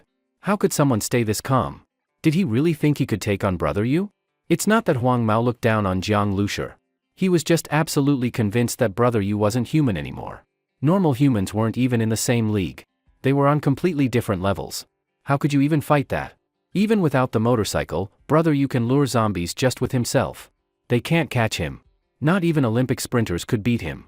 He's fast enough to race a motorcycle like it's nothing, Huang Mao added. Despite being powerless before Jiang Lushi, talking about brother Yu's strength gave Huang Mao a weird sense of pride, like he was strong himself. It was because he couldn't get revenge on Jiang Lushi, so now he was hoping brother Yu would. He's that fast? Jiang Lushi understood now. If his speed was really that insane, then yeah, normal people wouldn't stand a chance. If you couldn't even see him move in time, how would you fight him? By the time you realized he'd attacked, you'd already be bleeding. If he could race a motorcycle, that kind of speed was terrifying. Jiang Lushi was sure Huang Mao wasn't lying. Without that kind of speed, no way could one man lead away all those zombies. And not just that, what Jiang Lushi had been thinking about earlier was the virus data given to him by the Star Seed. What Huang Mao said, that brother Yu wasn't a normal person, was literally true. In fact, brother Yu and that mutant wild boar were the same type. When the virus hit them, their bodies mutated. But instead of turning into zombies, the virus altered them, turned them into mutants, or rather, superhumans. This was rare. Between a zombie and a mutant, it was heaven and hell. The power of that mutant wild boar had already proven how terrifying mutants could be. Mutants had way better survival odds in the apocalypse. Normal zombies couldn't even threaten them. Brother Yu was one of those mutants. And his mutation was probably speed. Using that ability, he had become a tyrant in this town. Besides speed, does he have any other abilities? Jiang Lushi asked. Huang Mao just kept emphasizing how ruthless brother Yu was. But that didn't mean much to Jiang Lushi. After a few more questions and realizing he couldn't get anything else useful out of Huang Mao, Jiang Lushi waved at the pale-skinned young man. The guy had been standing to the side with his hands in his pockets. When he saw Jiang Lushi wave, he ran over eagerly. Huang Mao started to panic. He had no idea what Jiang Lushur was planning to do with him. Jiang Lushur just stared at him through the windshield, deep in thought. The gas station was located at the other end of the town, near the exit. There were fewer zombies here.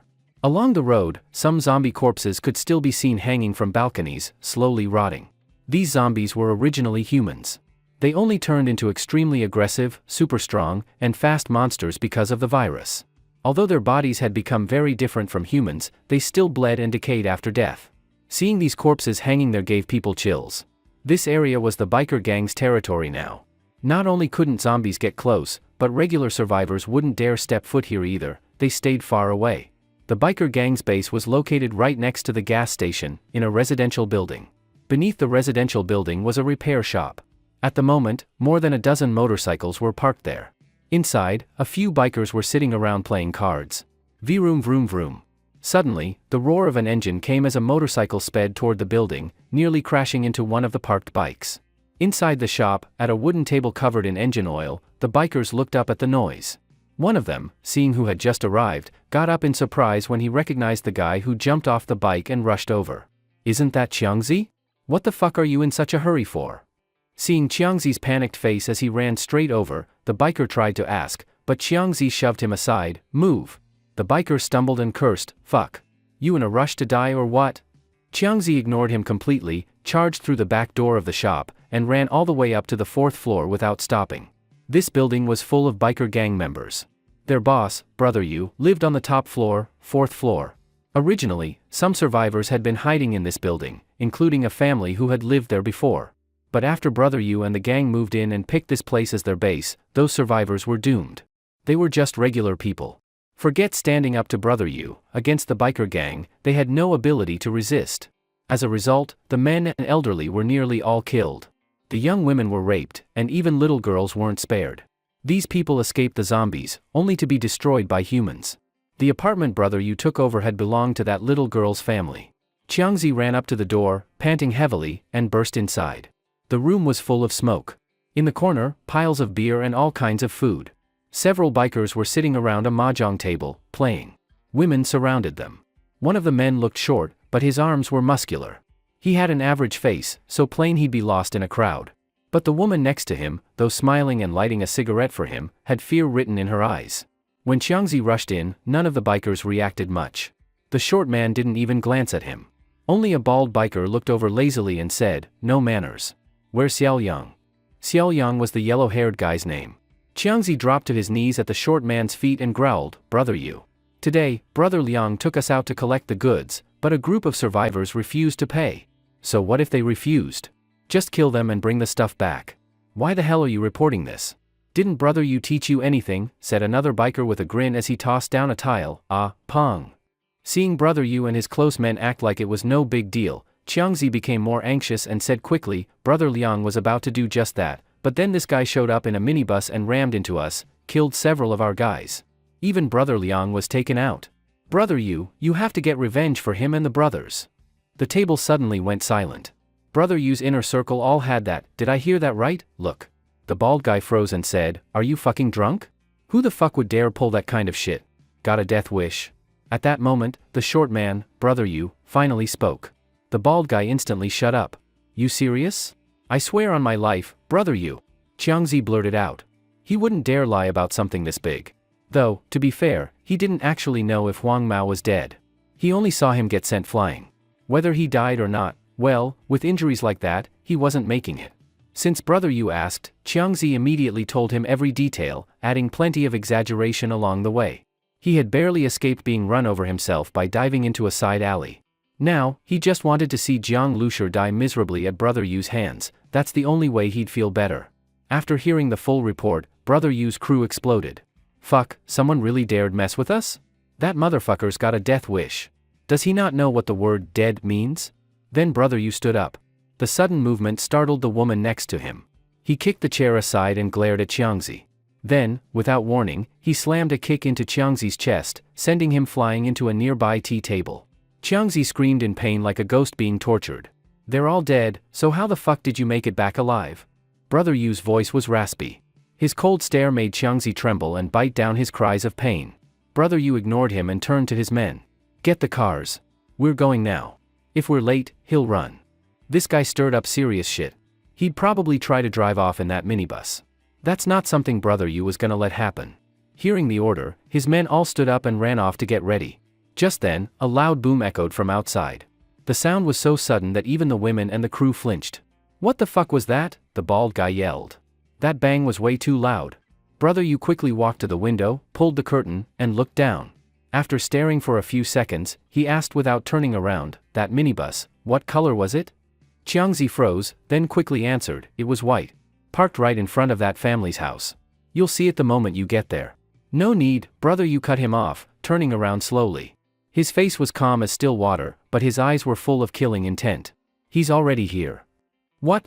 Brother Yu's words left his henchman, and Qiangzi, in disbelief. "That loud bang just now, it came from that minibus?" They were just about to go check out the window, but saw Brother Yu walking toward the door with a dark expression. He was carrying a loose bag, and with each step, the sound of glass bottles clinking could be heard from inside. Inside the bag were bottles of gasoline. Light them up and throw, they became the simplest Molotov cocktails. Besides that, Brother Yu also had a black Type 54 pistol at his waist.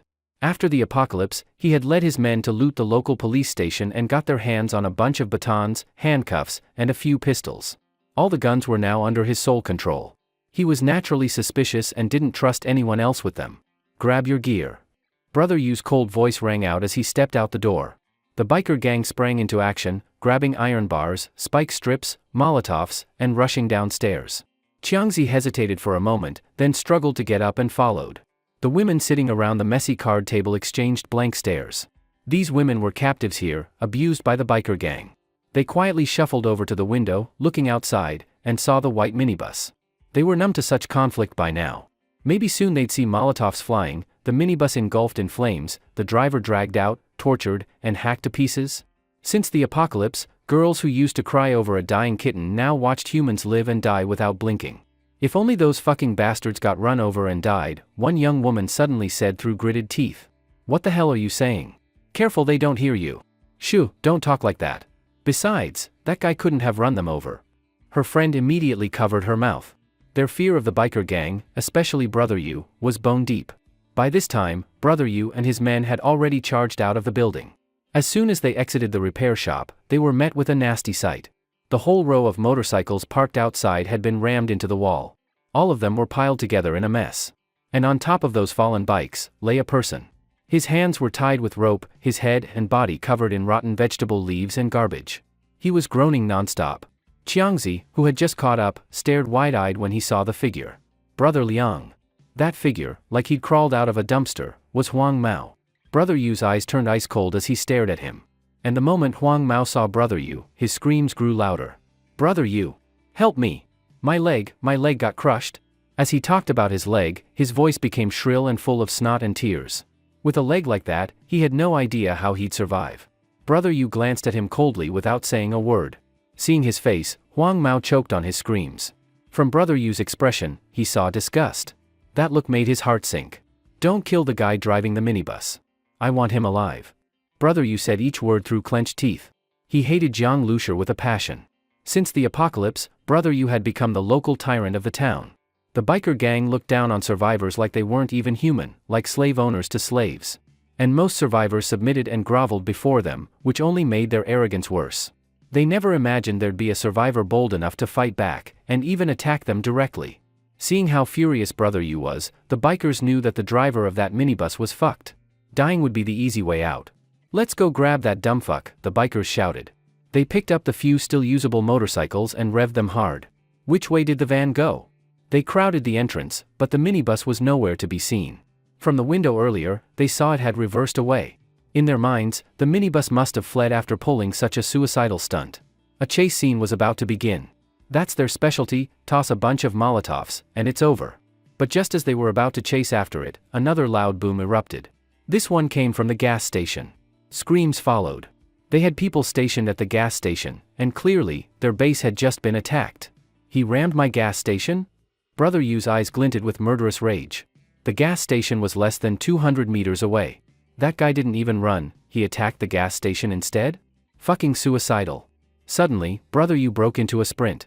Like a cheetah, he leapt over the motorcycles and charged toward the gas station.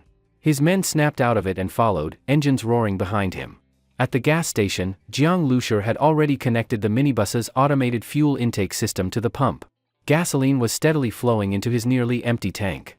The biker gang had collected nearly all the fuel in town and stored it here. Jiang Lushur couldn't even use it all. At the same time, his eyes were fixed on the direction of the building, waiting for Brother Yu to appear. After thinking it over, Jiang Lushur realized that waiting for Brother Yu to come to him might endanger Wen Lulu and the others. Even if they hid, it might not be safe. There were too many bikers. If anything went wrong, he wouldn't be able to protect them. Besides, he needed a large amount of gasoline, that was the main point.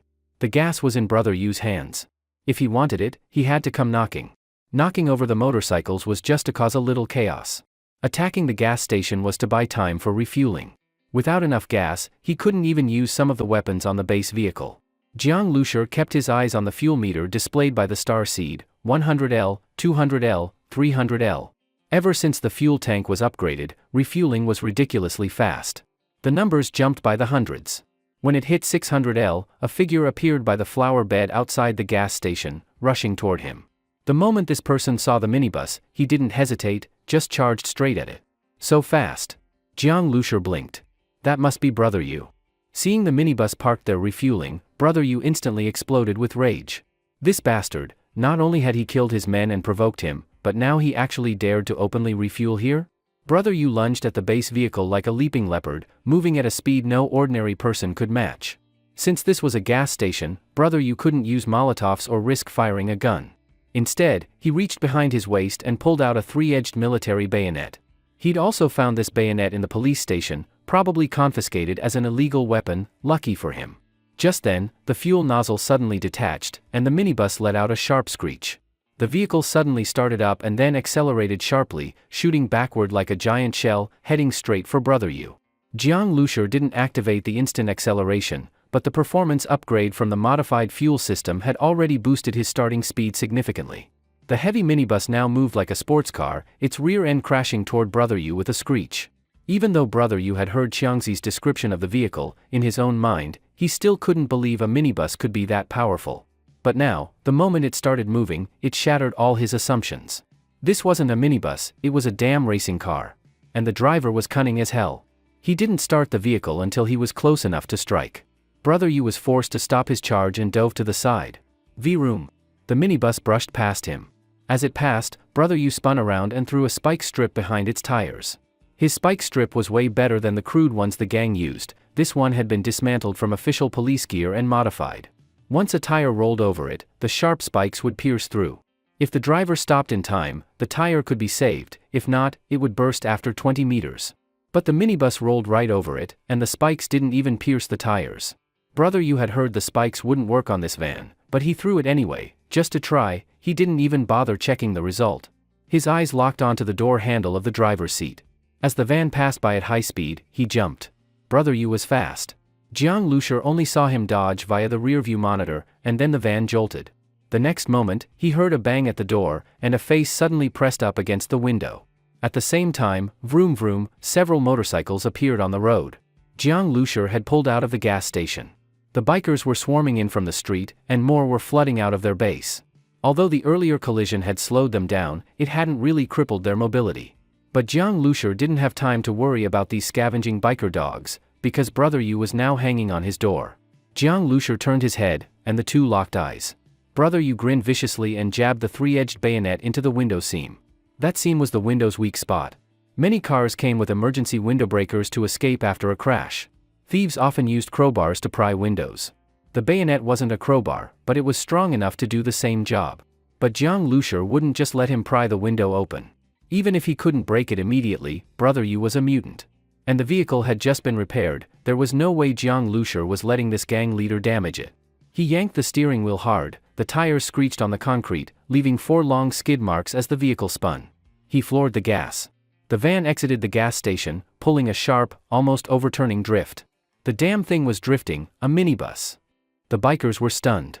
With a turn that sharp, and Brother Yu only holding the handle with one hand, he was flung off. Normally, that would have injured someone. Jiang Lushur looked back through the window, and saw Brother Yu tumble skillfully to the ground without a scratch. Then Jiang Lushur noticed something new in Brother Yu's hand. Brother Yu looked pissed. He hadn't expected the van to perform so well, better than Qiangzi had said. But now that the van had left the gas station, he no longer needed to hold back.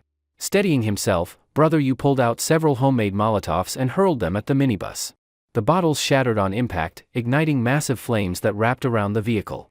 The van was fast, but Brother Yu's throws were faster. There was no time to dodge. Brother Yu shouted as he threw the Molotovs. At the same time, he pulled the Type 54 pistol from his waist, aiming at the flaming driver's side window, where Jiang Lushur was clearly visible. They were less than 10 meters apart. Brother Yu wasn't a sharpshooter, but after training in the apocalypse, his aim was decent. At that range, he aimed to shoot Jiang Lushur in the shoulder. If the shot veered a little and hit his neck or head, well, then Jiang Lushur would just die quicker. Normal police handguns were made to stop, not kill. But the Type 54 was different. Nicknamed the Black Star, it was a military pistol built for lethal damage.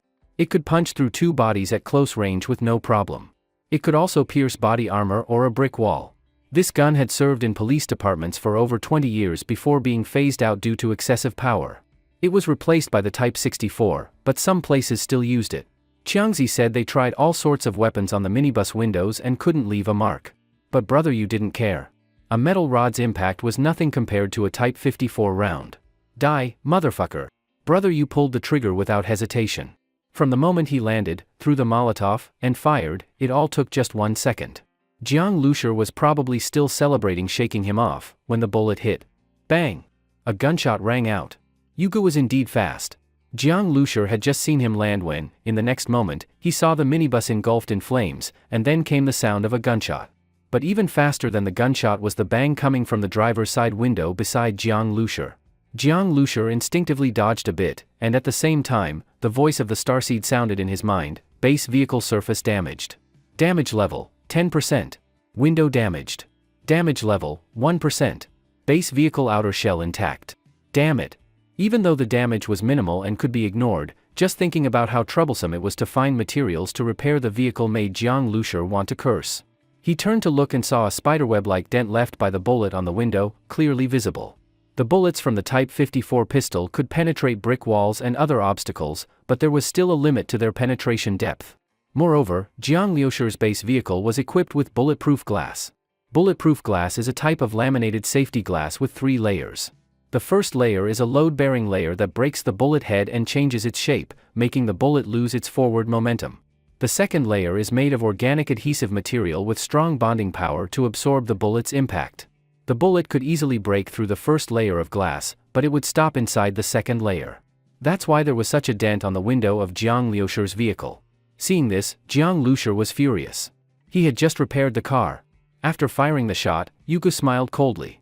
He had already heard the sound of the bullet hitting the glass. Yugu stood up, planning to wait until the fire died down before having his underlings drag Jiang Lushur out. Hopefully, Jiang Lushur would still be alive by then, otherwise, it would be a pity. But at that moment, he suddenly heard the vroom vroom sound again. The sound came from the minibus right in front of him. Yugu was stunned. He was sure he had hit him.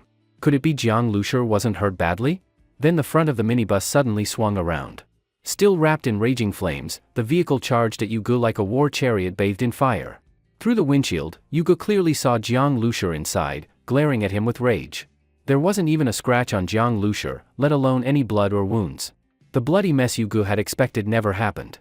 Yugu, holding the Type 54 pistol, froze. What the hell? As the minibus charged forward, Yuji's face twisted in rage. He raised the gun again and fired several shots at Jiang Lushur. All the bullets hit the windshield, but were completely stopped. Each bullet left a visible dent, but behind the glass, Jiang Lushur remained unchanged, even his expression didn't flinch. Boom! The minibus charged ahead.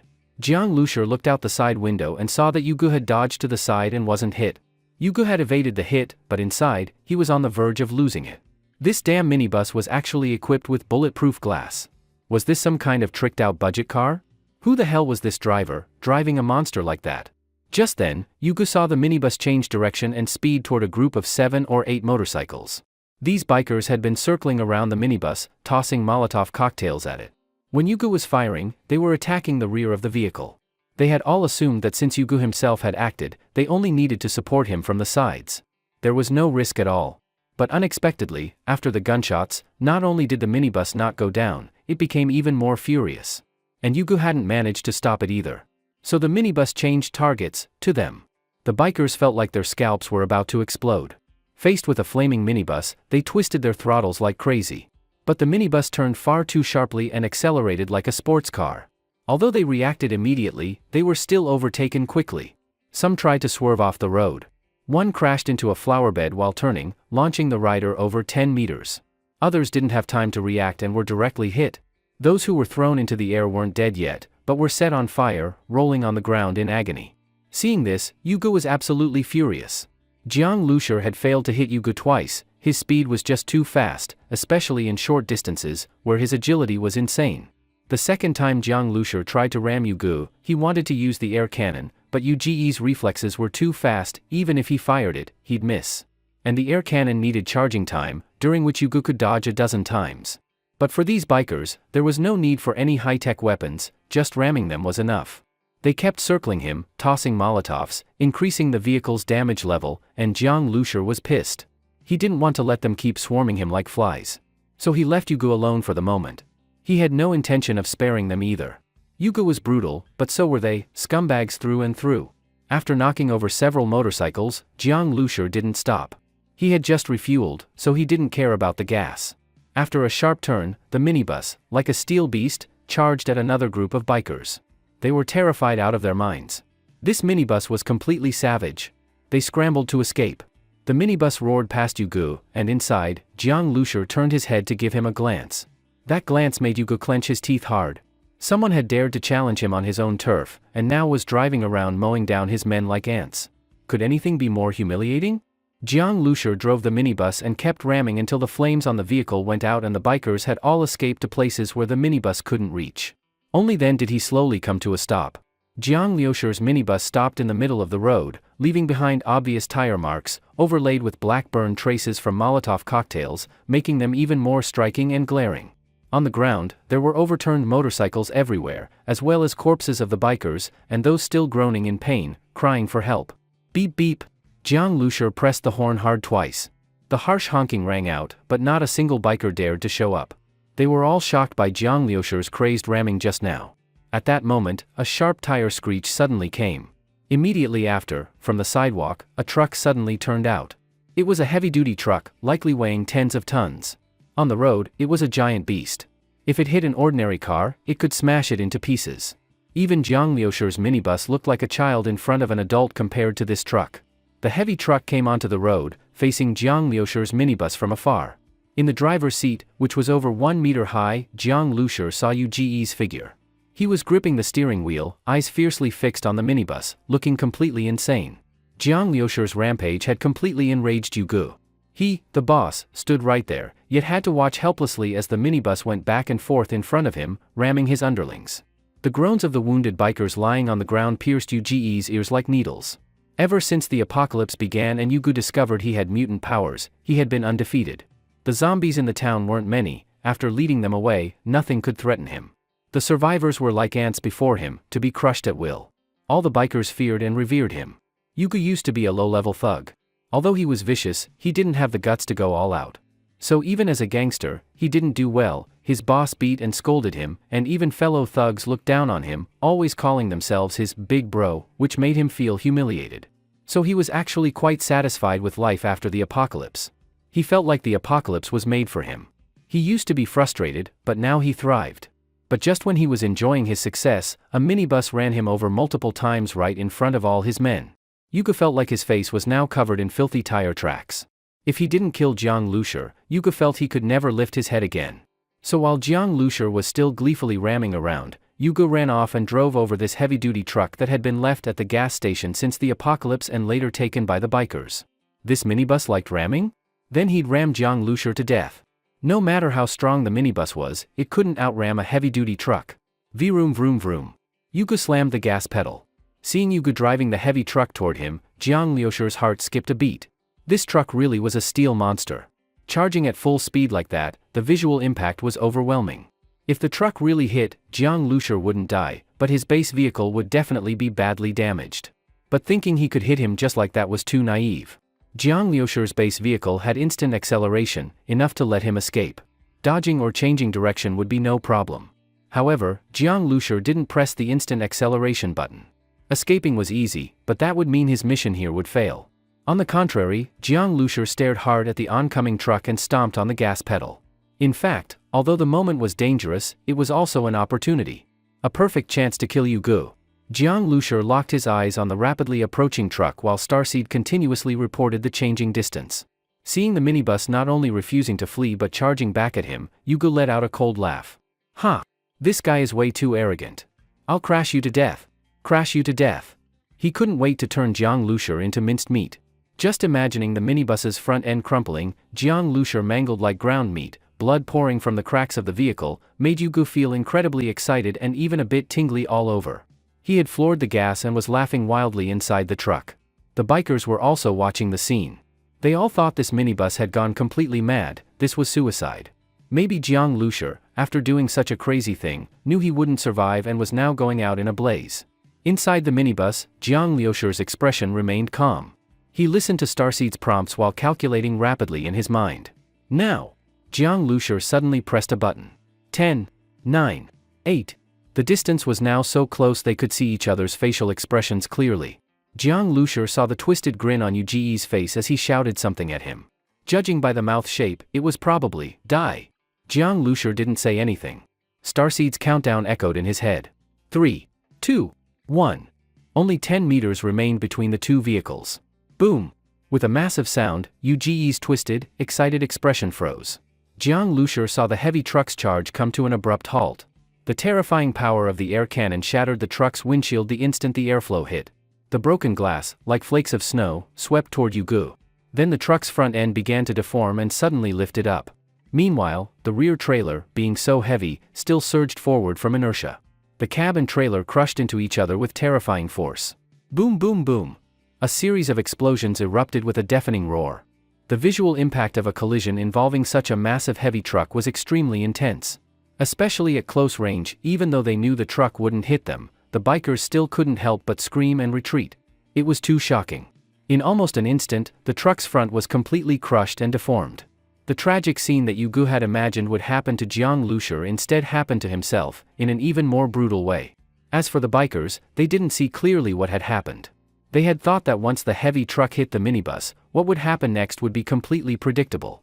But unexpectedly, just as the two vehicles were about to collide, the truck's front suddenly flipped, and they watched the front deform right before their eyes. Yu Gu was fast, but this time, he didn't have time to escape and was crushed together with the truck's front.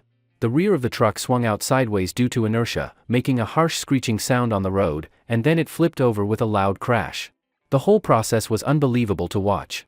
The massive noise made all their ears ring. It felt just like a huge explosion. Jiang Liusher saw some fragments splatter onto his windshield, making a series of dense crashing sounds.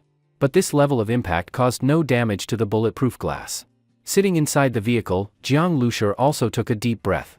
The outcome for the heavy truck didn't surprise Jiang Liusher, but seeing it with his own eyes was still shocking.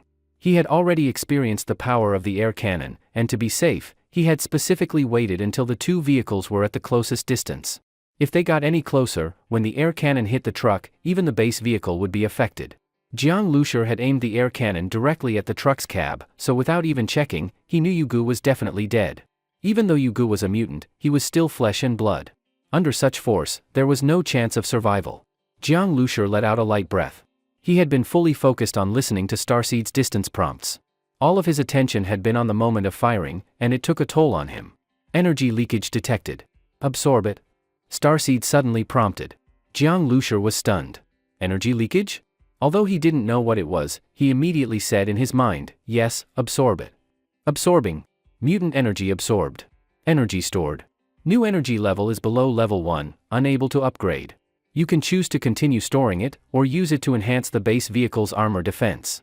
Mutant energy? Jiang Liusher was a bit confused. He looked at the overturned truck and suddenly understood. This mutant energy must be Yu Ji's mutant ability energy. However, Jiang Liusher didn't understand this new kind of energy. Fortunately, Starseed quickly explained. After Yu Gu died, the energy inside his body leaked out, and the base vehicle could absorb it. This was different from the mutant wild boar's core. This kind of energy was stored inside Uge's body and would be consumed when he used his powers. At the same time, a very small amount would leak out. But the leaked amount was so small that the base vehicle couldn't detect or absorb it. After Uge died, all of it leaked out at once, and the base vehicle immediately detected it. But Uge's mutant level was so low, not even level 1. The energy that leaked out naturally wasn't enough to reach level 1 either. This energy can actually enhance armor defense. Jiang Lushur already felt the base vehicle's defense wasn't quite enough.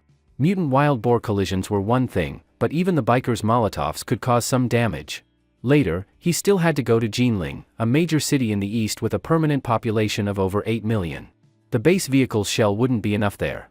Any improvement would raise Jiang Lushur's chances of survival. After all, he had no idea what the current situation in Jinling was. He had thought that after the apocalypse, the internet wouldn't go down so quickly, but due to explosions and fires, Jiang Lushur had never been able to connect to the network. Otherwise, maybe some survivors would be sending out rescue messages or sharing info, and he could have learned something about Jinling. Still, even without knowing anything, there was one thing Jiang Lushur was certain of: the more densely populated and developed a place used to be, the more dangerous it had now become. As he thought this, Jiang Lushur confirmed in his mind. This energy, which hadn't even reached level 1, was weaker than the mutant wild boars. The boar's core was evaluated as level 1 and had allowed the base vehicle to evolve once. Judging from that, accumulating mutant energy could also evolve the vehicle, but compared to storing it, enhancing the armor defense was what Jiang Lushur needed most now. Upgrading the armor didn't affect his driving the base vehicle. In fact, it was the fastest upgrade project so far. It would only take 15 minutes to complete. At this time, Jiang Lushur turned his gaze toward the bikers still standing dumbfounded, staring at the truck with disbelief on their faces. These bikers had always centered around Uge. They had completely submitted to his power and greatly feared him. Now, Uge had died right in front of them. Once they snapped out of it, they would naturally think that even without Uge, they could still lord over this place. Uge had already paved the way. But just as that idea started forming in their minds, they suddenly shivered all over and looked at the minibus. Inside the minibus, Jiang Lushur was also looking at them. As their eyes met, Jiang Lushur suddenly stepped on the gas. Seeing the minibus move, and charging toward them, the bikers were instantly terrified. One by one, they started their motorcycles and fled in panic. Jiang Lushur wouldn't let the tigers return to the mountain. These bikers had committed countless atrocities, and had already tried to attack him twice. Jiang Lushur was not someone who showed mercy. Since they attacked him, he wouldn't go easy on them. Hearing the roar of the minibus behind them, those biker gang members were scared out of their wits. Even a heavy truck had been taken down. Riding motorcycles, they had absolutely no sense of safety. "Get into the alley. He can't follow us in," some of the bikers shouted. They rushed into the alley, but not long after entering, zombies suddenly lunged out, knocking them off their motorcycles and starting to tear them apart. There were quite a few zombies. Many of them appeared on the streets. They were already fast runners, had no fear of injury or death, and were agile in their reactions and jumping ability. The bikers were taken down one after another, or were directly blocked head-on by the zombies, unable to break through, and were soon overwhelmed by the zombies amidst their screams. The sudden appearance of so many zombies was clearly due to the earlier explosion sound that had attracted them. However, most zombies had already been drawn far away. These remaining ones were hiding inside buildings and numbered only about 100, not a threat to Jiang Lushur. But the bikers were out of luck. Jiang Lushur was chasing them from one side, and zombies were attacking from the other. Very quickly, they were either knocked down by Jiang Lushur or killed by zombies while trying to flee. Some zombies turned their attention to Jiang Lushur. At first, he ignored them. Only after confirming that all the bikers had been dealt with did he suddenly turn and start ramming into the zombies. Bang bang bang. A series of bloody crashes rang out. Jiang Lushur drove the base vehicle around the street several times, honking the horn a few times to attract all the zombies that were still feasting on corpses. These zombies desperately pounced at the base vehicle, their outstretched hands and ferocious faces barely touching the glass before being flung away or crushed under the wheels. Soon, there wasn't a single standing zombie left on the street. Outside the gas station, the main road was littered with overturned heavy trucks, corpses, and motorcycles. It was an extremely tragic scene. Jiang Lushur, the one who caused all this, looked at the scene and let out a breath. This was the apocalypse. He had always heard that human life was worth nothing, but only now did he truly understand what that meant. Zombies eat people, and people eat people. If you don't kill, you'll be killed. After waiting for a while, Jiang Lushur slowly drove the minibus back to the spot where the heavy truck had crashed, then parked it next to the deformed cab. After ensuring the angle made it impossible for others to ambush him and that he could jump back into the base vehicle at any moment, Jiang Lushur opened the door and carefully got out. In fact, the spot where he exited was a blind spot formed by the cab and the base vehicle. Even if zombies appeared, they couldn't squeeze in. Once off the vehicle, Jiang Lushur was directly facing the cab of the heavy truck.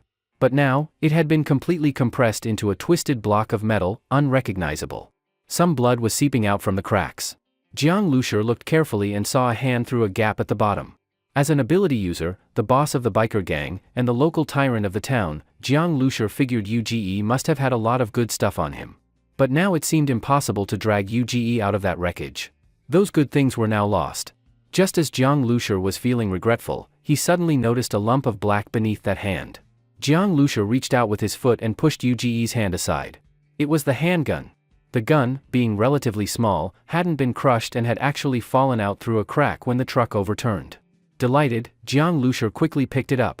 He was very careful while picking up the gun to avoid accidentally firing it. After confirming that the gun hadn't been damaged at all, Jiang Lushur finally showed a faint smile. It was a Type 54 pistol. Jiang Lushur had never used one before, but as a child, he'd held onto toy guns tightly and had been taken to a shooting range once before his parents passed away. Of course, after all this time, he felt very rusty, but he still remembered some basics. Even when a bullet is loaded into the magazine, it doesn't enter the chamber on its own. You need to chamber a round for the bullet to be ready to fire. And a gun has a safety. After chambering a round, you have to release the safety to put the gun into firing mode. The gun Jiang Lushur picked up already had a round chambered and the safety was off. He ejected the bullet and turned the safety on before safely playing with it in his hands. Finding the Type 54 pistol gave Jiang Lushur a bit of renewed hope. He continued searching patiently, but unfortunately, aside from blood and fragments, he didn't find anything useful. Restarting the base vehicle, Jiang Lushur drove the minibus to the gas station. Finally, no one would interrupt his refueling. UGE and the bikers had gathered all the town's fuel and stored it here. Now, it all belonged to Jiang Lushur. Once the base vehicle was parked, the automatic refueling system activated, the fuel hose extended, and connected to the pump. Immediately, large amounts of gasoline began pouring into the base vehicle's tank. The tank was like a giant mouth, swallowing the fuel whole. The fuel used up during the battle with UGE was quickly replenished, and then 1000 litres, 1500 litres, 2000 L. Eventually, a full 10,000 liters. A 10 cubic meter tank, completely filled. All 10,000 liters of gasoline were now inside Jiang Lushur's base vehicle. For someone who had been fretting over 20 or so liters before, this was incredibly satisfying. Finally, a full tank. If he had to gather this much fuel from individual cars, who knows how long it would have taken. With a full tank, there was no more anxiety. The base vehicle could now accelerate freely and use all its functions without worry. Jiang Lushur now felt much more confident about entering Jinling City. Still not satisfied, Jiang Lushur searched the gas station and, sure enough, found a small fuel tanker. The tanker was full of gasoline with no leaks. Laughing, Jiang Lushur hitched it directly to the minibus. With the tanker attached, Jiang Lushur had no other way to carry more fuel, so he reluctantly left the rest behind. The town wasn't far from Jinling. If he couldn't find fuel there, he could always come back. After all that was done, Jiang Lushur drove to the biker gang's base, the small building. Outside the repair shop, several corpses were lying on the ground, with their chests split open and stomachs ripped apart, even their limbs were incomplete. Jiang Lushur immediately saw Huang Mao among them. These people had stayed at the base. After the explosion sound attracted the zombies, they were suddenly attacked. Later, the zombies that were eating them were lured away by Jiang Lushur's car horn, and then all got run over by Jiang Lushur. Jiang Lushur parked the base vehicle at the entrance. Earlier, he had been focused on refueling and only now noticed that the vehicle's shell upgrade had been completed. With the addition of mutant energy, the shell of the base vehicle didn't look different from the outside, but when Jiang Lushur knocked on it with his hand, there was a faint sense of elasticity. Actually, the shell was still hard. This feeling came from the shell's inner layer being able to absorb some impact force, making it feel like hitting cotton. But the feeling wasn't strong, it was very weak. Jiang Lushur knew it was because the base vehicle had absorbed too little mutant energy this time. Even so, this small improvement made Jiang Lushur very satisfied. With a bit more shock absorption, the damage rate of the base vehicle would be much lower. He picked up a wrench, raised the Type 54 pistol in his hand, chambered a bullet, turned off the safety, and took his finger off the trigger. Then, Jiang Lushur got out of the vehicle. Stepping over the corpses, Jiang Lushur entered the repair shop and carefully walked toward the stairway. Jiang Lushur had already heard from Huang Mao about the situation inside the building. The small building had 4 floors. The lower 3 were where the biker gang lived, and the 4th floor was UGE's personal space. All the supplies they had gathered were also on the 4th floor. Although it was expected that no biker gang members were left inside, Jiang Lushur was still very cautious. On the 4th floor, the women who had previously looked out the window were now huddled together, holding hands, with nervous and uneasy expressions. They all heard Jiang Lushur's approaching footsteps. He was getting closer. Earlier, they had seen the entire scene through the window, Jiang Lushur driving that minibus, charging around. Finally, in a thrilling crash accompanied by an explosive sound, UGE's heavy truck was smashed into scrap metal. Seeing that, the women couldn't believe it. That beat-up-looking minibus actually crushed the cab of a heavy truck? Crushed like that. UGE, who was in the driver's seat, must have been squashed like a meat patty. They kept staring at the ruined cab and the blood flowing from it, unable to accept the fact that UGE was dead. That once overbearing, powerful man who ruled the entire town, who could cruelly kill anyone who made him unhappy, UGE, had been killed today. Was this a dream? They hadn't recovered from the shock when they heard more crashing sounds and the roaring of the engine. That little minibus's engine thundered like lightning, shaking their eardrums. Like a furious beast, the minibus charged around, crashing into the remaining biker gang members. Like a tiger among sheep, sweeping everything before it, the bikers were terrified and ran in all directions. In the end, they were either run over or bitten to death by zombies. This scene felt like a dream to the women. Those hateful and vicious biker gang members, like a pack of wolves, were wiped out in just a few minutes? These women had all been forced and taken by them. They hated the biker gang, especially UGE, to the bone. Now, seeing UGE and the bikers die such miserable deaths, even worse than what they did to their victims, the women couldn't believe it. After running over all the zombies and bikers, the minibus returned to the heavy truck. They saw Jiang Lushur get out of the car. He wore a simple black t-shirt and jeans, looking clean and very young. Based on the earlier scene of the minibus ramming through everything, they thought the driver must be brutal and fierce, but it turned out to be such a young man.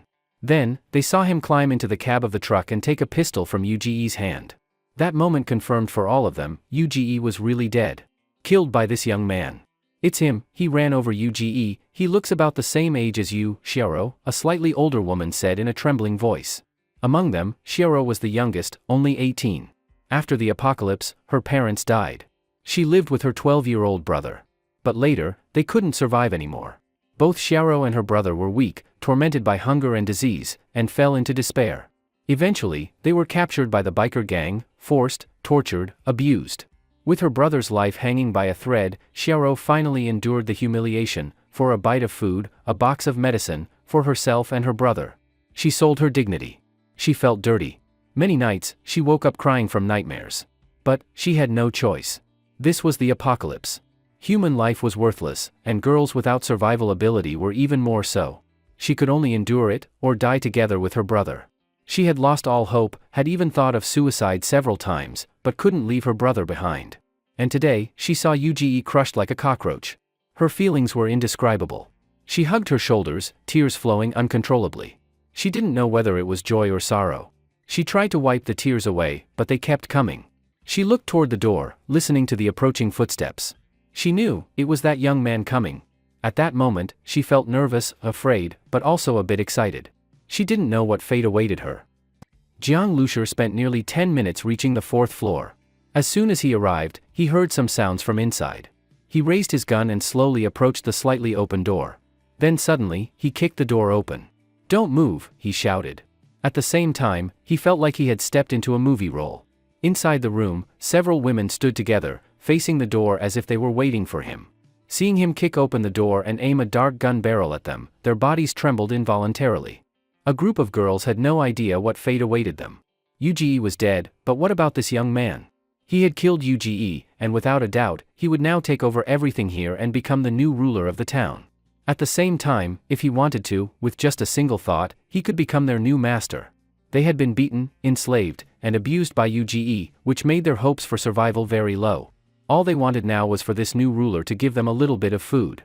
"Don't move." Jiang Lushur was momentarily stunned when he suddenly saw a group of girls, but he didn't let his guard down at all.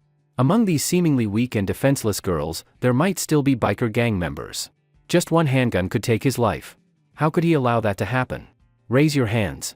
Come forward one by one," Jiang Lushur said. The women all looked at him. "Hurry up," Jiang Lushi urged again. Xiaoro wiped her tears, raised her hands high, and was the first to step forward. As she walked toward Jiang Lushi, he kept his gun pointed while approaching her, patting her waist and pockets. As soon as Jiang Lushi touched her, Xiaoro's body trembled slightly, but she didn't try to avoid it. She bit her lip and looked at Jiang Lushi. "All right, go stand over there." Next, Jiang Lushi said after finishing the search. Xiaoro obediently walked to the side. Soon, Jiang Lushi had searched all the women. They didn't have any weapons. Jiang Lushi guessed they were probably women forcibly taken by the biker gang, most likely UGE's women. After being searched, the women stood together in a corner of the room, all looking at Jiang Lushi with uneasy eyes. Big brother," a woman in red stammered, What are you going to do with us?" The woman looked to be in her early 20s, with a full figure and a pretty face. In fact, almost all the girls in the room were young and beautiful.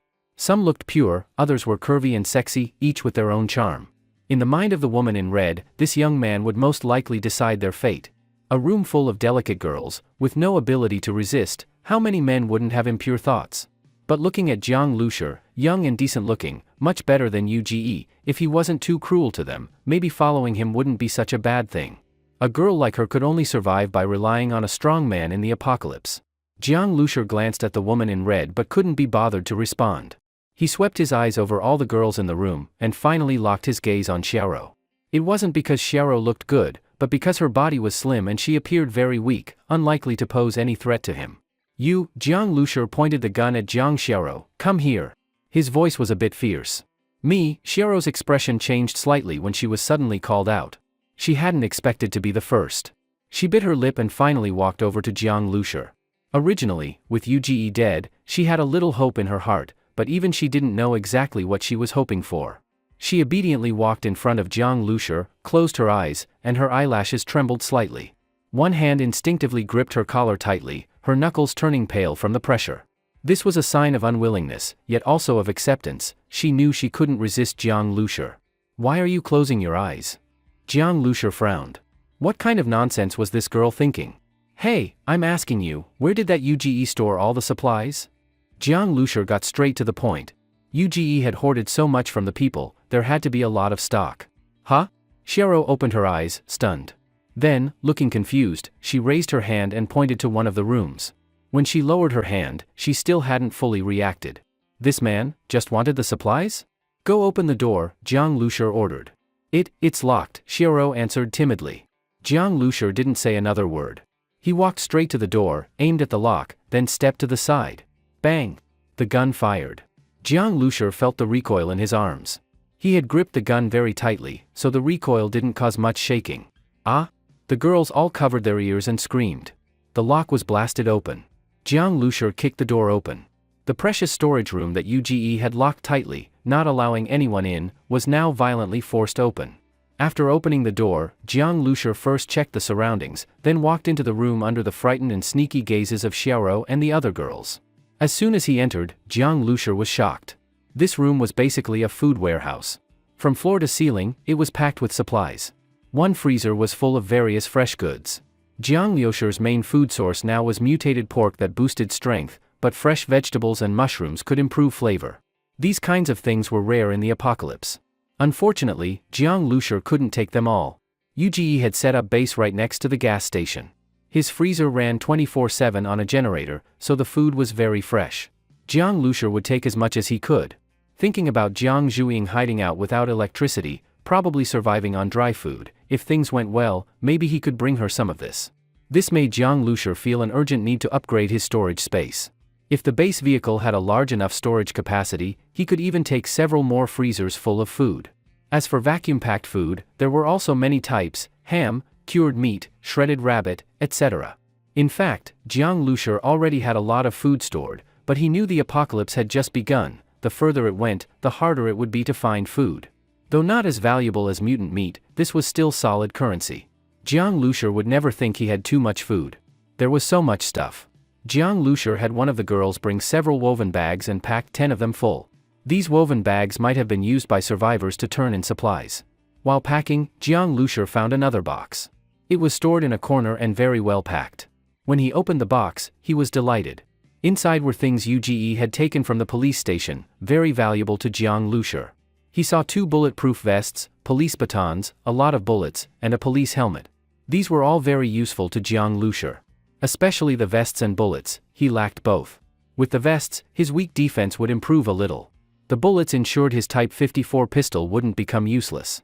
In the base vehicle, Jiang Lushi had both combat ability and safety.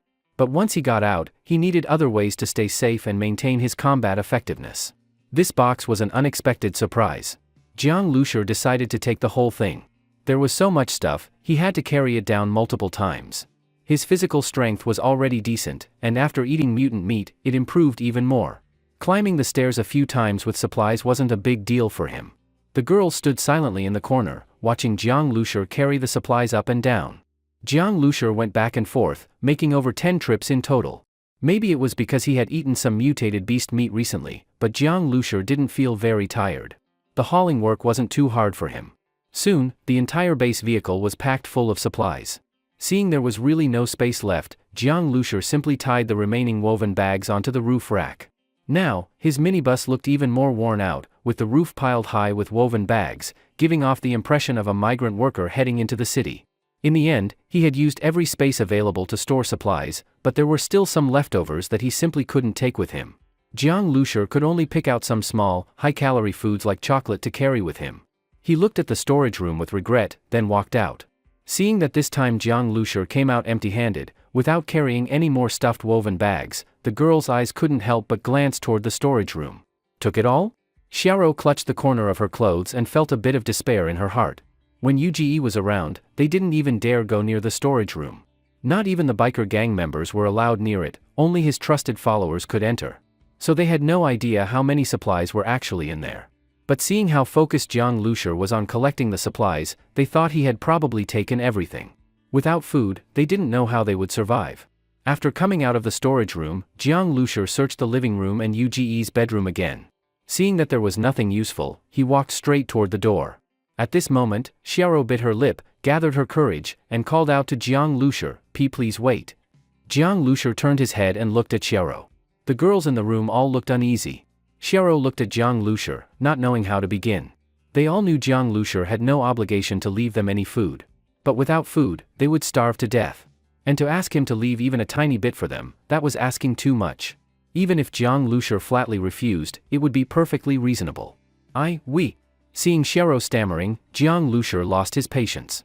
He stepped outside and was about to go downstairs when he turned back. When they saw Jiang Lushi step out, Xiaoro and the others felt hopeless. But seeing him return, hope lit up on their faces. Some of the girls even wanted to ask if they could follow Jiang Lushi. Honestly, Jiang Lushi was young and good-looking. If they could follow him and get food to eat, most of the girls were willing. But they didn't dare say it. They vaguely sensed that Jiang Lushi wasn't interested in them. If they said it and got rejected, it would be too humiliating. Besides, they didn't have any skills, they would just be a burden.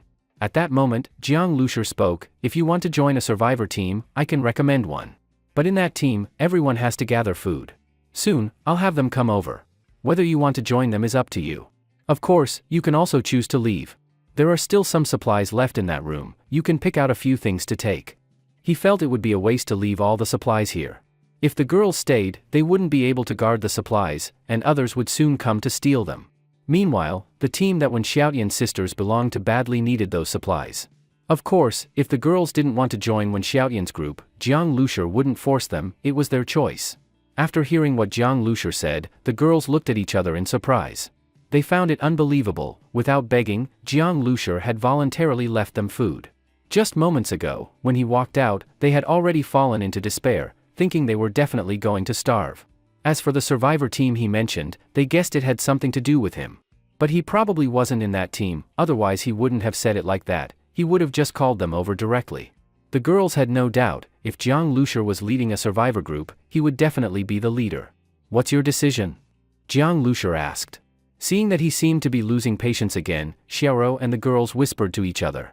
Then Xiaoro looked at Jiang Lushi and said firmly, "We're willing to join the survivor team. We'll do whatever work is required." Compared to being abused in exchange for food, Xiaoro would rather survive by her own efforts. It was just that girls like them didn't have the ability to survive on their own. Now, Jiang Lushi gave them a chance, and Xiaoro was actually very grateful to him. "All right, wait here then," Jiang Lushi said. This place had a great location. Jiang Lushur thought it was more suitable as a camp for Wen Xiaotian's team.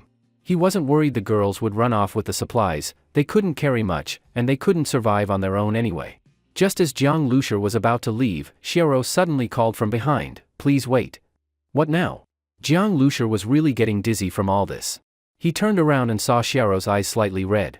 With tears in them, she said, "Thank you." You're welcome," Jiang Lushur replied, feeling that he hadn't really done much. Since the apocalypse began, Jiang Lushur didn't think of himself as a good person. He just didn't go out of his way to do evil. Everything he did was for survival and to reach Jinling City smoothly.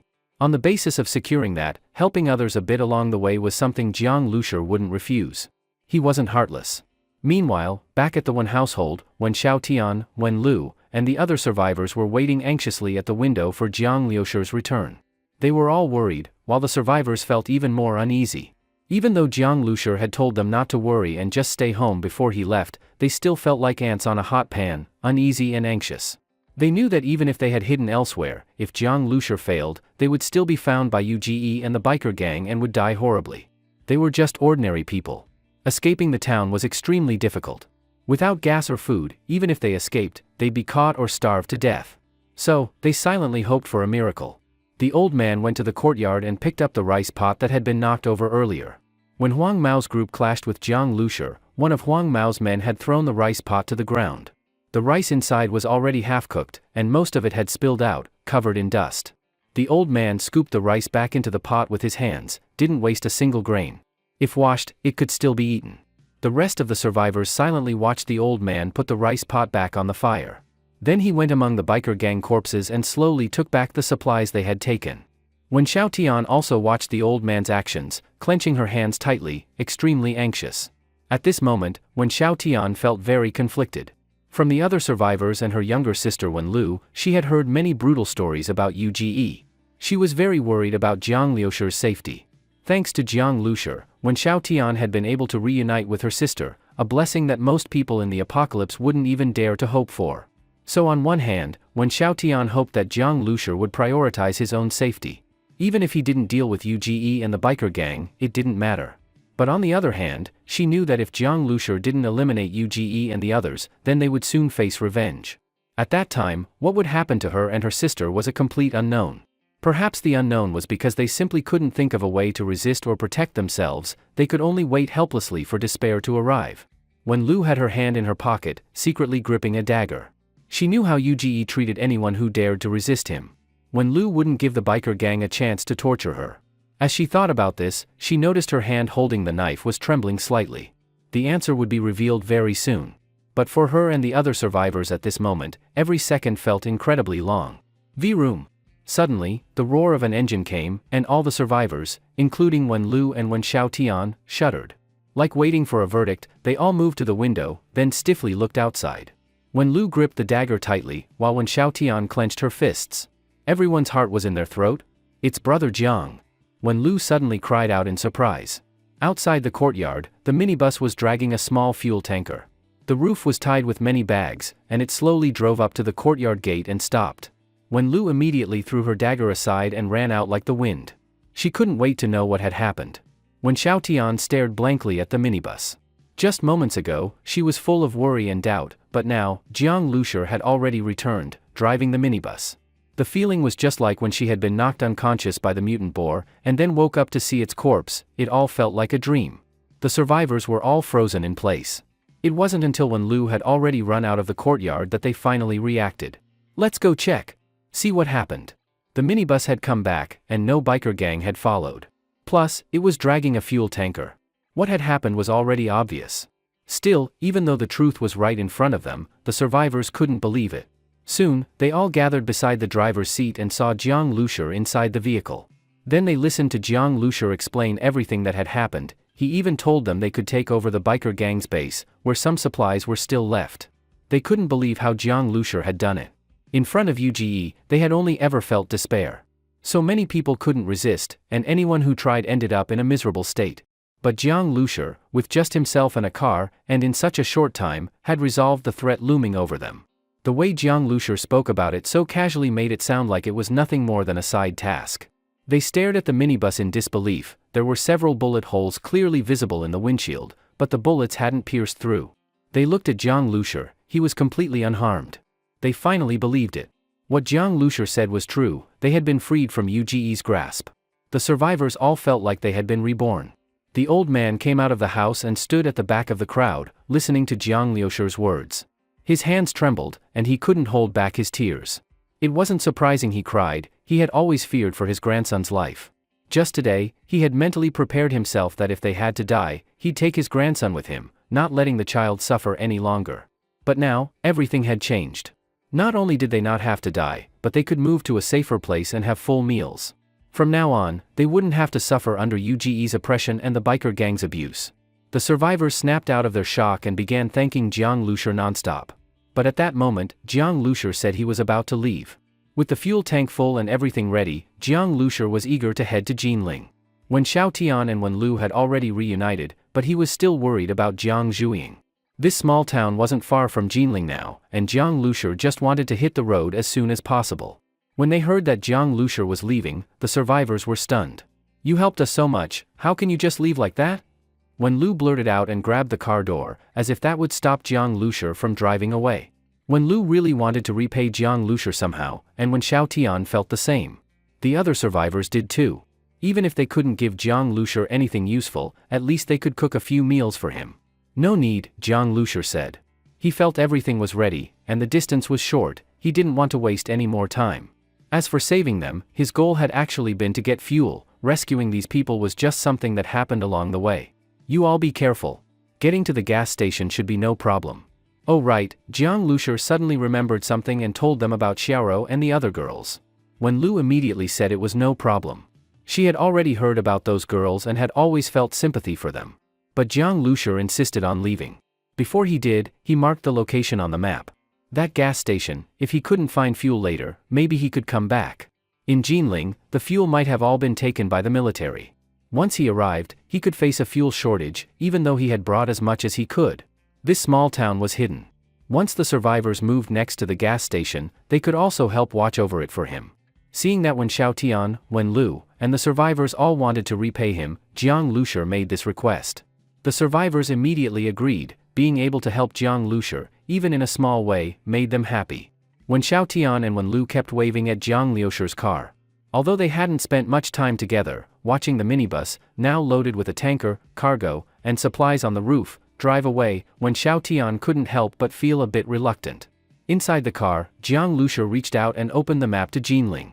The distance from the small town to Jinling wasn't far, and Jiang Lushur kept moving forward at a steady pace. The closer he got to Jinling, the more abandoned vehicles appeared on the road. Jiang Lushur rammed a small car that was blocking the road off to the side. He saw the half-eaten, disfigured remains of the driver, still hanging halfway out of the window, swaying as the car was pushed aside. Inside and outside of these abandoned vehicles, corpses and large patches of dark brown blood were everywhere. A foul, rotten smell filled the air along the road. Although he had seen many corpses already, this desolate and grim scene still gave Jiang Lushur a strange, indescribable feeling. What he had seen before were mostly terrifying moments when the apocalypse first broke out. But now, it truly felt like the end of the world had fully arrived, and humanity could only struggle to survive. What weighed on Jiang Lushur's heart even more was that most of these cars were facing toward the small town. They were all fleeing from Jinling. Yet, even after escaping this far, the people inside were still dragged out and eaten by zombies. So many vehicles all ended the same way. It wasn't something a small number of zombies could do. This must have been done by a fairly large group of zombies. This meant the situation ahead was definitely not good. Originally, Jiang Lushur thought he would only face serious danger after entering Jinling. He didn't expect that even before reaching the city, he would already need to be on high alert. Seeing how bad things were outside, Jiang Lushur had even less hope for the situation inside Jinling. The minibus kept pushing away the vehicles blocking the road. On the silent streets, only the occasional crash could be heard, each sound making the heart tremble. Soon, Jiang Lushur saw some houses appear along the road. He cautiously watched them while slowly moving forward. The streetfront shops were all broken and deserted. The glass windows were shattered, and blood was everywhere. The door of a small restaurant was still swinging, creaking back and forth. But no zombies appeared. Soon, a train station came into Jiang Lushur's view. It was a small station, not large, and he could immediately see a high-speed train stopped on a bridge. Not far away, another train had partially derailed and was hanging off the bridge, with one end already crashed onto the road below. Looking at the train cars, they were all filled with tanks. The flatbed rail cars behind them were loaded with military trucks. It was clearly a military train. Jiang Lushur had only seen such trains on the news before. He never expected to see two of them here at once.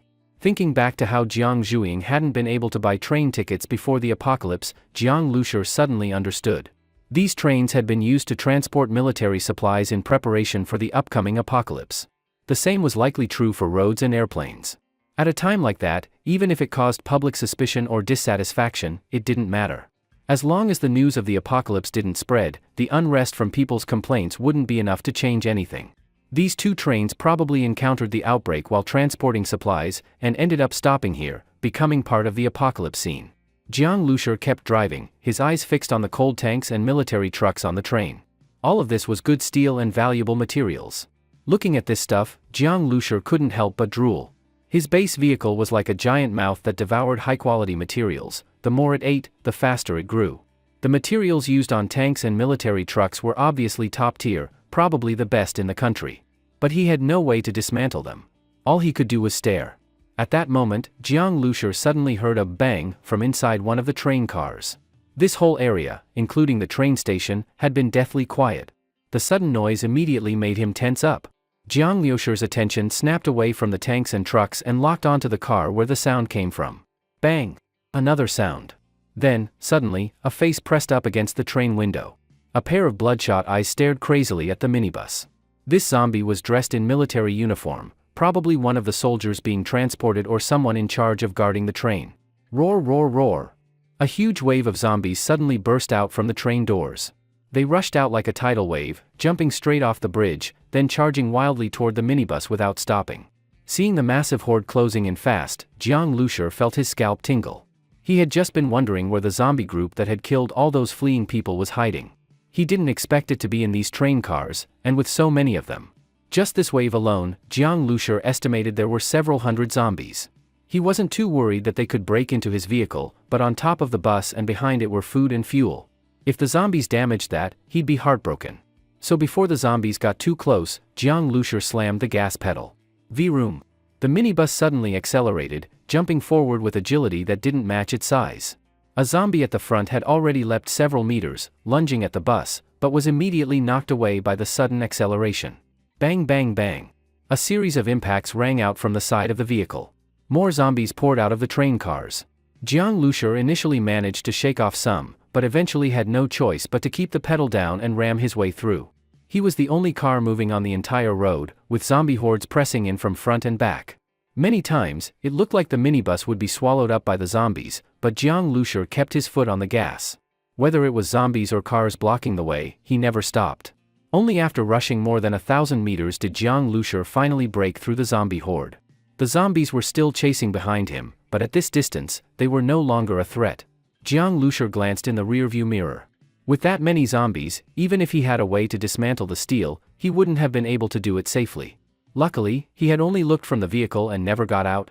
Places like this, public facilities, should be avoided unless absolutely necessary. They were basically giant zombie nests. From this experience, Jiang Lushur realized that these zombies tended to hide. Although many still roamed the streets, there were plenty hiding in unseen corners. Once a person entered buildings or enclosed spaces, they might suddenly find themselves surrounded by zombies.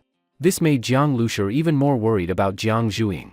Hiding inside a house didn't mean she was safe from zombies. It was very possible she was inside, while zombies were right outside the door. Jinling City, 20 kilometers. Besides that, there was also a forward-pointing arrow. Glancing up at the road sign hanging overhead, Jiang Lushur looked down at the map again, then suddenly turned, driving a few hundred meters down a side road until he arrived at a flower cultivation base. He crashed through the gate and drove straight in. Roar! More than a dozen zombies rushed out from among the cultivated flowers, but Jiang Lushur stepped hard on the gas and ran them over. The flower base was full of flowers and trees, including many expensive varieties. In the past, these could be sold for high prices, but now Jiang Lushur crushed them without a second thought.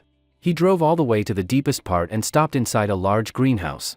Jiang Lushur had found this location on the map. It was the closest spot to Jinling, with no residential areas or big shops nearby. It had no value for searching, and even if survivors passed by, they wouldn't come in. Jiang Lushur slowly drove the minibus into a hidden corner and pressed the corresponding button. With a clack, the small fuel tanker detached from the minibus. His minibus was carrying way too many things. The small cargo trailer looked old and shabby, and even if it attracted attention, no one would care. But the fuel tanker was too eye-catching. Earlier, Jiang Lushur had guessed it would be hard to find gasoline inside Jinling. In that case, dragging a fuel tanker would be like tossing a piece of juicy meat into a pack of wild beasts. Better safe than sorry, caution first. Jiang Lushur filled up the fuel tank before driving out of the flower base. Back on the main road, not long after driving, Jiang Lushur saw another sign pointing toward Jinling City. He was getting closer and closer. Xiaoying, wait for me. Jiang Lushur switched the map to an address he had saved earlier. It was the place he and Jiang Zhuiying had agreed on as a hiding spot. Then Jiang Lushur tried to send a text message to Jiang Zhuiying. After the apocalypse began, his phone had no signal back in Jiangbei City. Since then, he'd been driving on mountain roads, where signal was impossible. He hoped that Jinling might still have reception. However, the message failed to send, and a "no service" message popped up in the top left corner of the screen. Jiang Lushur's face showed a trace of disappointment. Jinling City had no signal either. If he could contact Jiang Zhuiying in advance, he wouldn't be so anxious. He now desperately wanted to find Jiang Zhuiying as soon as possible. At this time, survivors surely avoided Jinling. All the abandoned cars on the road were facing outward, only Jiang Lushur's minibus was heading into the city. At first, there weren't many zombies on the streets. Jiang Lushur could usually pass by before the zombies noticed him. But the deeper he drove into the city, the more zombies there were. Roar! Zombies kept appearing, and Jiang Lushur had to stay highly alert. His minibus was constantly being hit by zombies, but thanks to the defense upgrade with mutated energy, those impacts didn't damage the base vehicle's exterior. There were too many zombies, even those he had shaken off continued to follow the minibus. Jiang Lushur looked at the monitor, feeling like he was moving through a sea of corpses. And ahead, even more zombies awaited. At this rate, no matter how powerful and well-defended the base vehicle was, being surrounded by this many zombies was extremely dangerous. Even ants can kill an elephant, let alone these brutal zombies. Roar roar! A female zombie with one high heel still on, torn stockings, and blood all over her body, hands, and face, was hanging onto the front of the minibus, staring straight at Jiang Lushur through the windshield. Her long, claw-like fingernails were desperately scratching at the glass. Her nails should have broken long ago, but after mutating into a zombie, even her fingernails had become incredibly tough, almost like an animal's claws. Jiang Lushur glanced at the female zombie but didn't care. She had clearly been a fashionable urban woman before, but now, she was just a killing monster. He floored the gas pedal and suddenly pressed the horn. The harsh sound blared across the zombie-filled street like a stone dropped into water, immediately stirring up chaos. Jiang Lushur saw the distant zombies, who hadn't noticed him yet, suddenly turn their heads. Those zombies, from far away, locked their gaze on the minibus, and without any warning, they started madly charging toward Jiang Lushur. In every direction, front, back, left, and right, Jiang Lushur estimated there were at least several hundred zombies, maybe even more. Seeing this, any normal survivor would have fallen into despair. Even Jiang Lushur felt cold sweat forming in his palms as he gripped the steering wheel. Bang bang bang. Zombies in front were constantly getting knocked away by the speeding minibus, but more were clinging to the sides, to the doors, and even starting to climb onto the roof. The deeper he drove into the horde, the more zombies ended up under his wheels. Even with the pedal floored, the vehicle felt like it was moving with effort, but Jiang Lushur didn't stop. He stared straight ahead, ignoring the female zombies still clawing at the windshield. Just a bit more, almost there. As the base vehicle was nearly unable to move forward, Jiang Lushur pressed the instant acceleration button. With a boom, the zombies around him were flung away, and the vehicle forced open a path through the crowd with its massive power. That earlier stretch of road had drawn most of the nearby zombies to him. Now, after pushing through, Jiang Lushur temporarily broke out of the zombie swarm. But instead of speeding away, he suddenly made a sharp turn. Skrek! A piercing screech sounded, with even one of the tires lifted off the ground. Immediately after completing the turn, Jiang Lushur pressed the air cannon button. 10, 9, 8. Bang bang bang bang. Zombies kept leaping onto the vehicle. Very quickly, the windshield was filled with snarling zombie faces. They slammed the glass over and over, their eyes locked on Jiang Lushur, eager to tear him apart. Sitting in the driver's seat, feeling the vehicle shaking under him, Jiang Lushur's face turned slightly pale. He muttered under his breath along with the starseed countdown, 3, 2, 1. Bang! A loud explosion. Jiang Lushur saw a sudden burst of blood mist in front of his vehicle. The zombies clinging to the windshield disappeared in an instant. The power of the air cannon cleared nearly 20 meters of space in front of the vehicle. Even zombies farther away were injured. As soon as wounds appeared on their bodies, they were immediately torn apart and eaten by the zombies behind them. Phew! Jiang Lushur let out a breath, turned the steering wheel, and kept driving. He had made such a big commotion that zombies from farther away would likely be drawn in soon. But by that time, he would have already driven off. The zombies would stay behind, attracted by the corpses all over the ground, fighting over the remains. This would help reduce some of the pressure on Jiang Lushur as he moved forward. After getting through this unavoidable main road, Jiang Lushur turned into a small side street. These side streets used to be lively and crowded, but now only a few zombies wandered about. Their numbers were much lower than those on the main road. Base vehicle exterior undamaged. Glass undamaged. Windshield cleaning completed. A spray of water shot from the wipers, washing away the bloodstains on the windshield. Behind the minibus, 2 long streaks of blood were left on the road. After spending the whole day navigating through Jinling City's small streets, Jiang Lushur was mentally exhausted. But when he saw a residential complex, the tiredness on his face disappeared in an instant. Lanyuan Residential Complex, the address Jiang Zhuiying had told him about, it was here. The complex was right next to the university where Jiang Zhuiying studied, separated only by a narrow alley. It was an apartment complex for university teachers. The campus was a high-risk zombie area. So, the number of zombies in this residential area was likely not low. Jiang Lushur slowed down and carefully drove into the complex. Seeing the guardroom covered in blood, with bloodstains and drag marks on the ground, Jiang Lushur grew even more tense. He had seen scenes like this countless times along the way, some even bloodier. But none had made him feel this uneasy. Like other places, the complex had clearly gone through the chaos of the apocalypse. It was quiet and tragic. All the windows in the buildings were dark, lifeless, with debris and blood everywhere. Jiang Lushur drove slowly and quietly. The buildings looked silent, but were surely full of hidden zombies. Since he was close to Jiang Zhuiying's hiding spot, he didn't want to attract any of them. Thump! A zombie suddenly leapt out from a nearby flower bed and was immediately crushed under Jiang Lushur's wheels. The car shook slightly. Jiang Lushur continued driving while watching the buildings on both sides cautiously. His eyes searched for the building Jiang Zhuiying had mentioned. Building 17. Building 17, Jiang Lushur looked at the numbers on the outer walls. Building 17 was close to the entrance, yet in a relatively secluded spot, exactly as Jiang Lushur had instructed her to choose. Road conditions inside residential areas were usually complex and narrow. If a vehicle blocked the way, just the sound of clearing it could attract all the zombies in the complex. If Jiang Lushur wasn't familiar with the roads, it could become a serious problem.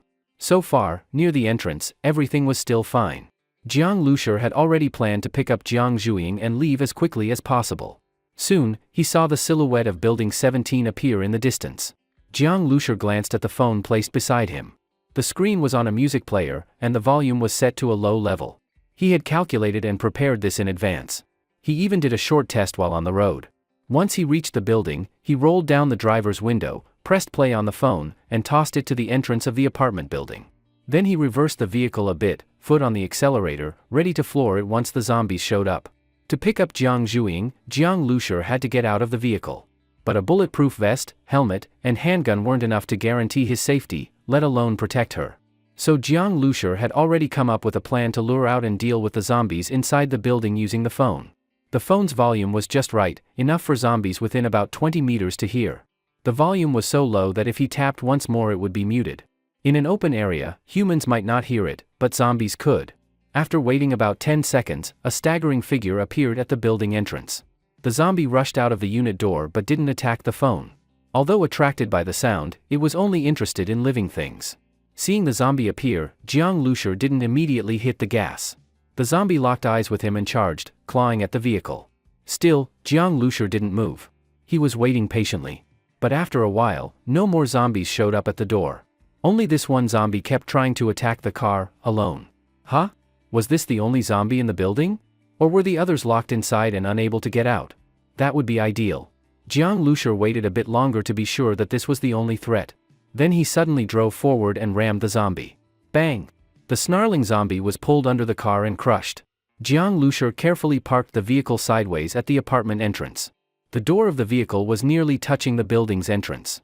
He put on his helmet, grabbed his pliers and Type 54 pistol, then opened the door and stepped out.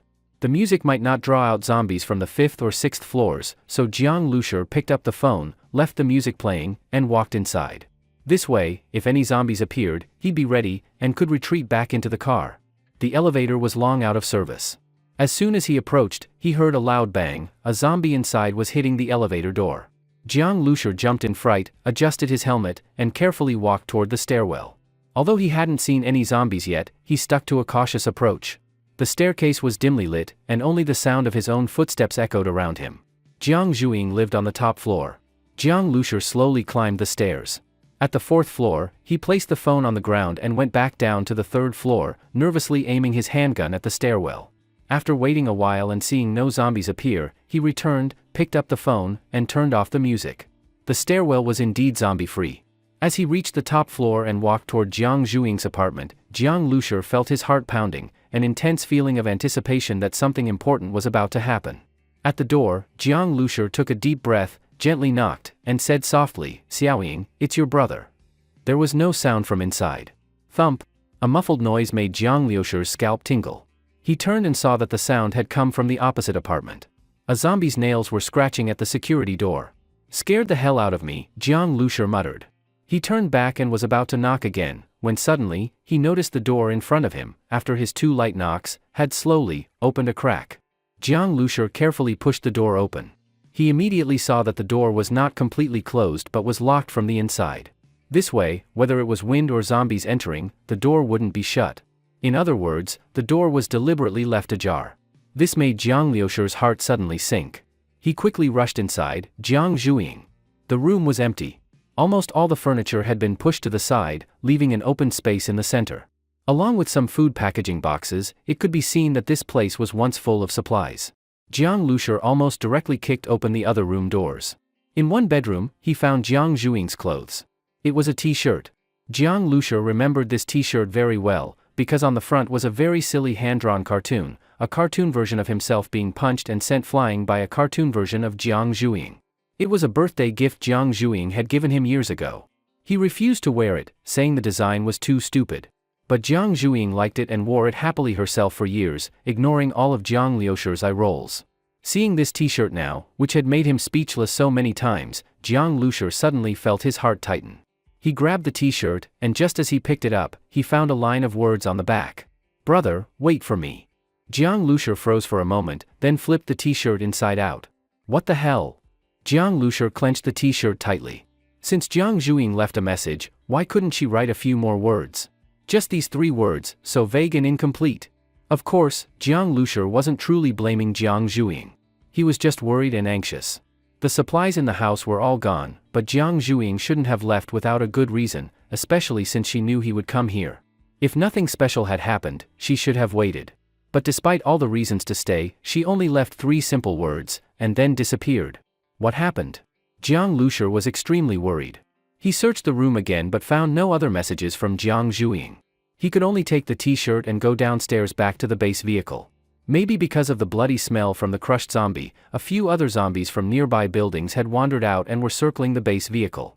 Jiang Lushur carefully got back into the vehicle and moved to the compartment. He hadn't found Jiang Zhuing, and aside from that one word to wait, she left no clues. Jiang Lushur planned to wait here for some time. Even though he was anxious, Jinling City was huge. He couldn't search blindly. If she didn't appear in a few days, then he'd go out to search nearby. Killing the zombies outside might attract more, so Jiang Lushur decided to ignore them. He closed the door between the cabin and the driver's seat. The cabin lit up, becoming a warm, sealed room. Zombies wandered outside, but inside, Jiang Lushur could cook, eat, watch shows, and rest. As long as he didn't make too much noise, the zombies wouldn't notice. Even if they heard something, they'd only bang on the outside a bit, and if they didn't find anyone, they'd leave. The way that zombie ignored the phone earlier confirmed this for Jiang Lushur. And the base vehicle didn't fear a few zombies hitting it. Jiang Lushur felt completely safe inside. His only worry was still Jiang Zhuing, and how to find her if she didn't return. Searching house by house was impossible. Maybe he would need to find other survivors to ask around or record a message and play it somewhere. Jiang Lushur thought over many possible plans, his eyes on the t-shirt lying on the sofa. He knew his sister's personality well. Outside, she was playful, but at home, she was very sensible. Since he had always taken care of her, Jiang Zhuiying deeply valued his words and always came to him with any troubles. But now, in such a serious situation, why didn't she listen to him? Jiang Lushur thought of Brother Yu and the biker gang he encountered before. Jinling was big, and there must be many survivors. Could it be that Jiang Zhuiying had faced something similar to what Wen Lu went through? The more Jiang Lushur thought about it, the more anxious he became. He couldn't just wait anymore. He took out the map and started studying the surrounding area. Although the network no longer worked, the offline map of Jinling he had downloaded was very detailed, even showing small roadside shops. He hadn't been able to use it earlier on mountain roads because they weren't highways or main roads and weren't downloaded. Hours passed quickly. As evening fell, Jiang Lushur was about to cook when he suddenly heard zombie howls outside. Startled, he was about to peek through the curtain when he heard a series of shhh sounds, mixed with the sound of heavy objects falling to the ground. Jiang Lushur quickly moved to the window and just then heard voices outside. "Boss, you're getting stronger again. Killing zombies is like stepping on ants. Look at this corpse, crispy outside, tender inside. Smells kind of strange too," a male voice said. Then a slightly sweet and sticky female voice replied, "You're so annoying. If you want to flatter the boss, don't make it so disgusting." "I'm not flattering. I'm speaking the truth. When did this car get here?" The sweet female voice changed topic, clearly noticing the minibus. Even a blind person could notice it parked there. Jiang Lushur wasn't surprised by her words. He still didn't know who these people were, but from her tone, they had clearly been here before. Maybe they were connected to Jiang Zhuiying's disappearance. Jiang Lushur touched the pistol at his waist and slowly moved toward the driver's seat. These people could easily kill zombies, they were definitely strong. Jiang Lushur didn't know whether they were enemies, but he had to be ready for anything. Especially their so-called boss. At that moment, the man's voice spoke again. "No way a survivor came here to hang out, right? Who could it be?" Jiang Lushur heard the male voice getting very close. Clearly, he had approached the front of the vehicle and was curiously examining the minibus. "Can't see anything. No one in the driver's seat, no idea where they went," the male voice said. At that moment, the sweet, sticky female voice spoke impatiently. "Why do you care where they went? Maybe they were eaten by those zombies just now. I'm just curious. Who would drive such a big vehicle around?" the man said. "It's just a broken car. What's there to be curious about?" The sweet voice was full of disdain. Though she spoke mostly to spite the man, her opinion about the minibus was actually accurate. Jiang Lushur's car was indeed very run down. Not to mention its appearance, it was dragging a battered little cargo vehicle behind, and the roof was full of snakeskin bags with a certain odd style. Before the apocalypse, a vehicle like this wouldn't attract any attention. But now, it just looked even more wrecked, like a pile of junk that would fall apart if a zombie horde swarmed it. "Where's this license plate from?" The man didn't seem affected by the woman's tone and continued to observe. "Looks like Jiangbei," he answered himself. Then suddenly added, "Hey, what do you think's inside the little cargo trailer and those bags on the roof? Should we open them? What else could it be?" "Must be junk," the woman said with even less patience. "Let's at least take a look. Maybe there's something useful," the man replied. When Jiang Lushur heard them talking about opening his trailer, he couldn't just keep listening anymore. Just as he was about to open the compartment door, he heard a familiar voice. It really is a Jiangbei license plate. That voice carried a hint of surprise. And when Jiang Lushur heard it, he froze. He suddenly pulled open the compartment door, rushed to the windshield, and looked outside. Outside, there were 5 or 6 people standing. Among them, Jiang Lushur immediately saw Jiang Zhuiying. She was wearing simple denim shorts, an oversized denim jacket, and a plain white t-shirt underneath. Her hair was in a ponytail. She looked fresh, youthful, and vibrant. She was holding an iron rod in her hand and was staring intently at the vehicle. The moment their eyes met, Jiang Zhuiying's eyes widened. Her already big eyes grew even larger, and her lips opened into an O shape. Then she shouted, "My brother!" The others, who had already been looking at Jiang Lushur with slight surprise when he appeared, immediately looked even more shocked. Jiang Zhuiying's brother? They were stunned, and Jiang Lushur was no less surprised. He hadn't expected Jiang Zhuiying to be among this group of people. But what shocked him even more was that after Jiang Zhuiying shouted, "Brother," that same male voice from earlier exclaimed again, "No way, boss, that's your brother?" That voice belonged to a young man in his 20s with a buzz cut, wearing casual clothes, carrying a long knife, and with a strange armband on his shoulder. He looked a bit theatrical, and his exaggerated expression showed he could hardly believe what he was seeing. Jiang Lushur was even more stunned. He had just been thinking about being cautious with this boss, and now it turned out the boss was his sister. Through the windshield, Jiang Lushur looked at Jiang Zhuing in disbelief, and she looked back at him with wide eyes, equally shocked. The boss's brother actually came all the way from Jiangbei alone, driving this vehicle, the young man with the long knife said, still outside with the others. Since the siblings were reunited, of course they had gone into the minibus to catch up. The young man's face was full of amazement. Among the group, a curly-haired girl rolled her eyes at him and muttered, "You want to die? Talking so loudly, afraid Zhuing can't hear you or what?" "What's the big deal?" the young man said carelessly, still marveling at the minibus. The curly-haired girl didn't look too happy. Earlier, she had mocked the car quite a bit, and Jiang Zhuing had clearly heard her, likely Jiang Lushur too. Now this guy just kept marveling, basically still insulting the car, and acting surprised that Jiang Lushur actually made it here. To be fair, none of them had believed it was even possible for Jiang Zhuing's brother to travel from Jiangbei to Jinling. Even Jiang Zhuing had been preparing to find a way to return to Jiangbei. But unexpectedly, in this beat-up car, Jiang Lushur had really made it. This vehicle seems to have been modified. Really smart, the young man clicked his tongue in admiration. Earlier, zombies had been surrounding the area, and Jiang Lushur had been hiding in the compartment. The young man assumed the door was used specifically to block zombie sightlines. As for the zombie Jiang Lushur had run over, it had already been eaten clean by the others. Though they saw the remains, they didn't make any connections. The curly-haired girl rolled her eyes again. She had always found the young man annoying. But truthfully, she had been observing too. Before, she hadn't been curious about the car at all. But after finding out it belonged to Jiang Zhuing's brother, she became interested. Still, after looking it over, she didn't find anything impressive. Instead, she became more curious about Jiang Lushur himself. "Maybe Zhuing's brother is really powerful too," the curly-haired girl suddenly said. The young man and the others also felt this might be true, they had been speculating too. That really would be amazing, the young man sighed again. Jiang Zhuing becoming their leader meant she was very capable. Among the group, Jiang Lushur also saw a tall, muscular man holding an axe. He looked fierce. "Even someone like him listens to you?" Jiang Lushur turned his head from the window and looked at Jiang Zhuing. They had already been talking for over 10 minutes, mostly with Jiang Lushur asking questions and Jiang Zhuing answering. He was extremely surprised by everything. The starseed had only told him that Jiang Zhuing wouldn't mutate into a zombie, but that wasn't a prediction of her future. Now it seemed Jiang Zhuing's path had turned out completely differently from what he expected. She had become an ability user. After discovering her power, Jiang Zhuing started training. But soon, she realized she had no choice but to leave her hiding place. After that, survivors began gathering around her, and she became their leader. As for being called boss, that was just her personal preference. Seeing this typical cute, Mo girl liking things like fighting and commanding people left Jiang Lushur speechless. Anyone who didn't know her would definitely be misled by her baby-faced cuteness. "What do you mean you had to leave? Why?" Jiang Lushur asked. Jiang Zhuing pouted and thought for a moment, then said, "It's hard to explain.